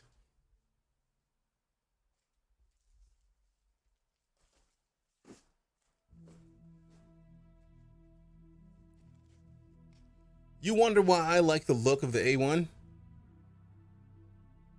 It reminds me of the ship from one of my favorite sci-fi series in existence. Yes. Of course I'm gonna have one. The question is, what am I gonna melt to get it? Because like, I want to fly it first to make sure that it's not a necessarily horrible idea. I want to 3D print one. I'm gonna 3D print one at some point. Like, that's not a question. Like, I already have I feel like I have an old Lightning STL that I was actually gonna print a Lightning ages ago. And the only reason I didn't is because trying to figure out the right way to angle it so that it stuck to the bed and actually fully printed. I am excited. Cause reasons. So like, if there was an easy way to CC you to the A1 right now, let me check I may CC you something. I may have to, out of principle, because reasons. I know there's a plugin for your hangar to showcase all of your ships and your packages side by side. What a CCU cross chassis upgrade just. I'll actually show you what I'm talking about. Let's actually go there now, because if you want me to show off the Andromeda, like when I say I've been around, I've been playing this game since 2015. Not even joking. Cross chassis upgrading is coming. We're coming to this page. You go to ship upgrades. So I love how this makes it easy, because then I could just like scroll through what is essentially this is my hangar. These are my ships. So Merlin, I got 2 of these. I got a hover quad, Ranger, the Mustang Beta, Dragonfly Yellow Jacket, Dragonfly Black, the Steve, a Cutter. I've got a CCU available to turn the Cutter into the Cutter Scout. The 85X, I've got 85X as LTI tokens essentially. So that's fancy. Like, what are you trying to share, Joker? What link are you wanting to share? Because if it's a link that I can just easily get, I'll pop it in there. Sadly, you have a freelancer. I don't think that's a sad thing. The freelancer's beast. It's just, for me, the freelancer was, is it Misk? I think it is. The freelancer to me is just like too bulbous. I don't like bulbous ships. I have a prospector, but mostly because it's like one of the only ships that can mine right now. Like, except for the mole, but the mole requires 2 people. Or if you're a single pilot, you have to get up from the cockpit, go down to the mining area, mine to get back out of the cockpit, back up in there. Impound store for ships. Oh, is that you talking about gray market? No, I don't want you to ever share that here. We don't talk about the gray market, because if you want to give your account to somebody else, that's all you, or like have them transfer you a ship, that's all you. But we don't talk about the gray market, because the gray market does not support Cloud Imperium. That's just like we don't talk about like G2A or other gray area sites. So like, don't want to know. That's cool of you. I appreciate you wanting to square me away, but like, if it doesn't support the devs directly, I don't like to discuss it. We don't talk about Bruno. Pretty much that. We don't talk about Fight Club or Bruno. But yeah, I got the Mustang Omega from Pyrophoric. Appreciate you for that, Pyrophoric, cause glory. Because now I have the Saber Raven, which is the Intel version of the Raven, and the Mustang Omega, which is the AMD ship. As AMD, as Red Team, I'm very excited about that. It makes me very happy. We got Furies, the Adventure Stalker, the G12, the Lynx. I forgot about the Lynx. Ooh, and that one was in the presentation. So yeah, that's coming in within the next year, hopefully. Cyclone TR, RN. I may melt the Cyclones.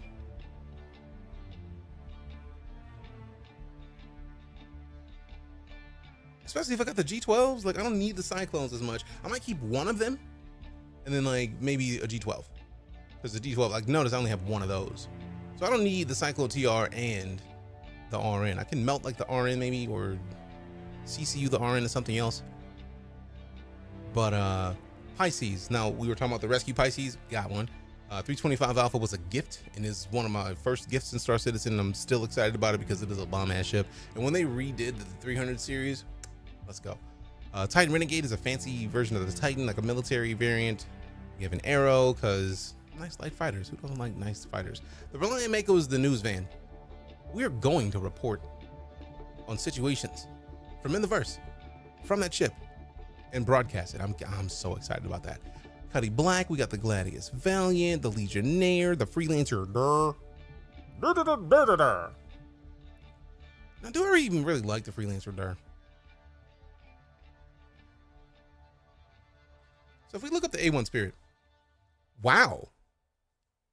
Oh yeah, we're not doing Warbond. Oh, so we would have to get this one, which means we'd have to. Ooh, actually, if I melted the G12, not the G12, if I melted one of those Cyclones and had store credit, I would only spend $10 on this to take the Freelancer to the A1 Spirit.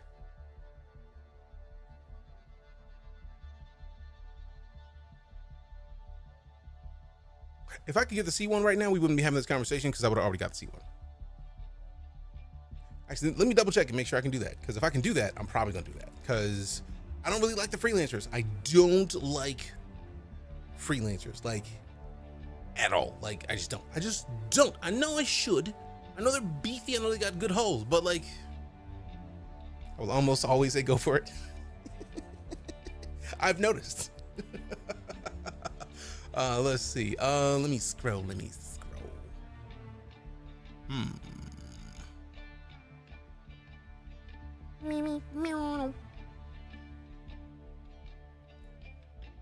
top of that, I wish I had a cutlass over freelancer even. I mean, that's fair. I feel like if you got a freelancer, you might be able to store credit for that and get something else. Do it, then bomb goes off. See, the problem I have is if I get the A1. Let me see something real quick.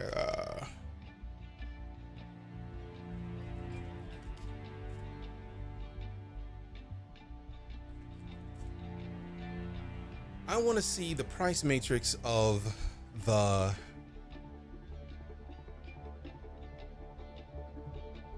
C1. It's not the question of why, it's the question of why not. I mean, to be fair, the amount of ships I have, I'm not gonna miss one ship, like, to be fair. It's just like mostly I just want to see what it's like. But let's see.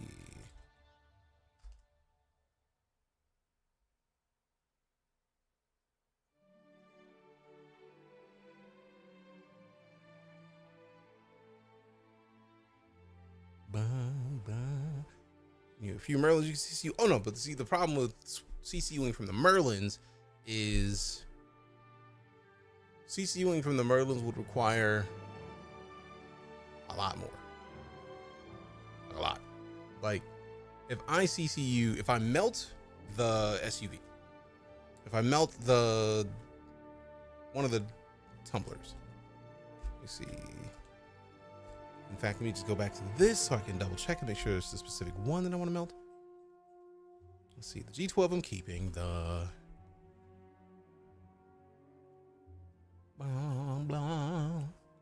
yeah, CCUing from the Merlin's like $25. So like to CCU to the A1 is gonna be like $110. I'm not doing that. Can you not melt multiple? I can, but the problem is you can't get the C1 right now. I would have to melt it and get the A1. With the A1 Spirit for a Mercury Star Run, I'm big happy Mercury is sick. Oh, I have a Mercury already. That's not a question. Over the years, I purchased ships not only because they were dominating in game. I was foolish then. I feel like it's not even about being foolish. You were excited about the prospects and possibilities of what the game was bringing to you, and you voted with your wallet to keep and help funding the development. That's not a bad thing. That just shows you were excited about the project. I don't think that's a bad thing at all. Let's see, X1 Force. We're never getting rid of the X1 Force. I gotta see what that thing feels like in verse before I ever consider that. But yeah, I got the Exploration Pack a couple years back. I think it was like 2018, which included like a Cutlass, not a Cutlass, the Carrack, and a bunch of other ships. CCU, you have to own them in game, or do you have to pledge them? Just a good question. CCUing has nothing to do with in game. CCUing is basically a way for Roberts Space Industries, Cloud Imperium, to let people who are in the situation that we're talking about, right? Like somebody like Ashton, who says, over the years I purchased ships only because they were dominating in game. I was foolish then. It's a way for you to take the ships that you currently have and literally cross chassis upgrade. So if you have a ship that has LTI and you cross chassis upgrade, I'll actually show you what I'm talking about right here, because since I have it up, it's a perfect example. So right now on this page, we look and we see a standalone ship Argo Combo Pack LTI. I got the Argo Combo Pack because it's an Argo Combo Pack, but it's also LTI, lifetime insurance. If you have not been in Star Citizen long, lifetime insurance is basically Cloud Imperium's way of saying, hey, look, you supported the game way before it was out by doing way more than you ever needed to financially. So your insurance you have to pay in game, you never have to worry about it on this ship. So for this Argo Combo Pack, it was the Argo Cargo and the Argo Troop Carrier. Yeah, CCU that. So I turned one of them into the Avenger Stalker because I am always going to recommend the Avenger Stalker to starter players. I turned the other one into the Mustang Beta because I'm always going to want a Bangstang in my roster. So all of these are some of the other ships. We got an 85X that is actually still an 85X. But if we scroll down, you see an 85X LTI, and that is a Reliant Mako news van. Since I'm going to spend a lot of time in that news van, I'm going to spend a lot of time in that news van because FOIP. If I know I'm going to do it, why not just get the version of it that will always have insurance? So I will have to pay more in game to get it faster. But other than that, I'm still going to get the ship. I'm still going to always have that ship. Fairly easy access. 85X that's been CCU'd to a Cuddy Black, same concept. Now the Drake Dragonflies, I'm keeping those. Like the yellow jacket, I have specifically to send over to Lala. I can't gift her this one out of this set yet. When I can do that, I will. But we have a 325 Alpha that was gifted. Somebody else gifted it to me. One of the first options that I had to get it in Archimedes, which is basically a Merlin on steroids. I CCU'd that into my Inferno. So I now have an Inferno with LTI. What's the news van about? Oh, you've never seen the Reliant Mako? Oh. The Reliant Mako. Let's see. Let me double check and make sure I have my tabs up. Because I feel like I had... There it is. Let's pull it up over here and then pull up go back here and pull up.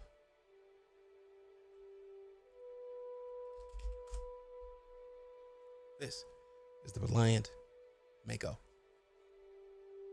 In verse, the Reliant Mako literally has a camera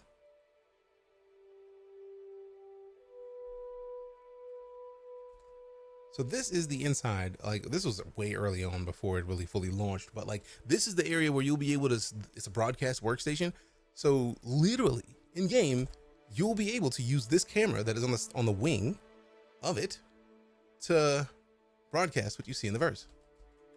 So like this is the Reliant Mako using its camera to broadcast the race. So if you want to be a reporter in game, you can. It's as if it was made for streamers, especially streamers who like to rock with the VoIP. Like, I feel like they made this ship specifically for people like me.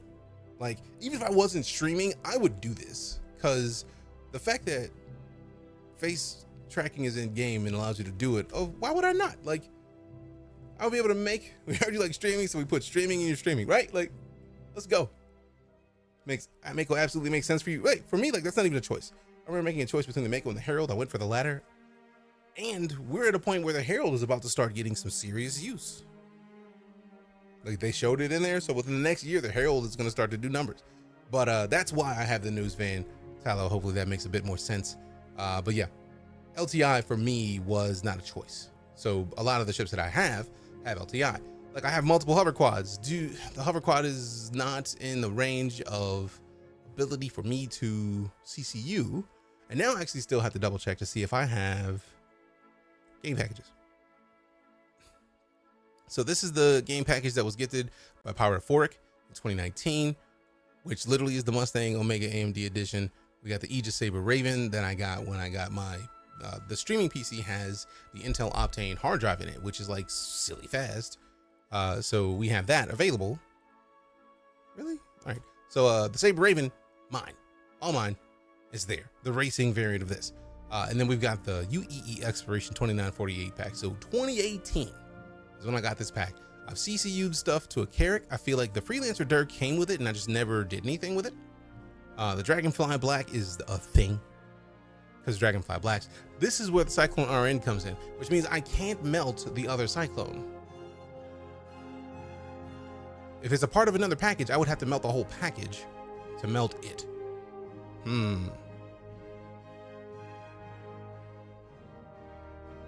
I saw I had 2 Cyclones, so let me scroll and see. Yeah, like the Argo referral is a Fury now. We've got hover quad there, hover quad there. Oh, this one's got a different skin though. Ooh, I didn't know that. I didn't know they had different skins. Lego. But we got the cutter with LTI, because we always want to have a cutter. I might melt my cutter to the cutter scout upgrade, because I don't think I really need the scout. Although I like the fact that it had better guns, but we can upgrade the guns on the cutter. The Legionnaire plus Strike Shadow paint. I mean, it's a Legionnaire, fam. Of course I want a fancy paint job. The Vulture's never going anywhere. That's a Dragonfly Coldfire paint. We got the Aurora, that is now a Steve. We got a 125A game package that is there. which is noise. And then boom. So we're trying to see what that cyclone is. If the cyclone is like this, like I want to keep this just because I'm a big fan of fancy ships and fancy vehicles. Scout is fun. I needed to try it, but principal of things. That's the Cuddy Red. I don't want to get rid of it because it's basically like a medical Cuddy. So we'll always have the ability to have a med ship in the verse, which is nice. But if I were to melt the Cuddy Red, okay, one twin and store cred. Okay. So I could technically, if I wanted to melt the Cuddy Red, because the Cuddy Black's going nowhere. We do have the 85, not the 85, the C8R as another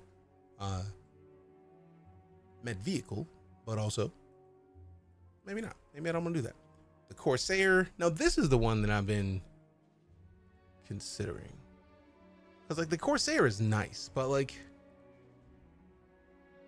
I feel like I got the Corsair because it was out and it was cool as all get out, but like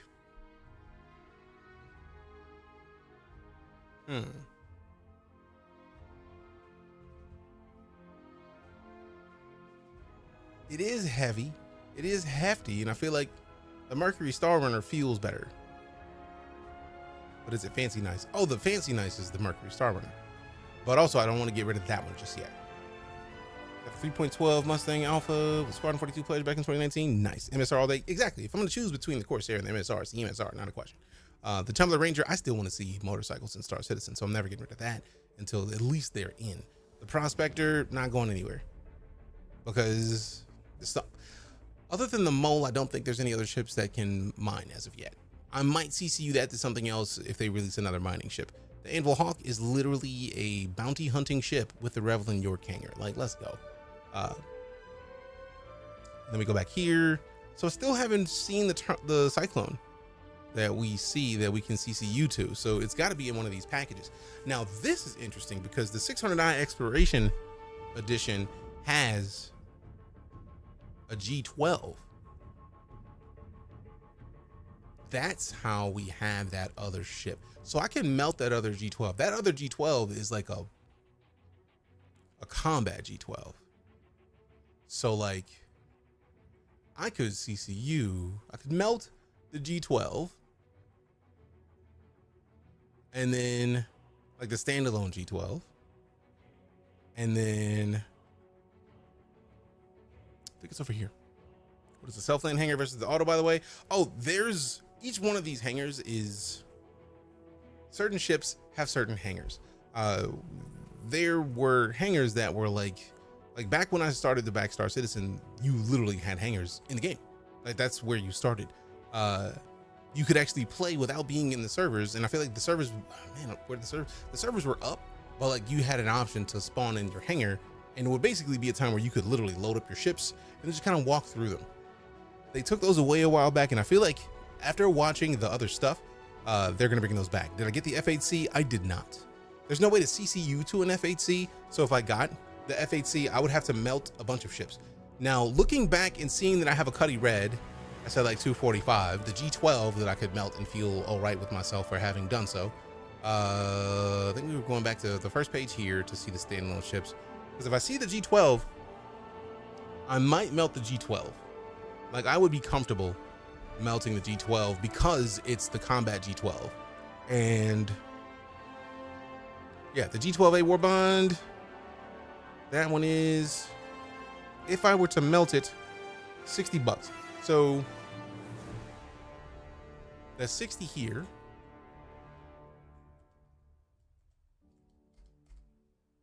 That's 65. So I would have $60 in store credit for that. And then if I melt if I can find 60 more bucks of a thing that I'm cool with melting. Oh yeah, the F8C does come with Squadron 42, but I want to melt stuff in the meantime. And also, I'm still here for the game. The reason I ask is there's an auto land keybind, but it never works. Hold the N key should be your auto land. The auto land, the self-land hangar is just a type of hangar. Like self-land is like one of the manufacturers of hangars. There's self-land, there's Revelin York, there's My bad, I got sidetracked. The Southland is like one of the starter hangar. Like if you got Star Citizen, I feel like they are probably still in the game somewhere, but like we can't access them. I wish they put it to where we could like check them out in maybe Arena Commander or something. But Ranger, nah. Arrow, nah. Prospector, nah. 100 Eye, nah. If I have a hangar, I should be able to do my own repairs and have to pay a station to do it. Just saying. I mean, eventually. I told blah, blah, do the 100 Eye. You already have the 125 Eye. I feel like when it said attributed, I feel like there was, I don't know if it was a gift or, but also, yeah, because I feel like one of them was a gift and I can't melt it. So this one was the 100 Eye. This one was War Bond. If I melt that one, that's $40. So that's 100 here and then 245 from the Cuddy Red. So technically 345. If we get rid of the 100 Eye, we keep the 125 Alpha, and then we melt the G12. Because I feel like the G12 was 60, and I feel like we saw it, and I've slid past it multiple times because I keep getting sidetracked. But yeah, that's the 125. This one definitely was gifted. So that is I feel like that's the combat one. And the 100 Eye is just like the default exploration. Yeah, because the 300 Eye is the default. 300 R is the research or the racing. The 325 Alpha is the combat one. So the 125 Alpha is the small combat one. Cool. Fury LX Racer is fast. Oh, the Furies are ridiculously fast. I have one. So yeah, this is how we would rearrange if I wanted to get an A1 right now and an F8C. Because I still have the ability to get the F8C. I literally still have the page up over here. But the only difference is the F8C, if you get it without getting the War Bond, it's 6 months of insurance.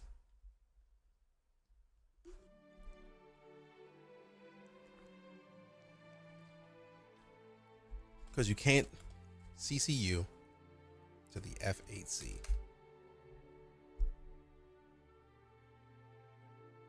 So I lose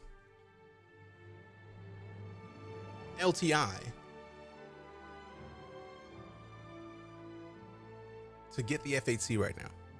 By not, like, if I don't have cash. Like, I don't have the cash, so that's not happening. If I could CCU to it, I would have done all this already. We would be done with it. We wouldn't even be having this conversation. There's no C1 available. So if we look up the Spirit, only one we have the option to CCU to right now is the A1. I get the feeling it might go up in price. Because I feel like it might have already gone up in price. I feel like the C1s were like $100 back when they started. I'm not sure if it's down. Seems like the price went up already. Yeah. So like, this is a sign. If you see a ship that you like and it's in concept, cop it when you see it.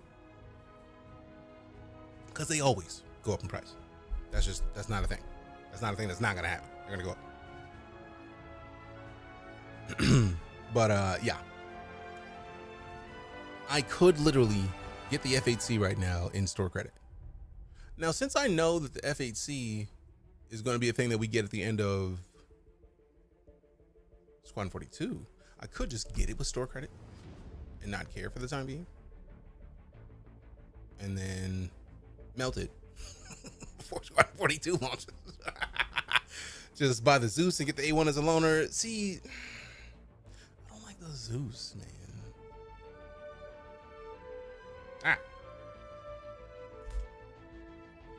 I like the Zeus, but I don't like the Zeus. You know what I mean? Like, of course, Ash just do it. Of course, you hop in with the do it. Now, this would give us the A1 as a loaner in the meantime, but like, I wouldn't have to CCU anything, or I wouldn't have to melt anything yet. And if I melted ships, I could go melt the G12, the Cuddy Red,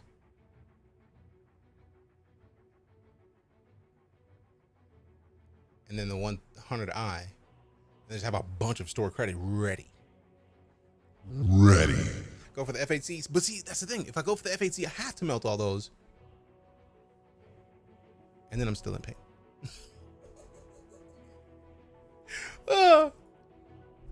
Join us in Anvil Supremacy. I mean, I already have a Super Hornet. So, like, I know.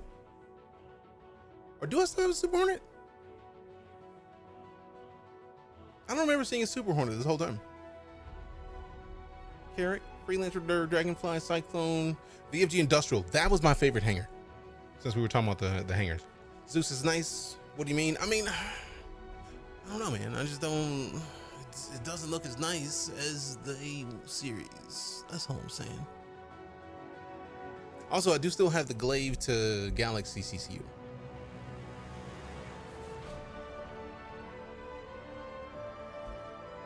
You can't get the Galaxy right now. Rude. Disrespectful. Disrespectful. So actually, so we know the Freelancer Dur. I don't even have any Hornets anymore. I'm actually not mad at that. I'm not mad at that at all. I'm actually not disappointed in that in the slightest. To be fair. Bro. Now, to be fair, if I did get this actually would save me a bit because right now, the Freelancer is in my UEE Exploration 2948 pack. For me, this is my pack that is going nowhere ever. And if I wanted to upgrade from the Zeus to the C1 later, I feel like the Zeus at 150, I think the C1 might be less. It's likely to be less than the A1 because it's not a bomber. I don't know if it's gonna be $50 less, but like, it would give me the chance to try the A1 for right now. I like the way you think, Nepper. Also, Ashton, you are a bad influence. Like, I'm the influencer here. My career title is technically influencer, depending on who you ask. And you're just like, nah, fam, do it. Rude, but also smart.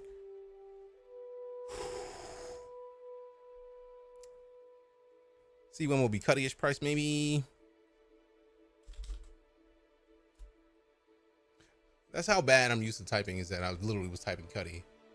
So 110. So it's going to be less than the Freelancer Dur anyway. So if I were to want to get the C1, I couldn't get that anyways. So I feel like at this point, it just behooves me to keep store credit because it's going to be CCUs. Because that's most of what my hanger is right now anyways. If we look, most of the stuff, like the 2948 pack did not come with. Oh wait, I think I might have left this one alone. No, it didn't come with the Scorpius, that's for sure. I think that was a Hornet that I CCU'd to the Scorpius. Because Scorpius. The Scorpius is disrespectful. Now that's a curiosity.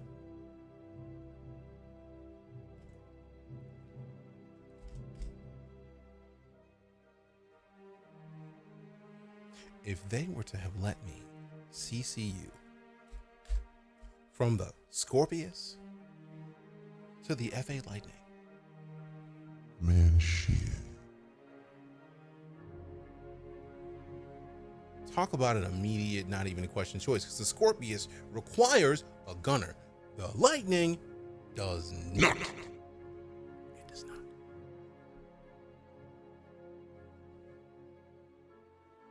I have an idea. We'll see what happens with the idea. But let's go back to the Dur. When I was hesitant on buying something, I was reminded money is meant to be spent. You will buy it anyway. Just do it now. Yeah, but also for me, it's not that money was meant to be spent, because it always is meant to be spent. That's the whole point of it. Smarter. You CCU to a Lightning, you cannot, Django. If I could, we would have done that already. I would have done that literally the second that they were available. Now see, the only reason I'm like stalling a little bit on this is because if I CCU from the Freelancer to the A1, yeah, I'm not spending all that. Not the A1, it was the Zeus. It was only $15 to CCU to the cheapest Zeus. And since the Freelancer is in a pack that has LTI, I will forever have the Zeus in here. Less than 20 do it. Oh, I'm about to, because reasons. Just bought one. I don't have that kind of cash. I wish I had that many hundreds of dollars laying around. I don't have that. I ain't balling like that, man. Probably the ES is the same price. I know the ES is the exploration one, but like, why ES over transport? Because that's what I'm gonna do most of the time is transport. Now that's a great idea. I'm gonna pull them up right now and see what the difference is between the two. Because I'm literally like, man, I'm not gonna use that. So why bother on something I'm not gonna use? Big components, and that's literally why I was pulling up. I was like, let me find out. You need to move cargo at the MSR. Interesting. So we're about to find out right now, Sham.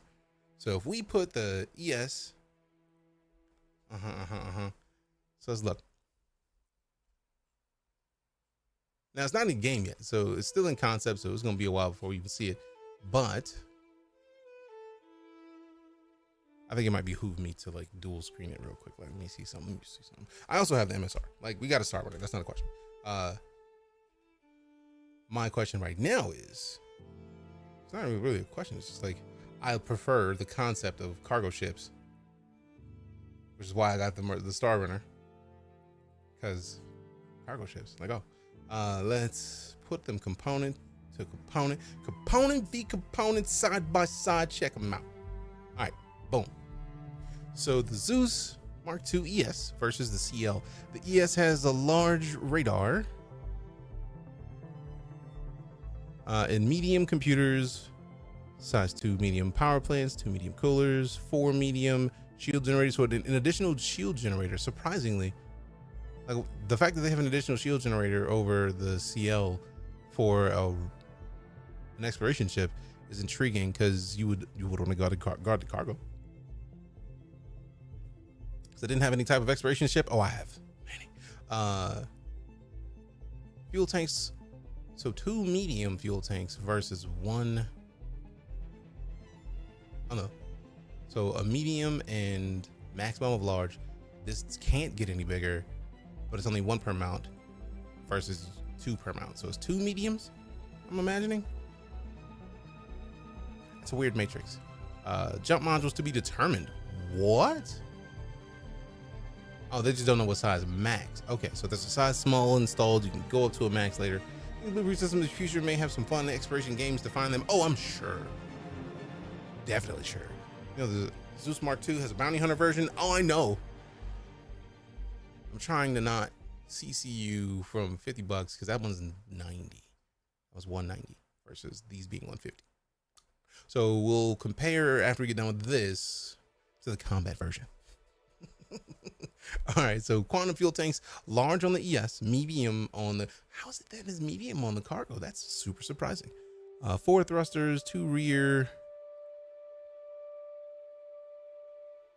8 in the back. Same gimbal maneuvering thrusters, same weapons.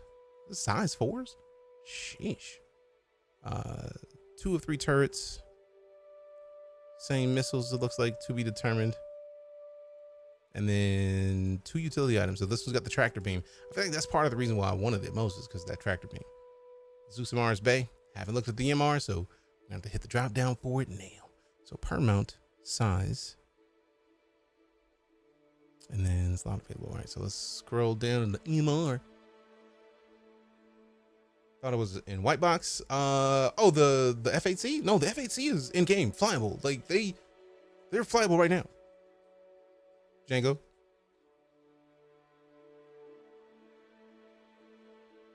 Now, if the Zeus is in white box, but my thing is, I want to see what that A1 feels like.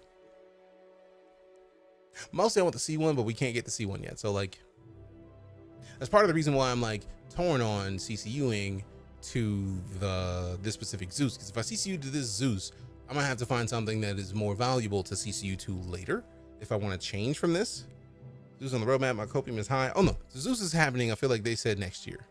But scroll it down and compare. Radar's medium and compared to large in the ES. It is an exploration vehicle, so of course it would have a large.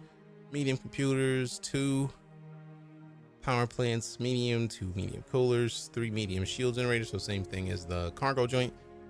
2 medium fuel intakes, 2 medium fuel tanks, where medium is the max, versus in the ES, large is the max. So you'll be able to upgrade your, I mean, it makes sense. If it's an exploration ship, you want to be able to fly for a long time. Medium quantum drives, jump modules to be determined, still on the MR. Quantum fuel tanks, medium, which again makes sense. 2 4s. Now this is where it gets interesting.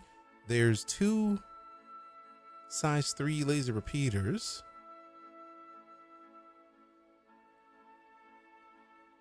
There's 2 mounts. There's 2 per mount, 2 total mounts. 2 size 3s per mount, but there's 2 of these instead of 1 over here. And the same thing as far as the missiles are concerned. And then opens 2 open mounts for quantum dampener, and then the EMP. Well, I didn't see the EMP before, and then the radar scanner, which makes sense. So like, the MR is a good choice. Now the Zucchini. The Polaris? Oh, you're talking about the Zeus. The Zeus is, I feel like in white box right now, but they said I'm not expecting it until next year, because white box to flyable is gonna take a while. Because I feel like it was the Zeus that they showed that was on the planet when they did the fly around of it in white box. But yeah, white box to flyable takes a bit. So I'm letting them take their sweet time getting it done. But if we get back into where we were here, and then go over here. So that means if we get this, we are at $55 in CCU value, which means we have to find that G12 and then melt it. And then I have a Zeus MR, which is the disrespectful Zeus. We'll be able to fly the A1 in the meantime. And that's why part of the reason I'm leaning toward getting the Zeus CL is because, let's say, like, since the C1 is coming out and the C1 is in PTU, if the A1 is the loaner for the MR, the C1 is going to be the loaner for the CL. It makes perfect sense. Firm handshakes, T-Cleave, welcome back. Appreciate the 5 months of sub support. This is the way. Can we get some salutes in chat from our subs, please and thank you. Good looking now. But if I go with the CL, one, it's only 15 bucks, right? I can pay 15 bucks, not really feel bad about it, but also I could just CCU. I could melt something like specifically the G12 combat we were talking about. If I melt the G12 combat, we had that 15 bucks easy. And then I just get this. So speaking of, I'm gonna do exactly that, like, because it makes no sense. There's no way that they're gonna release another ship and not give me the loaner. Like, it would not make any sense. If you have the Zeus cargo and the Zeus combat gives you the Spirit A1, since we know that the Zeus C1 is in PTU, the Zeus C1 is going to be coming to the live at some point really soon, probably for IAE. They're going to update that and give us the C1. And then if I want a CCU, the Zeus CL to the MR, I can do that later. That's not going to be a problem. That ain't no problem. That ain't no problem. I think this is the latest I've seen you stream. Wow. Oh yeah, it is not a common thing. The only reason I'm even streaming is because Lala's out of town. Lala not at home. When the Lala's away, the Knights will play.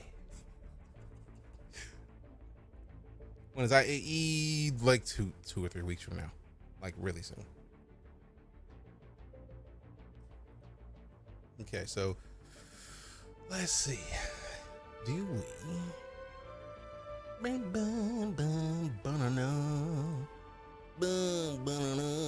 Now the Glade to Galaxy CCU was only 30 bucks. I still may keep that one because I'm less likely to fly the Glaive than I am the Galaxy, especially with the Galaxy being able to help make bases. Let go. I have too many tabs open. Ooh, I closed a bunch of tabs. Nice. Make life easy. All right, so let me check a thing. Because I feel like we saw the G12. And I haven't seen it. So we gotta find that. Let's see. Component. Galaxy loaner right now is the Carrick. Yes, I believe. But I'm like I haven't applied the upgrade from the Glade to the Galaxy, so it's just sitting there waiting, which works for me. Like for all intents and purposes, let it sit there. I'm not messing with it right now. I still need to find. Excited for the possibility of the paints for the F8C. Same. The only reason I literally, since we discussed it, the only reason I haven't melted my Cuddy Red right now is because the F8C only has 6 months of insurance. Why do I have the ePTU? Oh, because they've given people access to the ePTU because they're testing out. Tomorrow, I think they're going to update. Well, I think this build already had some of the new AI that they've been working on for Squadron 42, for some of the missions for the NPCs. But they're also putting in the cargo tractor beam for ships.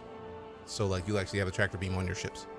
You can install Star Citizen, but whenever I get on the Cyberspace Industry website, it crashes. Does anyone else have this problem? Open your browser, open up a private browser tab and try to go log into the website that way. If you do get it, I think you get LTI. I may be wrong though. Oh no, if you get the Warbond version, which is the cash version, the Warbond version comes with LTI. Because the Warbond version is the fresh, like for all intents and purposes, for those who don't know, the Warbond is basically a way for them to continue getting funding if you want to continue to support the game. We're talking about ways of skirting the system. The fact that they made a system that is skirtable for you to get stuff without having to try to refund or anything like that, right? It's lovely. I'm here for it. But if you want to add to your fleet and not melt the ships you have, you have the exact ships you want, you're never going to change your mind on that, right? That's perfect. But for those of us who flip-flop on occasion, the Warbond allows them to get new ships, which brings new funding in, which helps them to continue developing the game.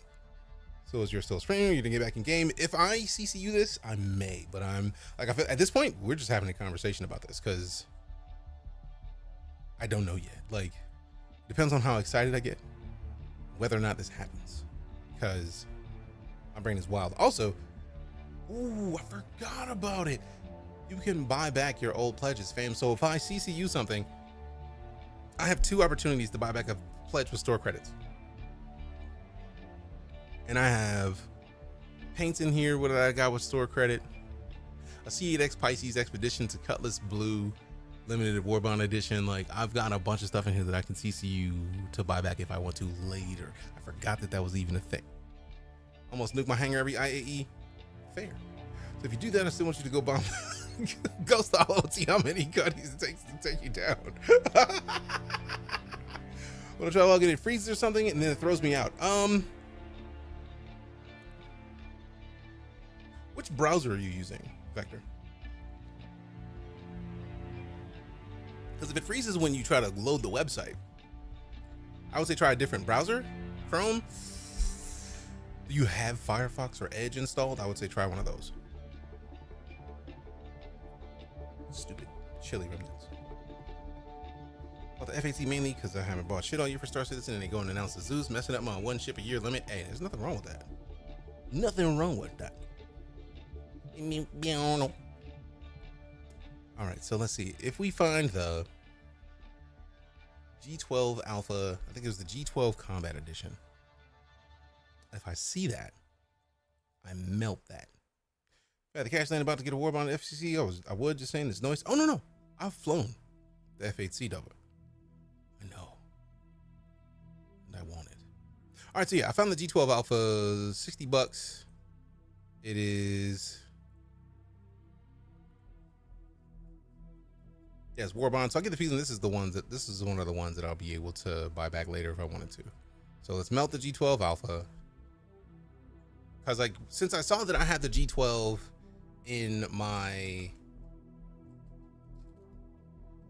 what's the word I'm looking for? My expedition, my fancy package.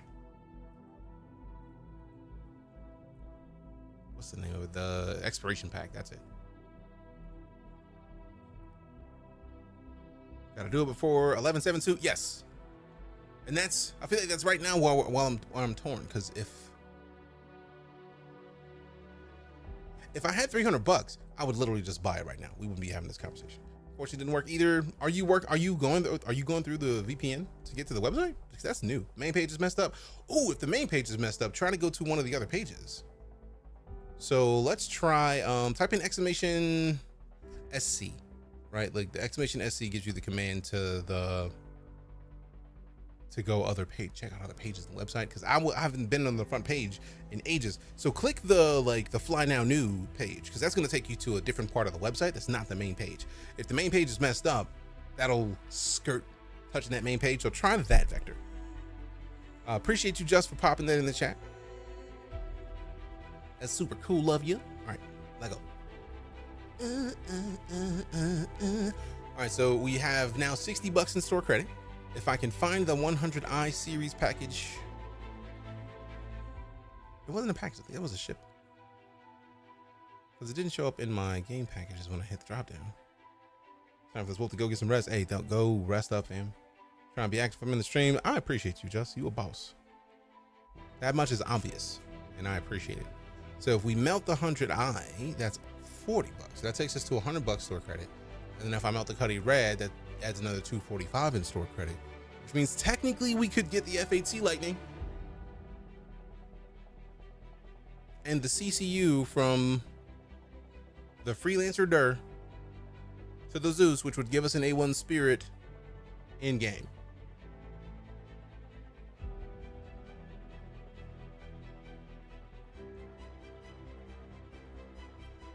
Because that would give us 345. And we only need like 315 to do all this. Honestly, until they decide what they're doing with the insurance, I don't think it matters right now if that helps. Oh no, I feel like the insurance, they've said for ages that the insurance is basically going to be if you have LTI, you're good. You just pay a little bit to get it faster.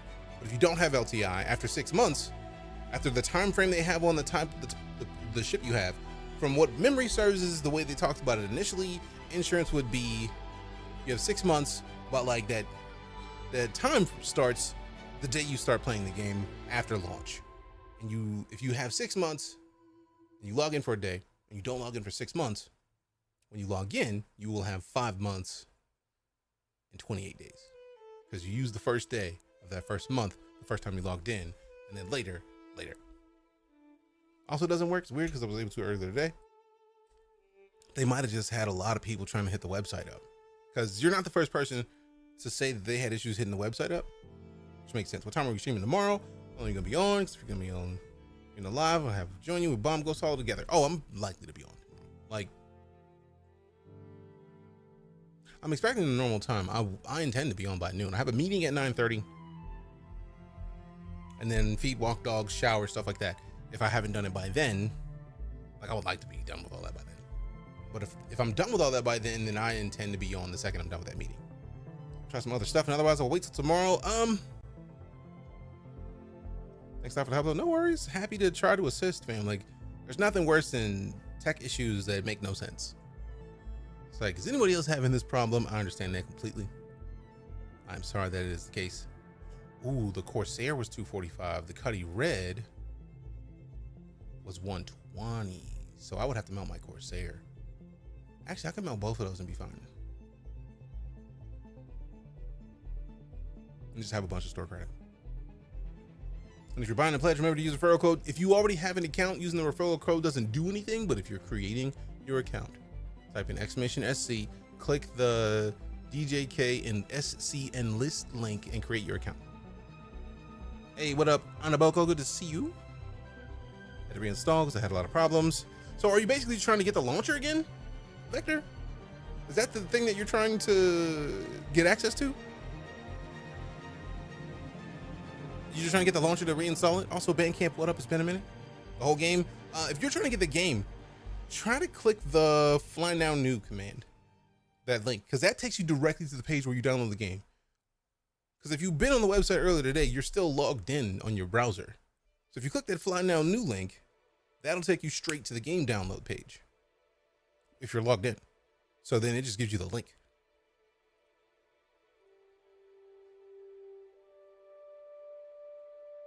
Let me know if that works. If that doesn't work, I have another idea. Here for you, by the way. 2 years, 6 months, 22 days, and 5 hours, and Ashton coming through with a 5 years, 21 days, 4 hours, fam. All of these numbers are beautiful because nobody ever had to hit that follow. Vector, if you scroll up, just 1222, put in the SC command, exclamation SC. If you look in that command, there's another link. You click you click one of those links, click the fly. I think you tried to click the fly now new earlier. I can't remember. Was that the one you clicked? Remove your ad blocker because it caused a lot of issues with the website. Ooh, I forgot about asking about that one. That's like step one. I feel like that's why I asked them to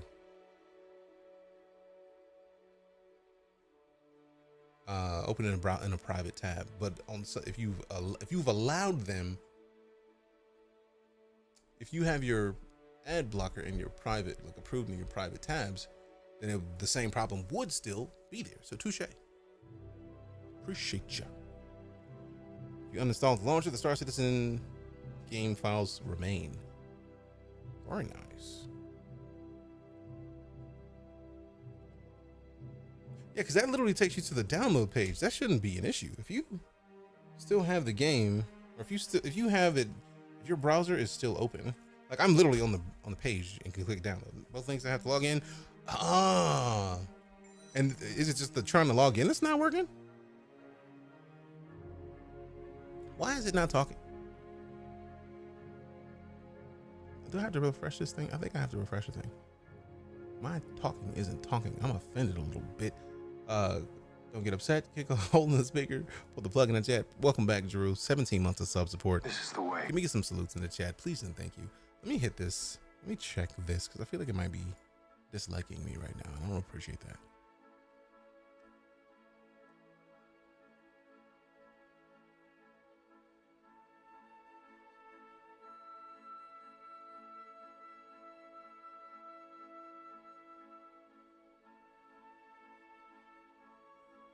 This is a test message. Okay, yeah, so it works. It's just being disrespectful. Although I did just refresh it, so maybe the refresh helped. All right, we're good for now.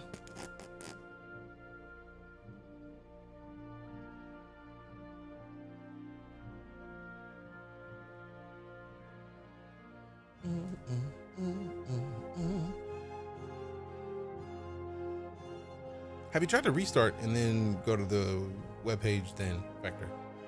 I'm just trying to help solve all the problems because I was trying to right click and get the link to the launcher or the launcher directly, and it doesn't give me the option to get it directly. We got Vector DD with the Prime sub. This is the way. Man, put some salutes in chat. You ain't have to sub, fam. Appreciate you. Eric B and Rakim. Oh man, I haven't heard Rakim brought up in ages. Appreciate that. I wish I remembered lyrics like I used to, because I don't remember. No. All right. Let me see. So if we also Rage Against the Machine. Ooh, valid. Lance. That's nasty.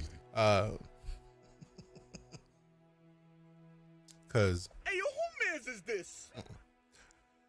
What am I looking for? I don't think I'm gonna be mad about melting the Corsair, man.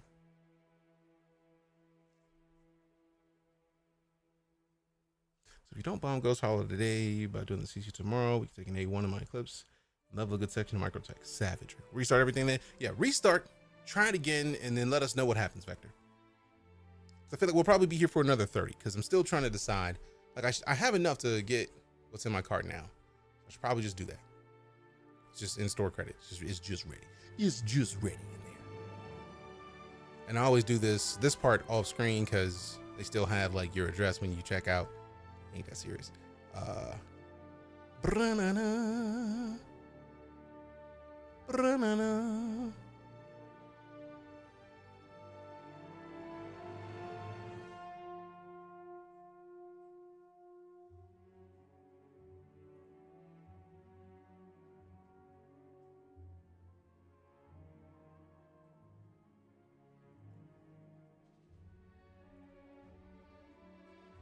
It's not letting me pick my store credit.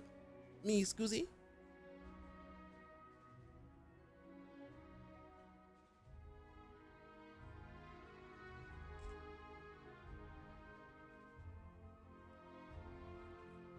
double check and make sure. So this is a new page. Yep, store credit is $100. Since when did the CCUs not count for store credit? Or it does, and I just haven't found the button. Then click the war bond by accident. Oh no, this is still the CCU right now, so maybe that's just a thing I gotta adjust in there. It's the CCU page.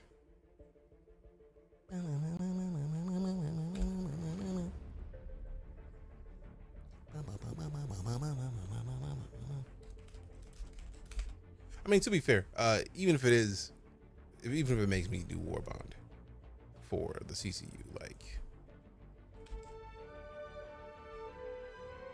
it's fine. Because $15, I'm not mad at $15, but like, it's not even letting me choose. That's interesting. Although the page was only half up, so let me like check what a full page, full screen.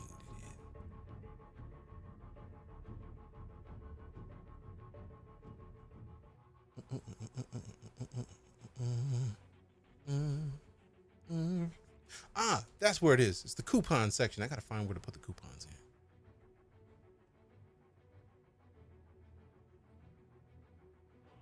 I think I have to select the card and then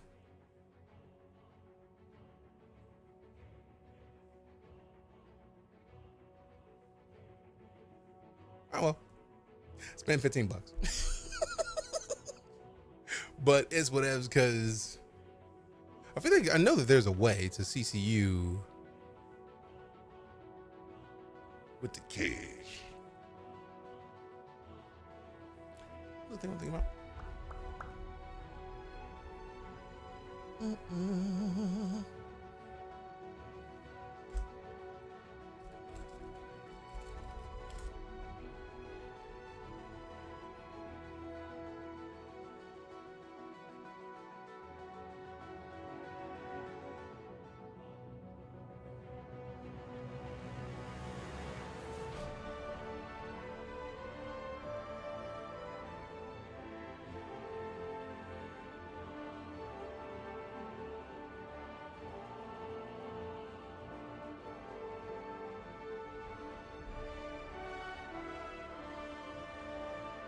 Need another mod while I was watching. It's a thought fair.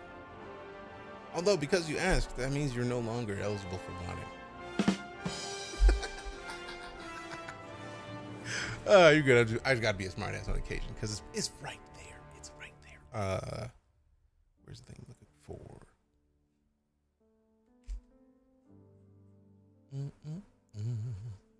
Congratulations. You played yourself. What I'm looking for. I did play myself. It happens on occasion. How to walk in the door the right way face first. Now you're good. I feel like that's just has always been a running joke in here. Is that like mod? If you ask about mod, you can't get mod because you asked about mod. That's just. It stops people from asking about mod because it was a meme where people would hop in for ages. People just like, hey, let me get mod. Just like, no. But that's because of permission to say, oh, you're fine, man. Again, smart ass. You're good. Now, there.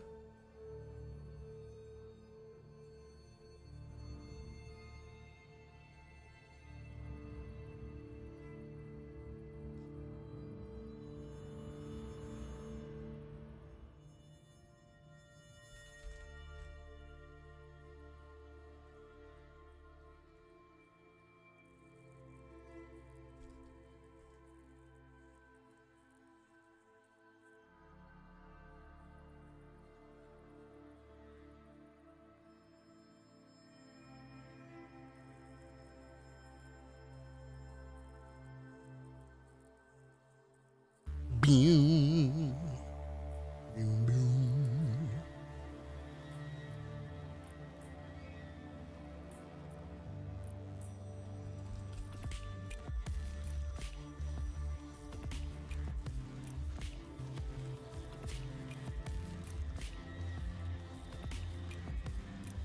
Don't know if it's something set up or not. Fish tank did some big old bubbles. Oh yeah, that's the Stargate. It is literally made to make air bubbles to aerate the water. So that is part of it.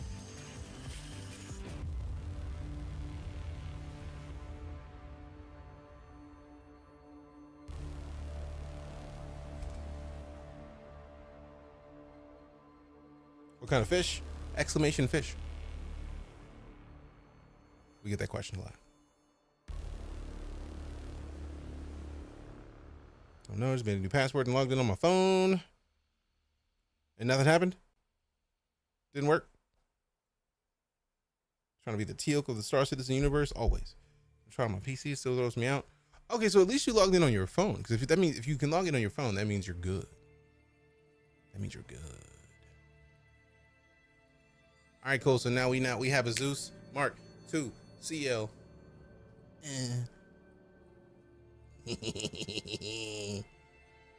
I'm excited about it. So what was the thing I feel like you should be able to hit the download link on the download page on your phone, Vector, and then maybe it won't download to your phone. Ooh, do you have Dropbox or OneDrive installed? Maybe you download it on your phone to your OneDrive folder and then have it saved to your OneDrive on your phone, and then you download it from OneDrive or Dropbox on your PC because it's automatically going to upload over there. It's all about hustling the system, fam. I literally use OneDrive to transfer, not just OneDrive, I have a bunch of different cloud apps that I transfer files between these PCs all the time. And then in addition to that, I literally have just USB drives when those take too long. So if I'm doing something like I'm live right now and I'm trying to do something in the background, I'll save it into a folder because I know I'm gonna check it later. And I check it later and it's already copied over, and then we're gravy. So it's like a lot of options, All right. So the question now becomes, boom, boom.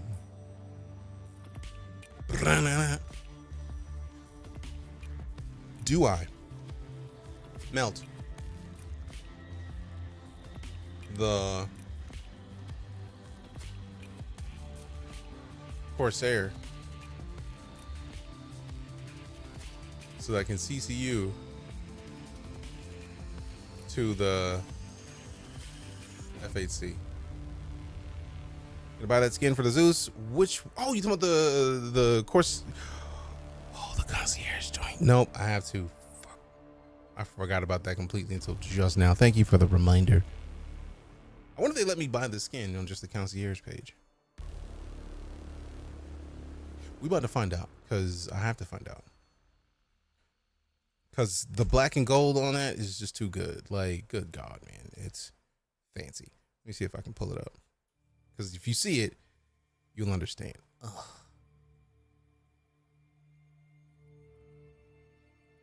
Ooh, and the Cutter Nightfall paint.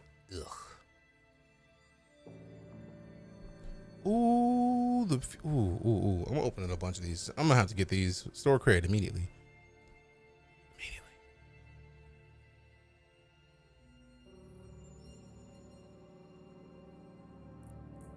Stupidly pretty. Ugh. Ugh. Ugh. Do I not have a mule? I don't think I have a mule. And I don't know how offended I should be at myself for not having a mule. CC one of the Merlins to get the new paint.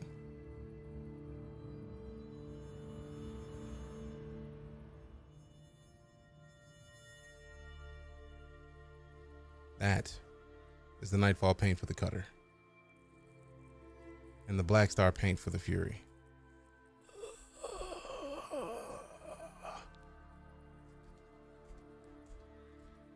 And then I don't think I can get it without, like, with just a skin. I'm gonna have to go check the regular page for the skins, cause, oh wait, nope. Solstice paint. There it is. Now, I don't know about you, but I feel like that's the best paint job. The black and gold is just dubs every time. Every time. Go ahead and melt that Corsair. We need to buy the paints. I still have my store credit, fam.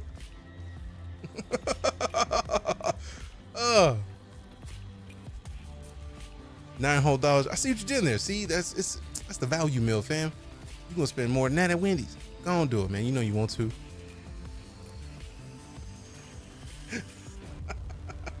that ain't nothing but some lightweight. That's just lightweight, bro. You got that. That's a snack. Oh, I see what you're trying to do. Well played. Very well played. Let's get some give me some DJK claps in and around the chat. Oh, see, I saw you with the disconnecting your bum. Tease yourself right now. Oh, I mark myself more than anybody else. That's always gonna be the case. Whew. It's funny too. Me, me, me, me. Me, me, me, me, me, me, me, me.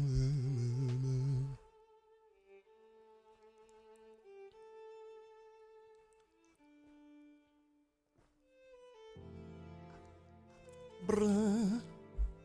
Bruh.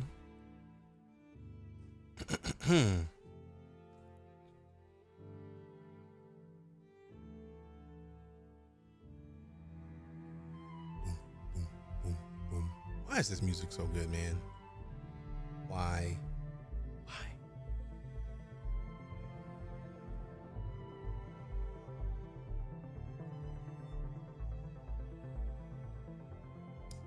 I missed it. I just found where I made my mistake earlier.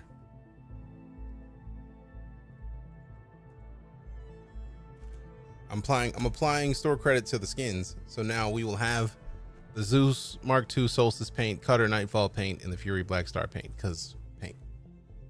Fancy. And they're mine. Happened. Sometimes it happens.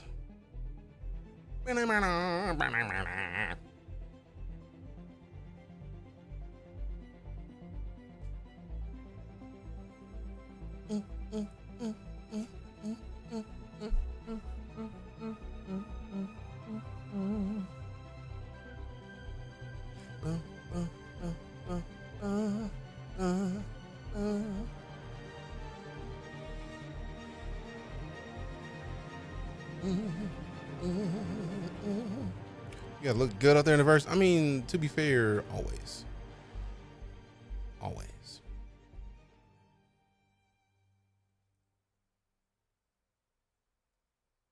Hey, who mans is this? It's a great question. Who mans is this? Who mans is this?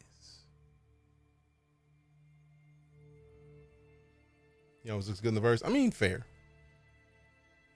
Factual. Actual and factual.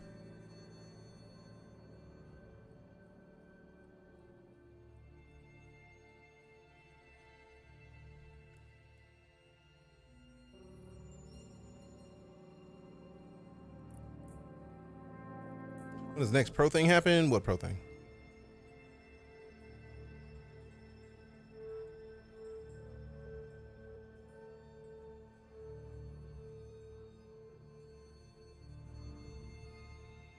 Oh, Pyro. I feel like there was a chart. Let me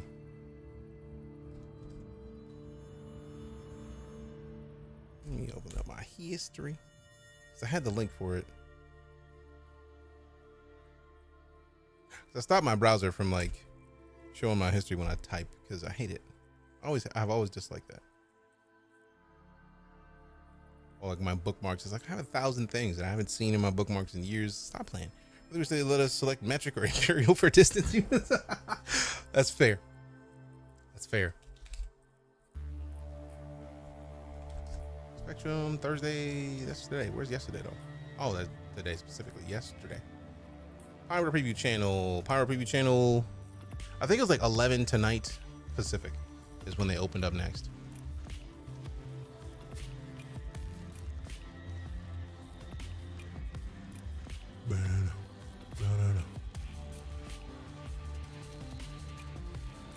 So today, yep, 11 p.m. Pacific is when they open up, and that's 1 a.m.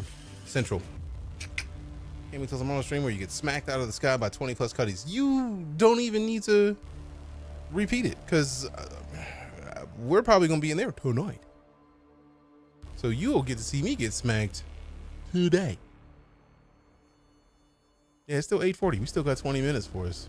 Before I really, really am like, all right, let me slide out.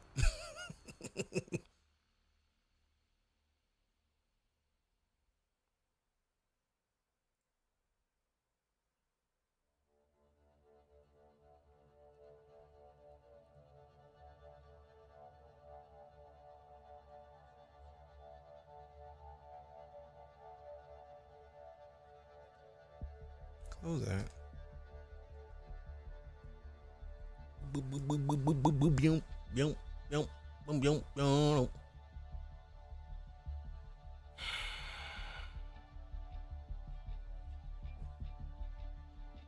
Go silent, get smacked out of the sky will be beautifully disrespectful. You know what? Here, let's go. Since we have the ship in live, I would have to copy my account over to PTU again if I'm trying to play the PTU. But since it's live, I don't need to worry about that because live hasn't changed. So let me just boot it up so you can see me get served. So I feel like you've been very excited about watching me get served. So the least I can do is get served up real quick. Now the question that I have is there no, where's the paint jobs for the C1s and the A1s? Let me go look at the paints because we may have to make a move.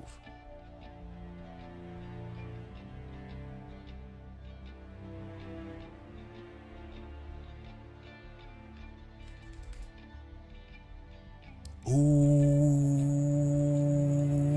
the Valor paint and the Resolute paint. I see two of them that I want, but I can get all three of them for $14.40. Let me go ahead and cop those. They're saying they will smack you out of the sky or just random folks. Oh no, that's apparently people are smacking everybody out the sky in that space. So I'm just imagining that everybody out there getting marked.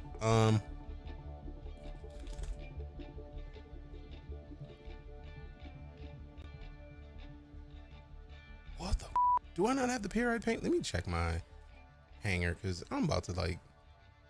I'm tempted to get some paints and like. I ain't wanted to paint that bad in a long time. Let me not rush it. I just saw Vulture paints, fam, and I want them. Like, oh, I had the Fury 4-pack. So it didn't come with the paint that I got before, but I did get the sub paint. I feel like that was like subscriber paint. Yeah, let go. I love being a subscriber to this because they continually give us stuff. Like, nonstop, man. It's just so nice. Yup, Vulture 3-paint pack. Longhorn Carbonite Assembly paint. Okay, so I've got 3 paints for the Vulture that are not the Pyrite paint. And the Pyrite paint, I was unaware that it was needed until just the now. And it's a must. There's 6 paints total for the Spirit ships. I feel like I see 3 on the paints page. And then a 3-pack. So like, I'm grabbing the 3-paint pack, but it includes these 3. So there's more that I'm missing? Cause like, to be fair, if we looking at that is a beautiful series of paints, if I may. But like that John fancy. Look at that. I think 3 paints were available for a limited time when the spirits were announced. Oh well, took too long. I didn't have the cash, and I hadn't considered CCUing because most of my brain goes to melt and then cop. And if I cop, like, we just get it, then we don't get the LTI. So we can't just melt and grab. So I think it's at this point, I'm just gonna have to start melting and then CCUing. You all right, Ashton? I'm just gonna live the jealous life for not having copped them in time. Also, to be fair, concierge, they're gonna find a way to show me something that I don't have. I feel like that's a thing that's gonna happen. So I'm not too mad at it. But we got the Spirit Paint 3-pack and a Vulture Pyrite paint, because man, that John, it's a all black Vulture with like a yellow and silver tips. Come on, fam. Like, we're not about to rock them standard ass Vultures no more.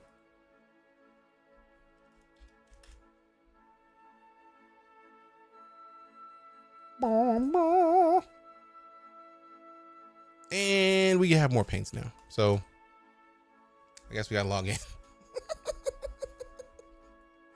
This is the problem. This game guts me every time. And this is what I love about it is that all this, I spent $15 because I didn't know where to put in the store credit.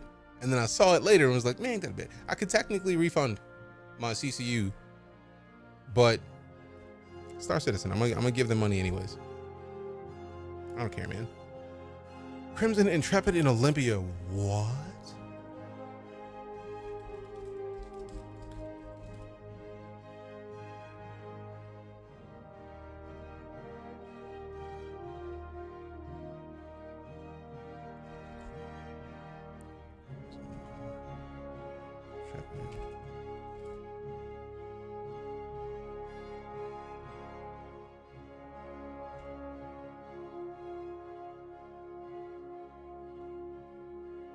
Now the Olympia is the one that I pretty much want.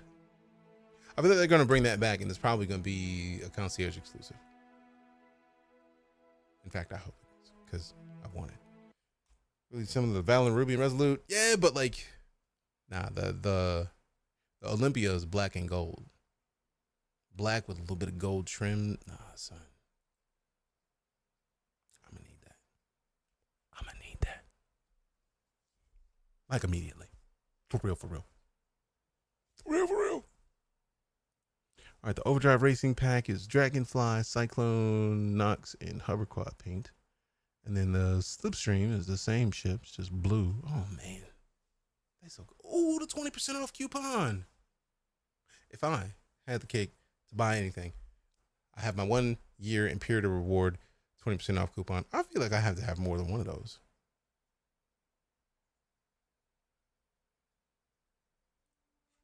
Because that was for 2022, and I've been subscribed for a long time. Let's go all the way over.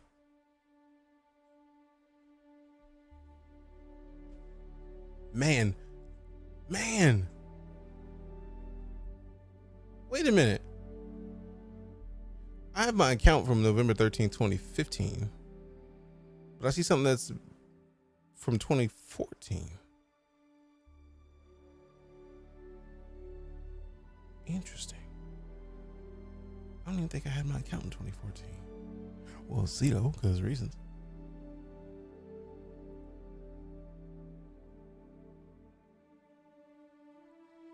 Right now, I'm looking for a needless thing. I'm looking to see if I have a another Imperator 20% discount for a year of subscription. Like, do I need it? Not in the slightest, but like, my brain is like, do we have it though? They're not gonna let me apply both of them. But a man can dream. I found the Cyclone. 125. Oh, that's what it is. The Cyclone TR is in the same pack that I CCU'd something else to a C8R Pisces. That's why I couldn't find the Cyclone by itself. So if I want to CCU something, it'll have to be that Cyclone to something else. And then add something else to something else. Now you got a scratchable great paint via 20 plus cutties. Oh yeah. Worth it. So that is the Cyclone. Which one is that? TR. I think the TR is the combat one. So we move this over here.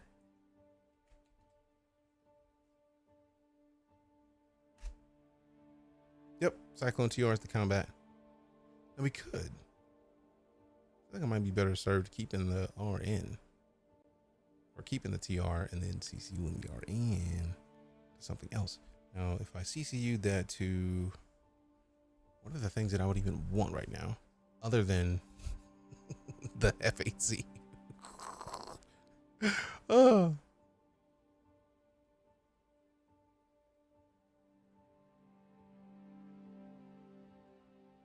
Nah.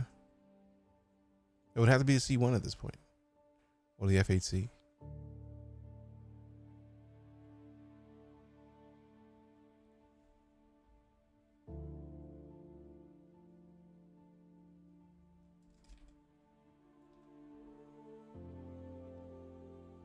All right, so now at least I've seen where the thing was that I was looking for without having to like hunt too much further.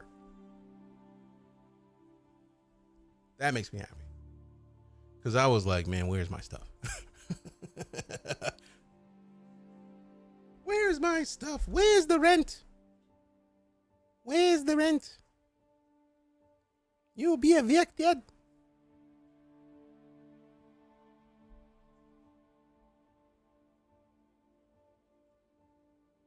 Oh man, rude.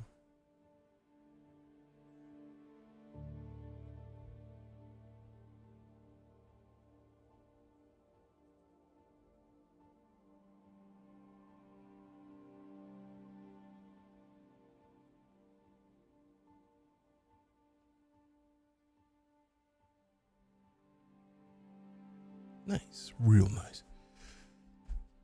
Why is it taking so long? Quit playing. Do the thing. There it is. All right, scroll it down. I'm looking at CitizenCon goodies packs all the way back to 2018. I'm so excited about this game, man. Let go. I have 28 pages of like stuff in the inventory because of all the sub gifts that you get. The 200 million commemorative coin from 2019, hanger decoration, Lego. Vandal glaive, and blade, Lego. Razor.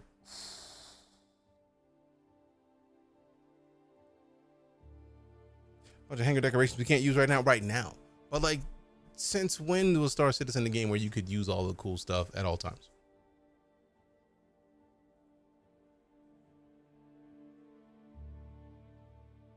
There's a bunch of stuff that we can't use at all times. So like, I'm used to it at this point.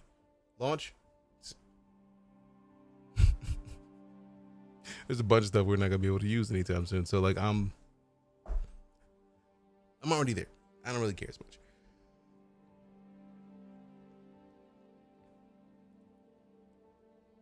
I'm so excited about the Parasite replica helmet.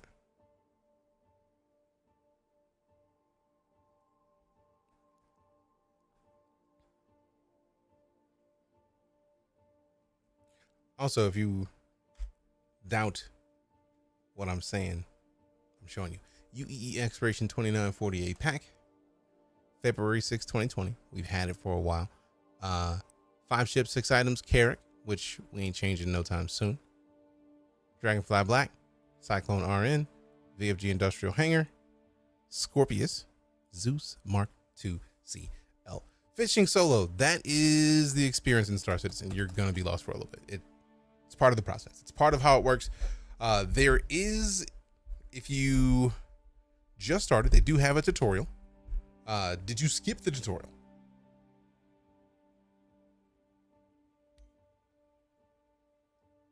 Lived, do, repeat. Ooh. I don't know what I was saying anymore, man. I talk too much. Tutorial. Yes, there's a tutorial now. So like if you loaded in, like if you have created your account and you logged in and it's been a while, you probably still have everything the way that it was. But if you could reset your character on the website and basically start over. That is what I would highly recommend. If you logged in and there's no tutorial, when you get done creating your character, they give you the option. They're like, hey, look, we have this thing where you can start. It's at ArtCorp, which is one of the planets in the game. It'll send you there. And then there's a 30, like they say, they expect that it'll be 30 minutes, but it is a full tutorial. Like, does it give you every aspect of Star Citizen? No, I don't think there's the game. There's not a thing in existence that does that, but it's there. And you also have the option to get helpers. So if you go on the website, there's literally people who will walk you through personally and help you to get the game. So I wouldn't worry too much. Also, fam, you know the rules. You see a check them out. Fishing solo is right there. Would not bring much personal gear with you if you're headed to Ghost Hollow, because getting to the ground not easy. I mean, I imagine this is a ground mission. But like, even if it's not a ground mission, like the idea of getting there and then like doing stuff is expected. It is, but getting in the ground not easy. Getting in the ground, how? That's super cool of you, Sham. Sham is offering to help right now. That's beast. You have to land after getting through the 20 plus cutties. Yeah, but like if I'm bombing the area, how would I land?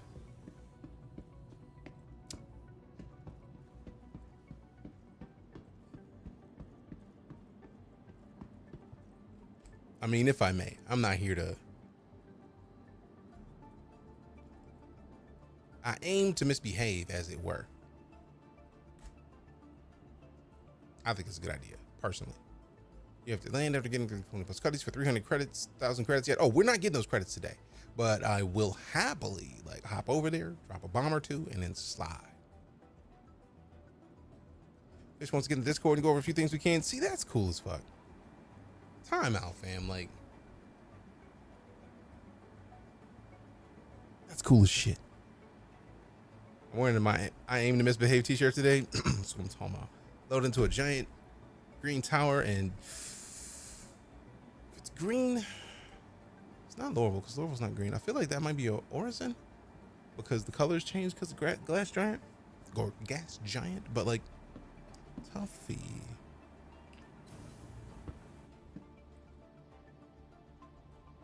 I'm gonna go to Hangers and Habs. Let me check my inventory. Damn, these are fast. I was already there. Let me check my gear. Do we have the thing on here? Let me get out of here for a sec. Let me pull it up real quick. Oh yeah, it's on there. Oh yeah, we got that. Put it away.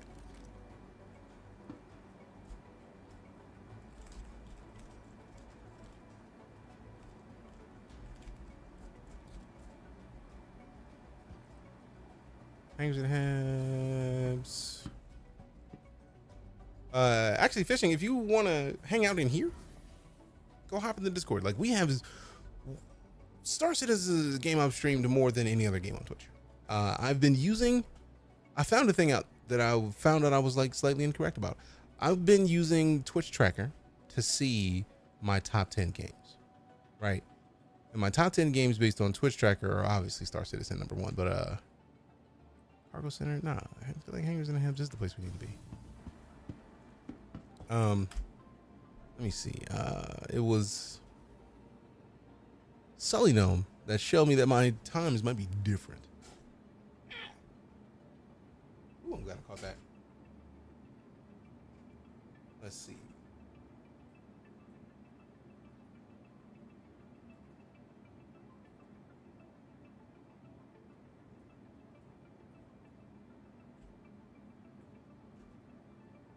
I mean, look me up on Sully Gnome because I want to see how different the times are. Because I've been going based off Twitch Tracker, which is a pretty solid site. But like, Sully Gnome may be different because I feel like they went back even further, closer to the time where I started streaming. So like, games, yeah, they don't have like a. Let me go all the way back. August of 2015. I don't think we could. That's a long time. War of the Warships was the game we played the most of that month. Then Z1. Then Ark Survival Evolved. Borderlands. Rocket League for 9 hours. Party Hard. Ooh, that was a classic game. Let me see if I can find that. I thought there was a way to get a range.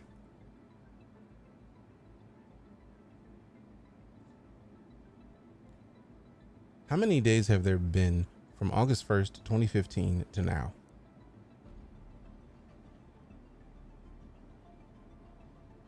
$3,015 days. Okay. So let's go there. So let me put 3,015 into this.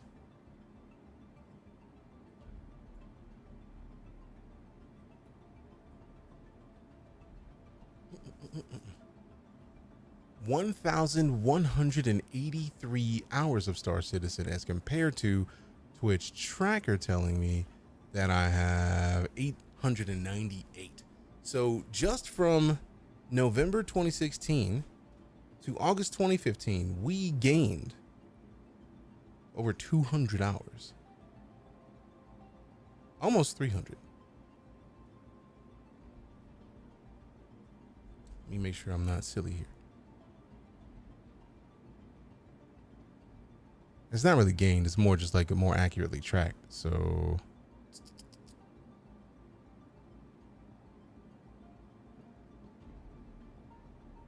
how much have I been shorting myself by telling people I've only streamed Star Citizen for 898 hours? 285 hours short of what my actual hours are. Goodness gracious. That's a lot. All right, so let's hop in this ship. Ooh, we're thirsty. Let's grab a drink on my late night thirst, because it's late night and I'm thirsty. All right, hop over here, grab some water, and not litter like all of these humans. Where's the trash can? Let me get near the trash can. So when I do this, we have a sip. Just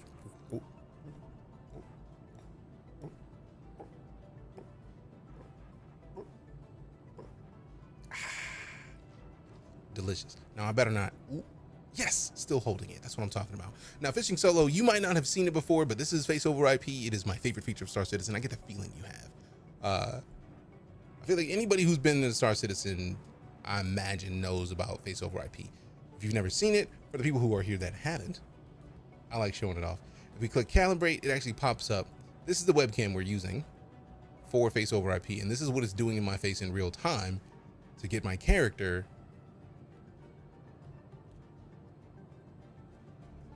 to talk, basically.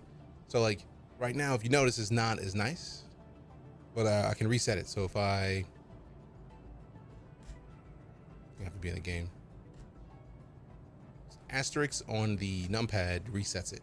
But if you notice, like eyebrows, transfer in the game. If I flare my nostrils, you see it's tracking, but it doesn't connect to game immediately. But it's like, for me, this is one of the coolest features of this game. And I feel like this is one of the things that a lot of people are talking about, a lot of the features of the game that will change how people play games. But I feel like this is probably the biggest one. The idea that if you could walk into a room angry, like, hey, mother, where your money at? Yeah, pay me. And then your character actually be mad. Or like, oh, did you just do the, like, that's wild to me. So like, you could run up on somebody in their ship like, hey man, I see you you got a nice little ship there. I'm gonna need you to slide out of that real quick. Thanks. Give me that cash. Yeah. You got money? No, you don't. Give it up. It's mine. Like, how cool is that? How cool is that? Like, for me, that is reason enough to give them all the money. Like,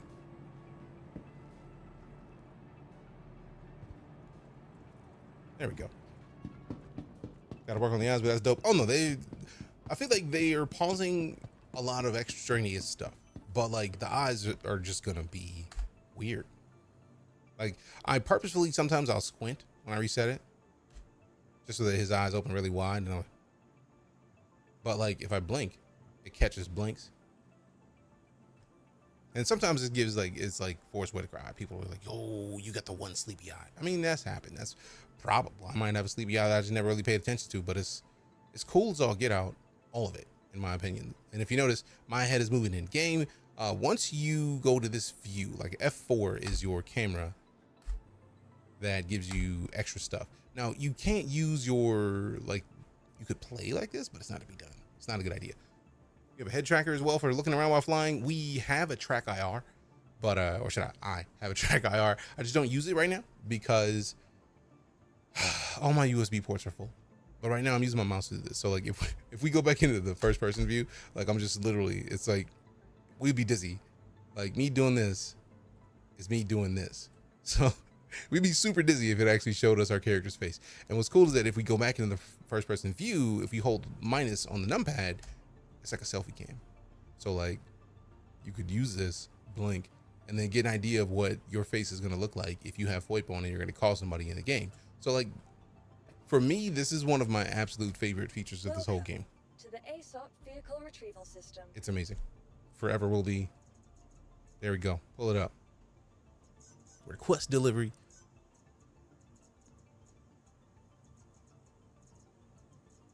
Wait, before I call it. Goodbye. Before I call it. That's pretty cool. It is literally my favorite thing. If you haven't seen it, I made a TikTok that I have on Twitter and Reels. I will show it if you want to see it. I did it yesterday. That's literally what I stopped to do. Shame. I was like, I can't not put the paints on this. That's disrespectful. So since we got the A1 Spirit, let's load it up. And that's what it's gonna look like by default. If I can flip it back over. I love how you can see that there's 10 bombs in there. Like there's just in there. Now, if we select the paints, show my paints. Welcome to the ASOP. Welcome. Oh, it's not gonna be here because we're at Everest Harbor and my base of operations is Horizon. So it won't let me because all of my stuff is at Horizon. Ew. It's a little more cash. You can get an 890 jump. I mean, I'm fine without the 890 jump. I literally can just pull up a Carrack right now. And for me, the Carrack is plenty close to an 890 jump where I don't need anything else. Your vehicle Quick has trip. been Yeah, delivered but to the like, following location. I was actually planning on getting off at 9-ish. So like, it's a little longer than that's a long trip to get there and then come back to blow up the place. Being at Everest Harbor is actually perfect because it's closer to where Justice trying to get us to blow stuff up. So I'm gonna go hit this. I'm gonna slide. Then we're gonna go get some more chili. I'm gonna feed and walk the dogs. I'm gonna sit on the couch. I might play a little bit of My Hero Ultra Rumble, which the idea that there's a My Hero BR out is the most fitting thing. Good God, that thing is huge. Yup, I need the C1. I'm very glad to have the Zeus because the C1's gonna be the loaner for it. I'm melting something and getting C1 because look at this thing. Look at it, just look at it. Are we gonna get a CCU from something to something? Because nah, fam, nah. I'm not owning this. Can't. Look at this. This is gorgeous. Ugh. What is? Oh. Go ahead and push those buttons. Look at the parts. Power plant over here. Cooler and shields over here. Let's go. You gonna let me take it out? No? Rude. I'm gonna figure out at some point. I've never taken out parts and put other parts in. I know we can do it in the other system, but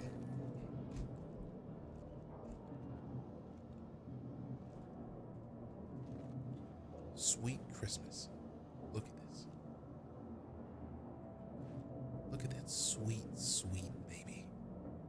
Oh, we'll do sweet and disrespectful things with you.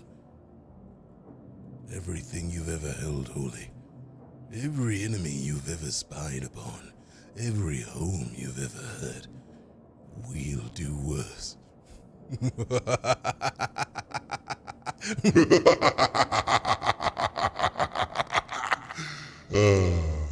It's gonna be great. Watch. I replaced the cutlass for the C1. I know. See if the tractor can rip out the bombs. Doubtful because this is the handheld. Mass limit exceeded. Yep. See this is the thing that has got me crusadered out. These hallways, these are straight up these are Millennium Falcon hallways. And I can't wait to be able to put armor into these. Let's go. That'd been hilarious. Rip out a bomb, but you don't want to get it close to me. I'll throw this at you. Right. There's multiple beds. Yo, I don't think I've ever seen a ship that I considered the idea that two people could log off and into the same ship.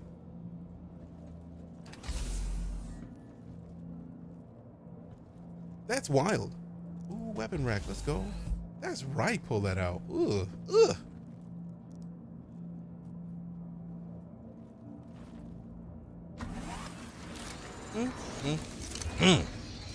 Let go. It makes me happy. All right, fishing. I hit you with the follow. I can't tell people to do something I wouldn't do. You see it, check them out. Fishing solos right there. All right, let's see what we get. I love the fact that the stream deck is right here. We hit that request docking. Thank you, and please visit. Stop it. Too late. That's the rule of the stream. You see a check, you check them out. I've been saying that for years. It's not going to change. And with you in here is a perfect reason for us to say it. C1, I need that guy. I mean, oh, fuck. Yep. I may have to get rid of the Cuddy for this. I want to see the C1 in action first. Oh, no, close exterior is a switch. It's right next to me.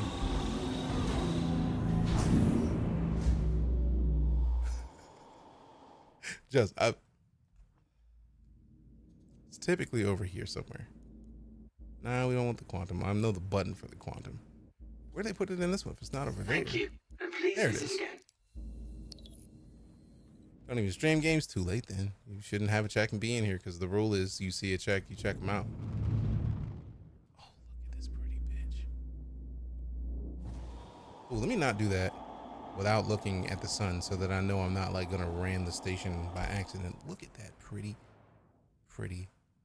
princess. And yes, I just referenced a villain in One Punch. I also don't care. Deal with it. Oh, look at this pretty bitch. Fam, when I told you I need this sort of ship because this, to me, this is a futuristic ship. But also the key is I need a ship that can fly in space that also looks like it could fly in atmosphere. You gotta do it. Giving you crap because I see so many people flying with the ramp down. Well, the cool part is a lot of times if you start quantum, it'll fix that. It'll close the ramp for you. Need the machine. I can never get to good frame. So beautiful. Oh, Scott, I feel you. That's all I'm gonna say. Because I don't know. Damn, and that's a lot of fuel. Let's go. I was literally about to just go bomb something here. Like, let's see what them bombs do. Turn that cruise control up. Let's see what this John looks like boosting. All right, so no, that is just like the regular. Let's move out a little bit. Let's give it a little bit of angle, a little bit of extra space. Now let's see what that's already full up. Yeah, all the way up. We got the spool ready. So before we do it, let's see what that boost look like.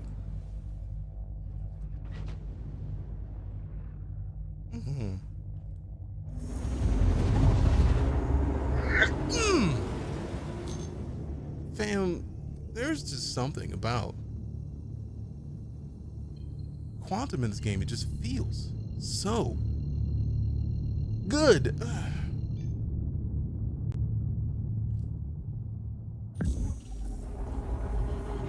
Just watch an entire planet fade off into the distance, knowing that if you wanted to, you could have landed anywhere on it.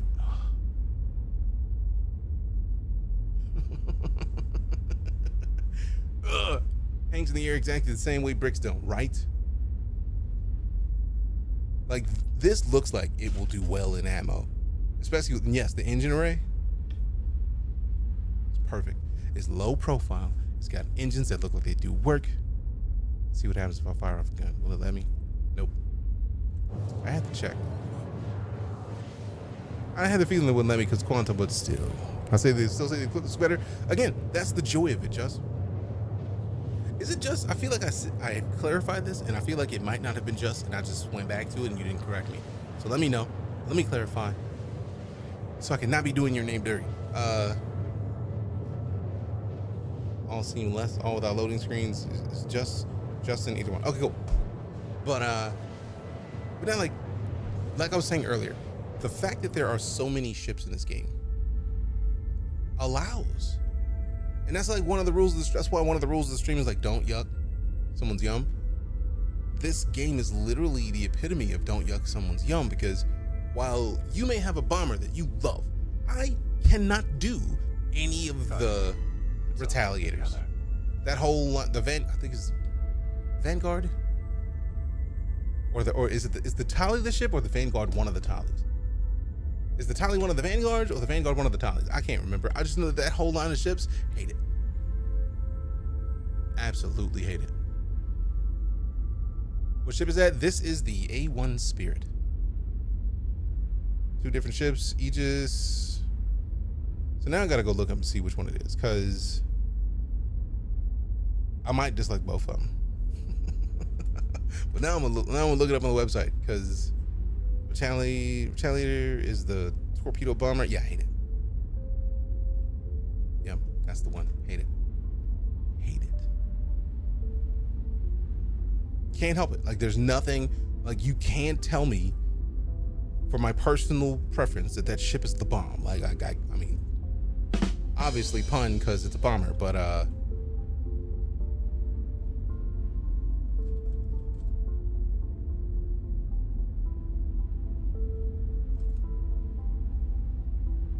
yeah, here it is. The Retaliator? Despise this ship. It is so ugly to me. Despise. Wow. Despise. Vanguard, is that a thing? Yeah, I don't like that either. Nope. So somehow I've connected two separate ships. I like neither. Oh, I know. Justin. I know the sound of prepping to drop out of Quantum. That's why I was about to tab back out. We get love the Vanguard. See, and that's the joy of it. I hate both the Tally and the Vanguard. Both of those ships, despise them. Just never for me. Never for me. The Tally is a Halo Pelican. No. The Vanguard, I feel like it looks more like a Pelican, but it's the wings. The wings on the side ruin it. But also the fact that it's so bulky in the middle. And then we go back and then we look up Tally again. Ugly. It looks like a shoe. It looks like it should be heels because that looks like the front of a shoe and that's the back of the foot, and those would look like they should be landing gears. That's where your feet go. Well, that's what keeps you off the ground. The Stamp Happy, 56 months of sub support. This is the way. Appreciate you. I hate it. I would love if I didn't hate it. Like, that's the easiest way I can say that. I would love it if I didn't hate it, but I absolutely hate it. Also appreciate you hopping back in, Anthony. At least you have 200 other vehicles to choose from. Touche. Touche. I do have a silly amount of ships. Quantum travel engaged. On that plane, this Ghost Hollows now. It's on microsec.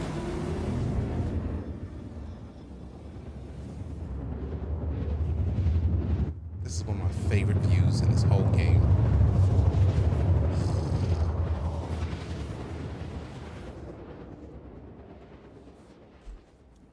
You mean that Ghost Hollow? Quantum travel complete. Got the job in Colorado, heading to support Space Command ASAP. Hell yeah. Congratulations. Fam, put some good vibes in chat. Put some hypes in chat. Starting Storms, get that new gig. Congratulations, fam. Super happy for you. Totally agree, this is way better than either of those ships. Right? Easily. That's what all Drake ships are to me. Quite possibly the one thing I despise more than my ex-girlfriends. Tell us how you really feel. Oh, goodness. Ooh. That just sounds like a coast. They played a lot of Elite D. I mean, I'm not just a player. I'm also an owner. So we're just done with phrasing, right? You set that up. I just had to knock it down. But at this point, both are great. Wait, what?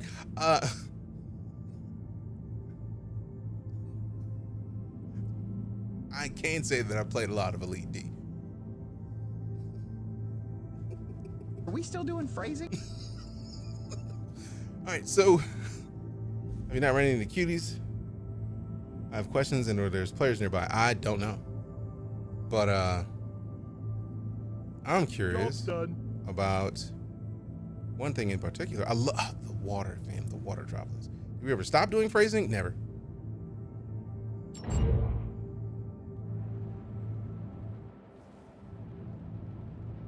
Did it do the thing?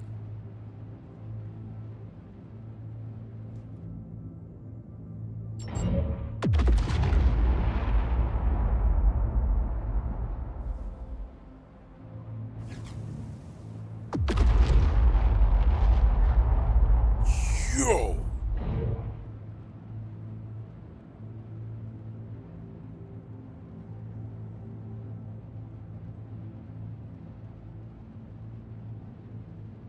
Oh, we flew too high to see the last one. That. I just missed it. I thought it was gone. so getting one of those new M3 Macs. You getting an M3 Mac, fam? You all the money. I'm gonna be like, you not grow up. I like how since I've seen that it's like a mountain pass, I see exactly the area I need to go to make it work. Now, since I haven't done a lot of like firing with missiles, I'm curious because I want to fire it the right way, but like, am I looking to where the reticle is? Because I feel like the ones that we let go went out the back. Yeah, they just kind of fell out. They're not going forward. So like, how doth one target it?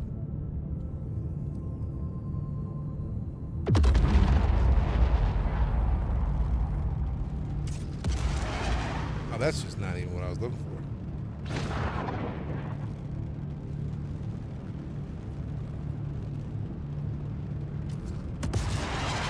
That's not what I was trying to do.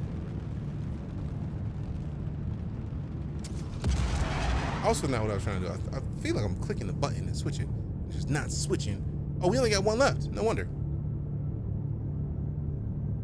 Oh wait, no, that's the arresters. That's not the bomb bombs. Am I out of bomb bombs? I don't think I dropped all 10 of those. But yeah, TLDR, Solo, 1, I'm a smartass, sorry. 2, I feel like they're both great games. Where I've been concerned about Elite Dangerous is that Elite Dangerous kind of got into a situation where, with the release of Odyssey and giving everybody space legs, it became too much for older consoles, which lost a lot of the Elite Dangerous community. And aside from that, Elite Dangerous is still a fantastic game. I don't choose between the two because they both have done fantastic things for space games. Like Elite Dangerous literally is a procedural generation of the Milky Way galaxy. That's wild to me. You can literally go anywhere. Like, we have found star systems and they will forever say DeejayKnight found these star systems, and that to me is magical. Is there mining in this game? Yes, there's space mining, there's on-ground mining, you have ground vehicles that you can drive that can mine. Like the Rock is the name of one of those. There's the Mole, which is a mining ship for space, as well as the Prospector, and then you have a multi-tool that you can mine rocks by hand. It's okay to like two things. It is, but that's the key, right? Like, I steal this line from Disco Lando all the time. A rising tide raises all ships. So the fact that we have multiple space games means that we all win. We all win. The fact that Starfield exists, in my opinion, is proof that space games doing fantastic have got more people in the space games to the point where Bethesda made their own. And you can see where they get the influence from both Elite Dangerous and Star Citizen. So we all get a massive space game made by a massive company that, if you've ever played a Bethesda game, they never really stop fixing their games and adding to their games, and the mod community takes them to a whole new different directions. So like, they're stellar. See what you did there. Like, we're in an age where we can get multiple massive space games that people love, and it just doesn't stop. It just keep giving us new ones. And in my opinion, we all win when that happens, because the more we get for space games, the better. Okay, so power on, power off. Yeah, we still don't have this adjusted to the newest keybinds. So let's advanced vehicles. Cycle camera view is F4. No, it's not the one we're looking for. We already know that one. Seats and operator modes. Mining mode is the M key. Salvage mode is the M key.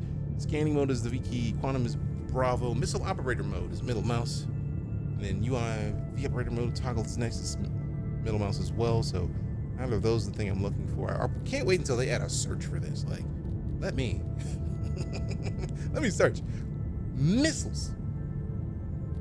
Launch missiles, cycle next missile type. Right click is what changed the missile type. Increase number of armed missiles, reset number of armed missiles, toggle desired impact point.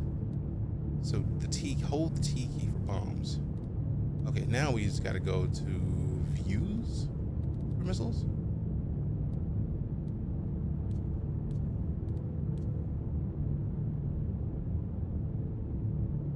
Go to advanced keybinds, check for the bomber view. I'm in advanced keybinds. I just didn't see an option for views yet. I was in the vehicle's view. I didn't see bomber in here. They have so many things. Turret advanced. Just so you guys know, even checkmarks gotta watch ads. Unless you subscribe to Twitch Turbo, which will forever. Because no. Mining. Camera advanced controls. I know the F4 and all of the other controls that come with that. No. We played around with those a bunch. I literally had made one last time we used the ship that was a bomber. Display, inner thought, commodity inventory, none of those. Turbo's a must for me. Oh yeah. I think they raised the price of turbo recently, but like, nah, I'm never gonna. Because you still, like, if you're watching a stream and you have turbo, they still get the credit and the cash for me having watched an ad, but I don't see any ads. Like, no, gimme. I am definitely not in the situation to not. Like, let's do that. Let me make sure I'm not gonna die. Okay, cool. We just kind of veered upwards towards space. I'm with that. It's better than like veering downwards accidentally. Also, I can't see anything. Is that cloud or mountain? It's mountain. I'm very glad that I looked, because I was like, this is obviously fine. It was not. We lost 2,000 meters just that quick. All right, so leave it slightly up. Let's just even it out just slightly up. All right, it's trending upwards. I would rather trend upwards than not. Just gotta touch my phone. I need to update my car. What? I'm gonna be like, you when I grow up. That's a bomb ass alert for you to get. Control profiles. No, we're not looking at any of those. The future's now factual. Vehicles, weapons. Gimbal mode. Pips. I'm not worried about that. So I'm gonna press the T key so I can adjust that. But like, it's not a turret. It's not scanning.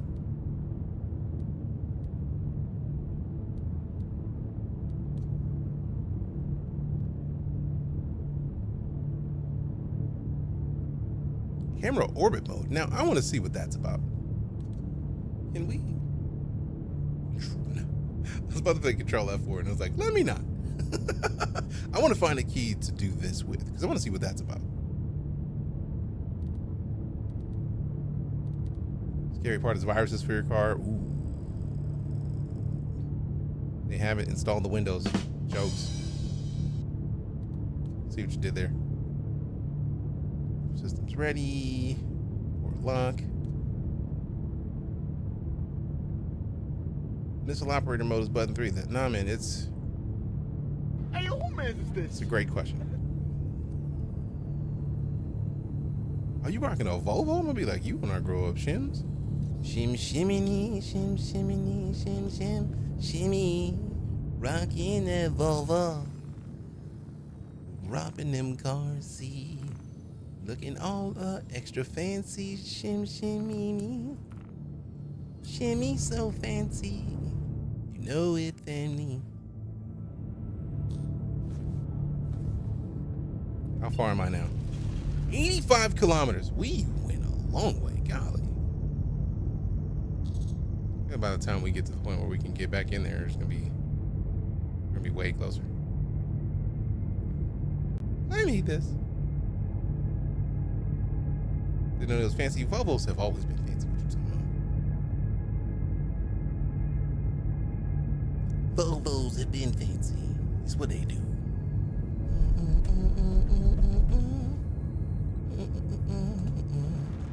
Look at that ship, man. You know, let me move this camera over here. I'm gonna take this as a screenshot because this is too pretty not to.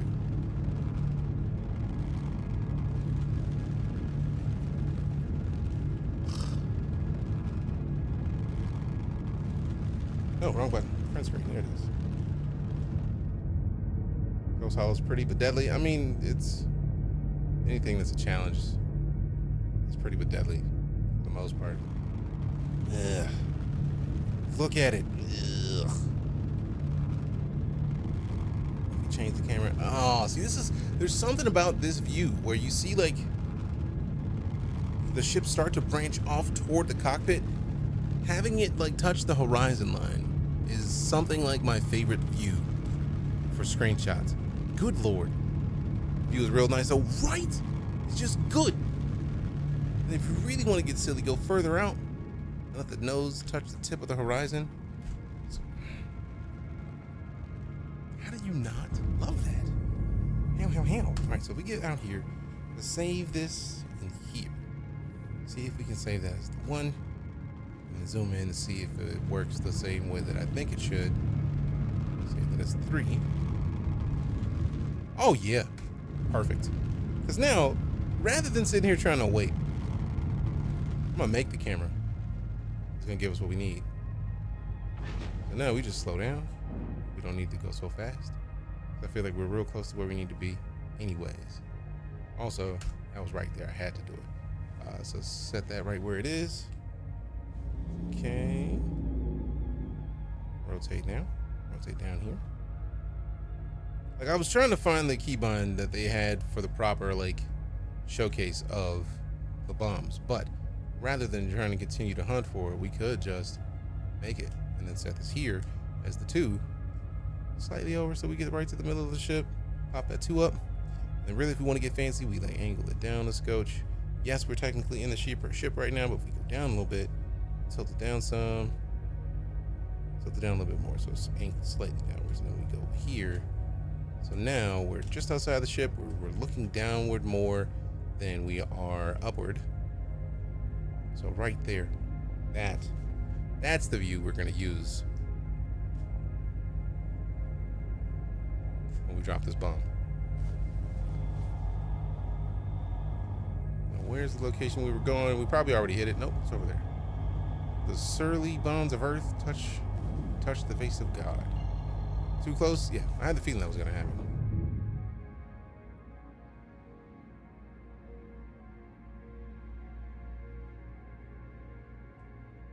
Target selection failed.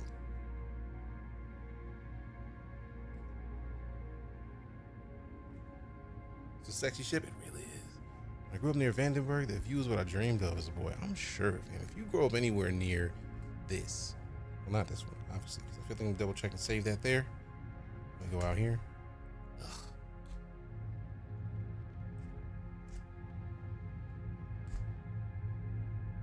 All right, so we're going way too fast. We're gonna slow it down a little bit once we get closer. Much prefer to be on the Earth just in case something terrible happens in space. Fair, but give me a parachute, fam. I'm willing to try it. I've always loved the concept of space. Maybe you can go into it. Also, just look at that, fam. Like, look at the beauty of that generation. Like, that's what they generated in game. That is a thing that they procedurally generated and then like tweaked. And literally, if any of this that you see, you can go there and look at them clouds, man. Come the fuck on. I'm gonna parachute back down like on the Red Bull Challenge or what? I would if I needed to. All right, what's down there? That's Ghost Hollow.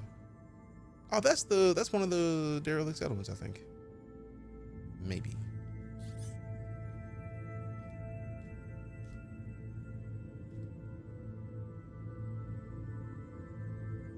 What up, Senegal? Good to see you. All right, let me give 1 second because I'm going to try this. I'm going to see what happens. If we go here. Perfect. Let's see. So nope, it's not going to let us select target. So maybe we just kind of like fly above it.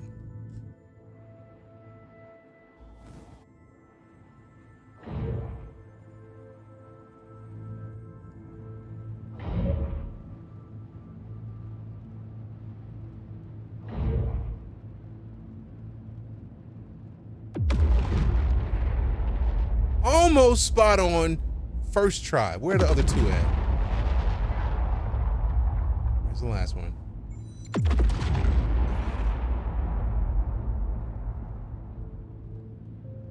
Camilla Panda with the rain. Appreciate it. Appreciate it. Thank you much.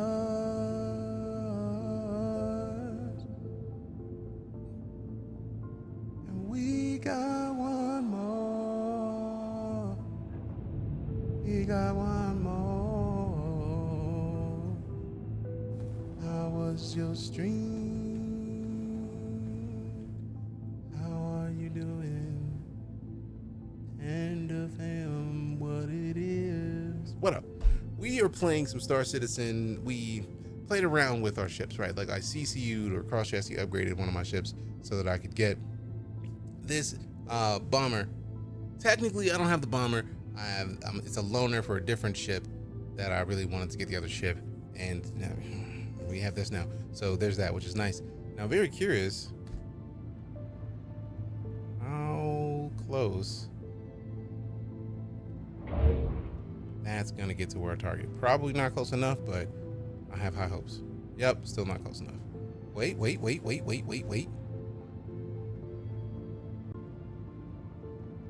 Oh, we were still way off. Maybe not. Yo, if anybody's down there, they ain't happy. They ain't happy. Oh. Let's go. Oh, let's go. But again, they made you cry. What game was that? There's no crying in video games. Oh, there's crying in video games all the time. Exactly, Storms. Storms do exactly where I was at. Oh, that's how you do it. It does that when you're... Yo, that's beautiful. I've never considered that, because bombs and being this close to the ground, like there's just a red circle of like, no, this is where that's gonna go. I'm very jealous. People who knew that already. And this is a missile. So this is a missile. So this one don't count.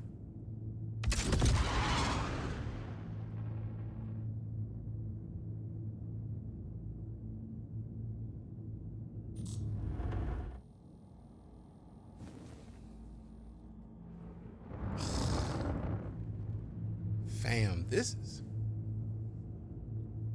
Song of Nunu. It's a League of Legends story game, and wait, they make games that interesting that tug on your heartstrings? Damn. That's what's up. Also, fam, go follow Camilla Pena. Just do it. Just do it. You'll be glad you did. All right, so let's go into space. I'm gonna do a thing that I wasn't planning on doing.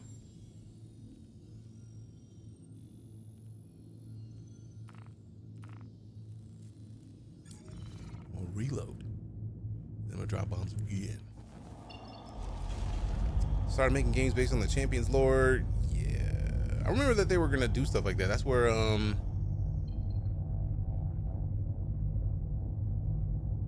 Jinx's story, the Netflix anime, came from. So like they've been doing a lot of stuff. Arcane, yes. I knew it was an A word, but it was like that was not the word that my brain was connecting. So yes. So yeah, that's what's up. I'm glad to hear that. I may have to cop that. May have to cop it. And a principle.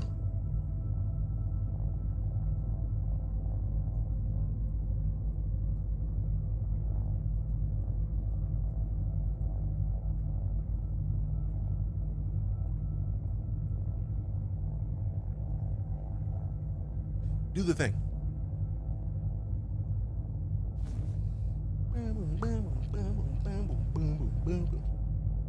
Isn't that song about the Mummy Boy? What song? What Mummy Boy? Oh, it might be one of the League heroes. I'm not sure. Hey, have a good one, Jess. Appreciate you, fam. I would not have done this were you not suggesting that I do it so thoroughly. So appreciate the suggestions.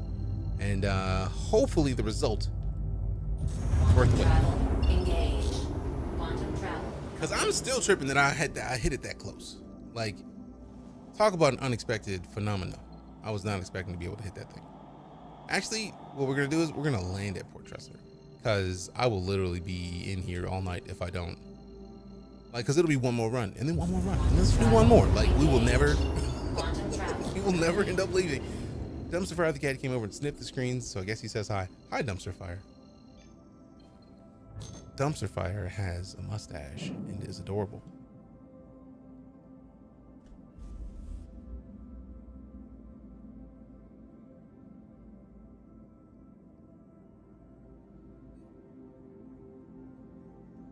Why is this game so pretty, man? Facts? I try to stick to facts. Also, we're not going fast enough. Quit playing. Ooh, wait a minute. Yo, these, they spread based on your speed. So the faster you go, the further apart they are. So that's going to be a nice little gauge to know if you're going too fast to do a thing. Oh man, the little stuff they keep adding to this game. Because a whole music video team that makes pop, rap, and hip hop videos, KDA. Oh no, I knew about KDA. I feel like I'm still tripping that KDA exists because the idea that League of Legends has spawned something that surpasses all genres. Like KDA, do you understand how many packs I've bought for Beat Saber for KDA tracks? Yes is the answer to that question. Like, please proceed to assign how many packs? Yes, many packs. And I will forever continue to do it. If there's a tragedy of one of their heroes who is a mummy as a boy and it is not safe for life, you will cry. Okay. Is that like one of the games or one of the stories or one of the music videos? Because like I'm trash at League, so I don't really play a lot of League, but like Valorant is installed. Like I've been wanting to play more Valorant for a long time. So like the question is, when do we do it? Because Phoenix though, like Lego, y'all know what's up, baby. If you know, you know. Why is this ship so pretty, fam? Well, music videos, just like KDA villain, the undisputed king of the KDA vids. Interesting. That was a great time. I played Valorant right around the time it came out, and then just never went back to it because I was like, all right, let me give this a little bit more time in the oven, and then just never got back to it because what is free time?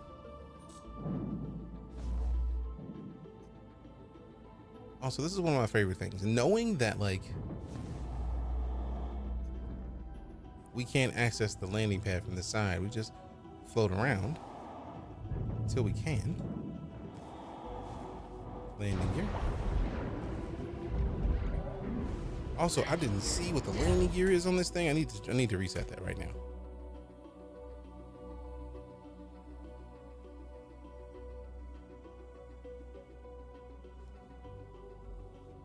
I want to see what the landing gear looks like coming up and going down. So let me tilt it again. Up. Over a little bit. Tilt it down like so. Okay, no movement of the wings. I was just concerned that there might be movement in the wings that I was missing. And I was like, you are not about to make me miss this. Self. Dumpster fire a human.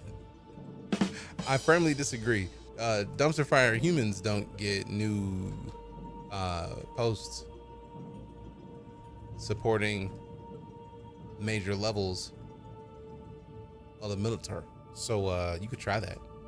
It's not gonna work in here. Storms. It's not gonna work in here, Sarge. No, sir. Not working on me. You can try it all day though. Man, just this. Do you understand what I would give to be it? This is live. Wait a minute. We haven't commented on the screen on the refresh rate at all. Well, I need to get back in the cockpit so I can reload this before I get out. Because I'm gonna forget before I take off tomorrow. I'm likely to forget. So let's fill it up now. There's fill it up now. Because reasons.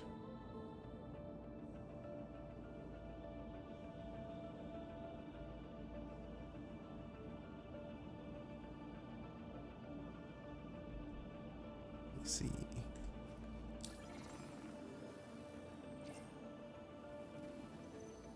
$45 grand in missiles. Sheesh.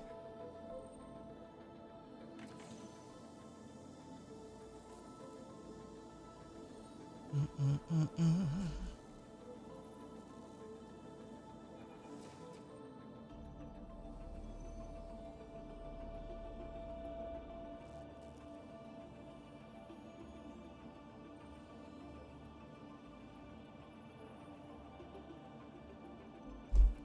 right.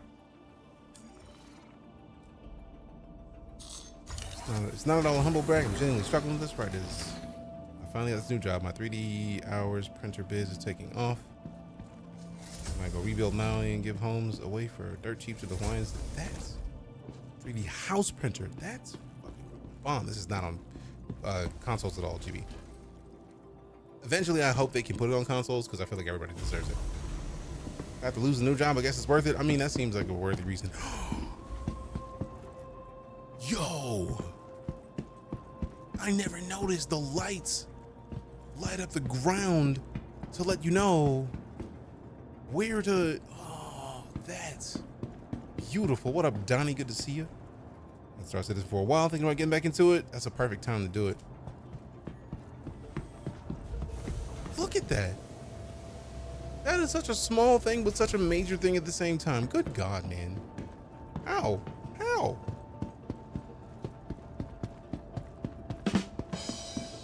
Why are you lying to Storms? Storms is joking. We're playing on the PC right now. Exclamation specs for the PC specs. I don't think this game will ever come out on console. If it did, with the default PS5, I think it was like under 500 gigs or a terabyte, it would literally fill up the storage space. But yeah, I feel like within a couple weeks, we're going to get a free fly for International Aerospace Expo. Welcome. Which, if you own Star Citizen, you're going to see an influx of a lot more people who may not have played Star Citizen before. If you don't own Star Citizen, or if you don't, then it's just a chance to get into the game without having to spend any money. So I feel like we all win during the free flies. But if you've never been before, wait. Damn you. If you've never been in before, my name is DeejayKnight. I am a full-time space and sci-fi streamer. I appreciate your presence. Your presence is a present. I appreciate the gift, and now it is time for the outro. As always, fam, if you followed, cheered, tipped, subbed, resubbed, lurked, rated, gifted subs,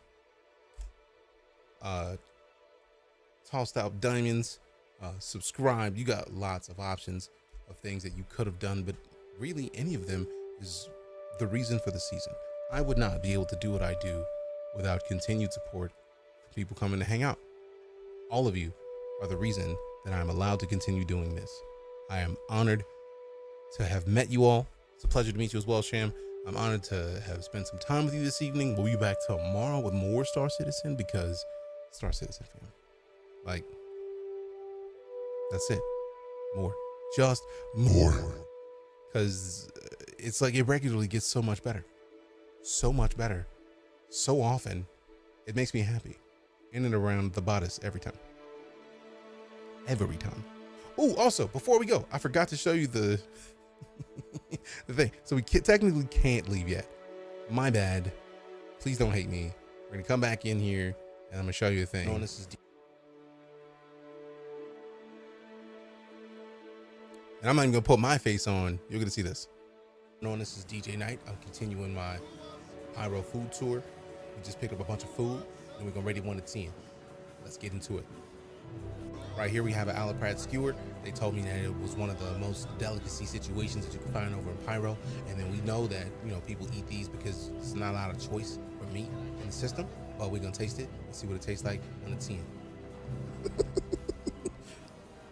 Okay, that's not pretty bad. It's actually pretty nice. They rotisserie it, so the skin is outside, it's crispy. We got a nice little fatty interior. I feel like there's a little bit of lack of seasoning, so there's not a lot of flavor to it, but it is meaty. It does get the job done. It is worth a bite. I'm gonna give that a 6.8 out of 10. This is DeejayKnight. I'm continuing my. Hey, who man is this? Yeah. You know you liked it. But yeah, seriously, I am honored that you hit that follow button, that you hung out with us. I say it every day. Your presence is a present. I appreciate the gift. If you want to see that for yourself and toss it a like, maybe a comment.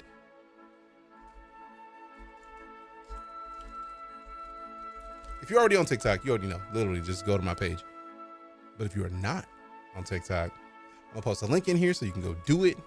Give it some love. We're trying to blow that joint up a little bit. It already has like more views than my next most recent video, and I have multiple of those like in the works. I got like four that I at least 4 of them that I'm about to put up soon. But like the video that I put up 2 days ago was at 1,000. The video I put up last month is like 900. So this is already, I put that up earlier today, and it's already doing numbers. Oh no, I understand, Storms. That means that you don't count. You're good. But Nelson, fam, I'm so honored that you would come and hang out with us. Let's go find somebody to drop some love on to here on Le Twitch. Oh, perfect. Smash is on. Let's go show some love to Smash.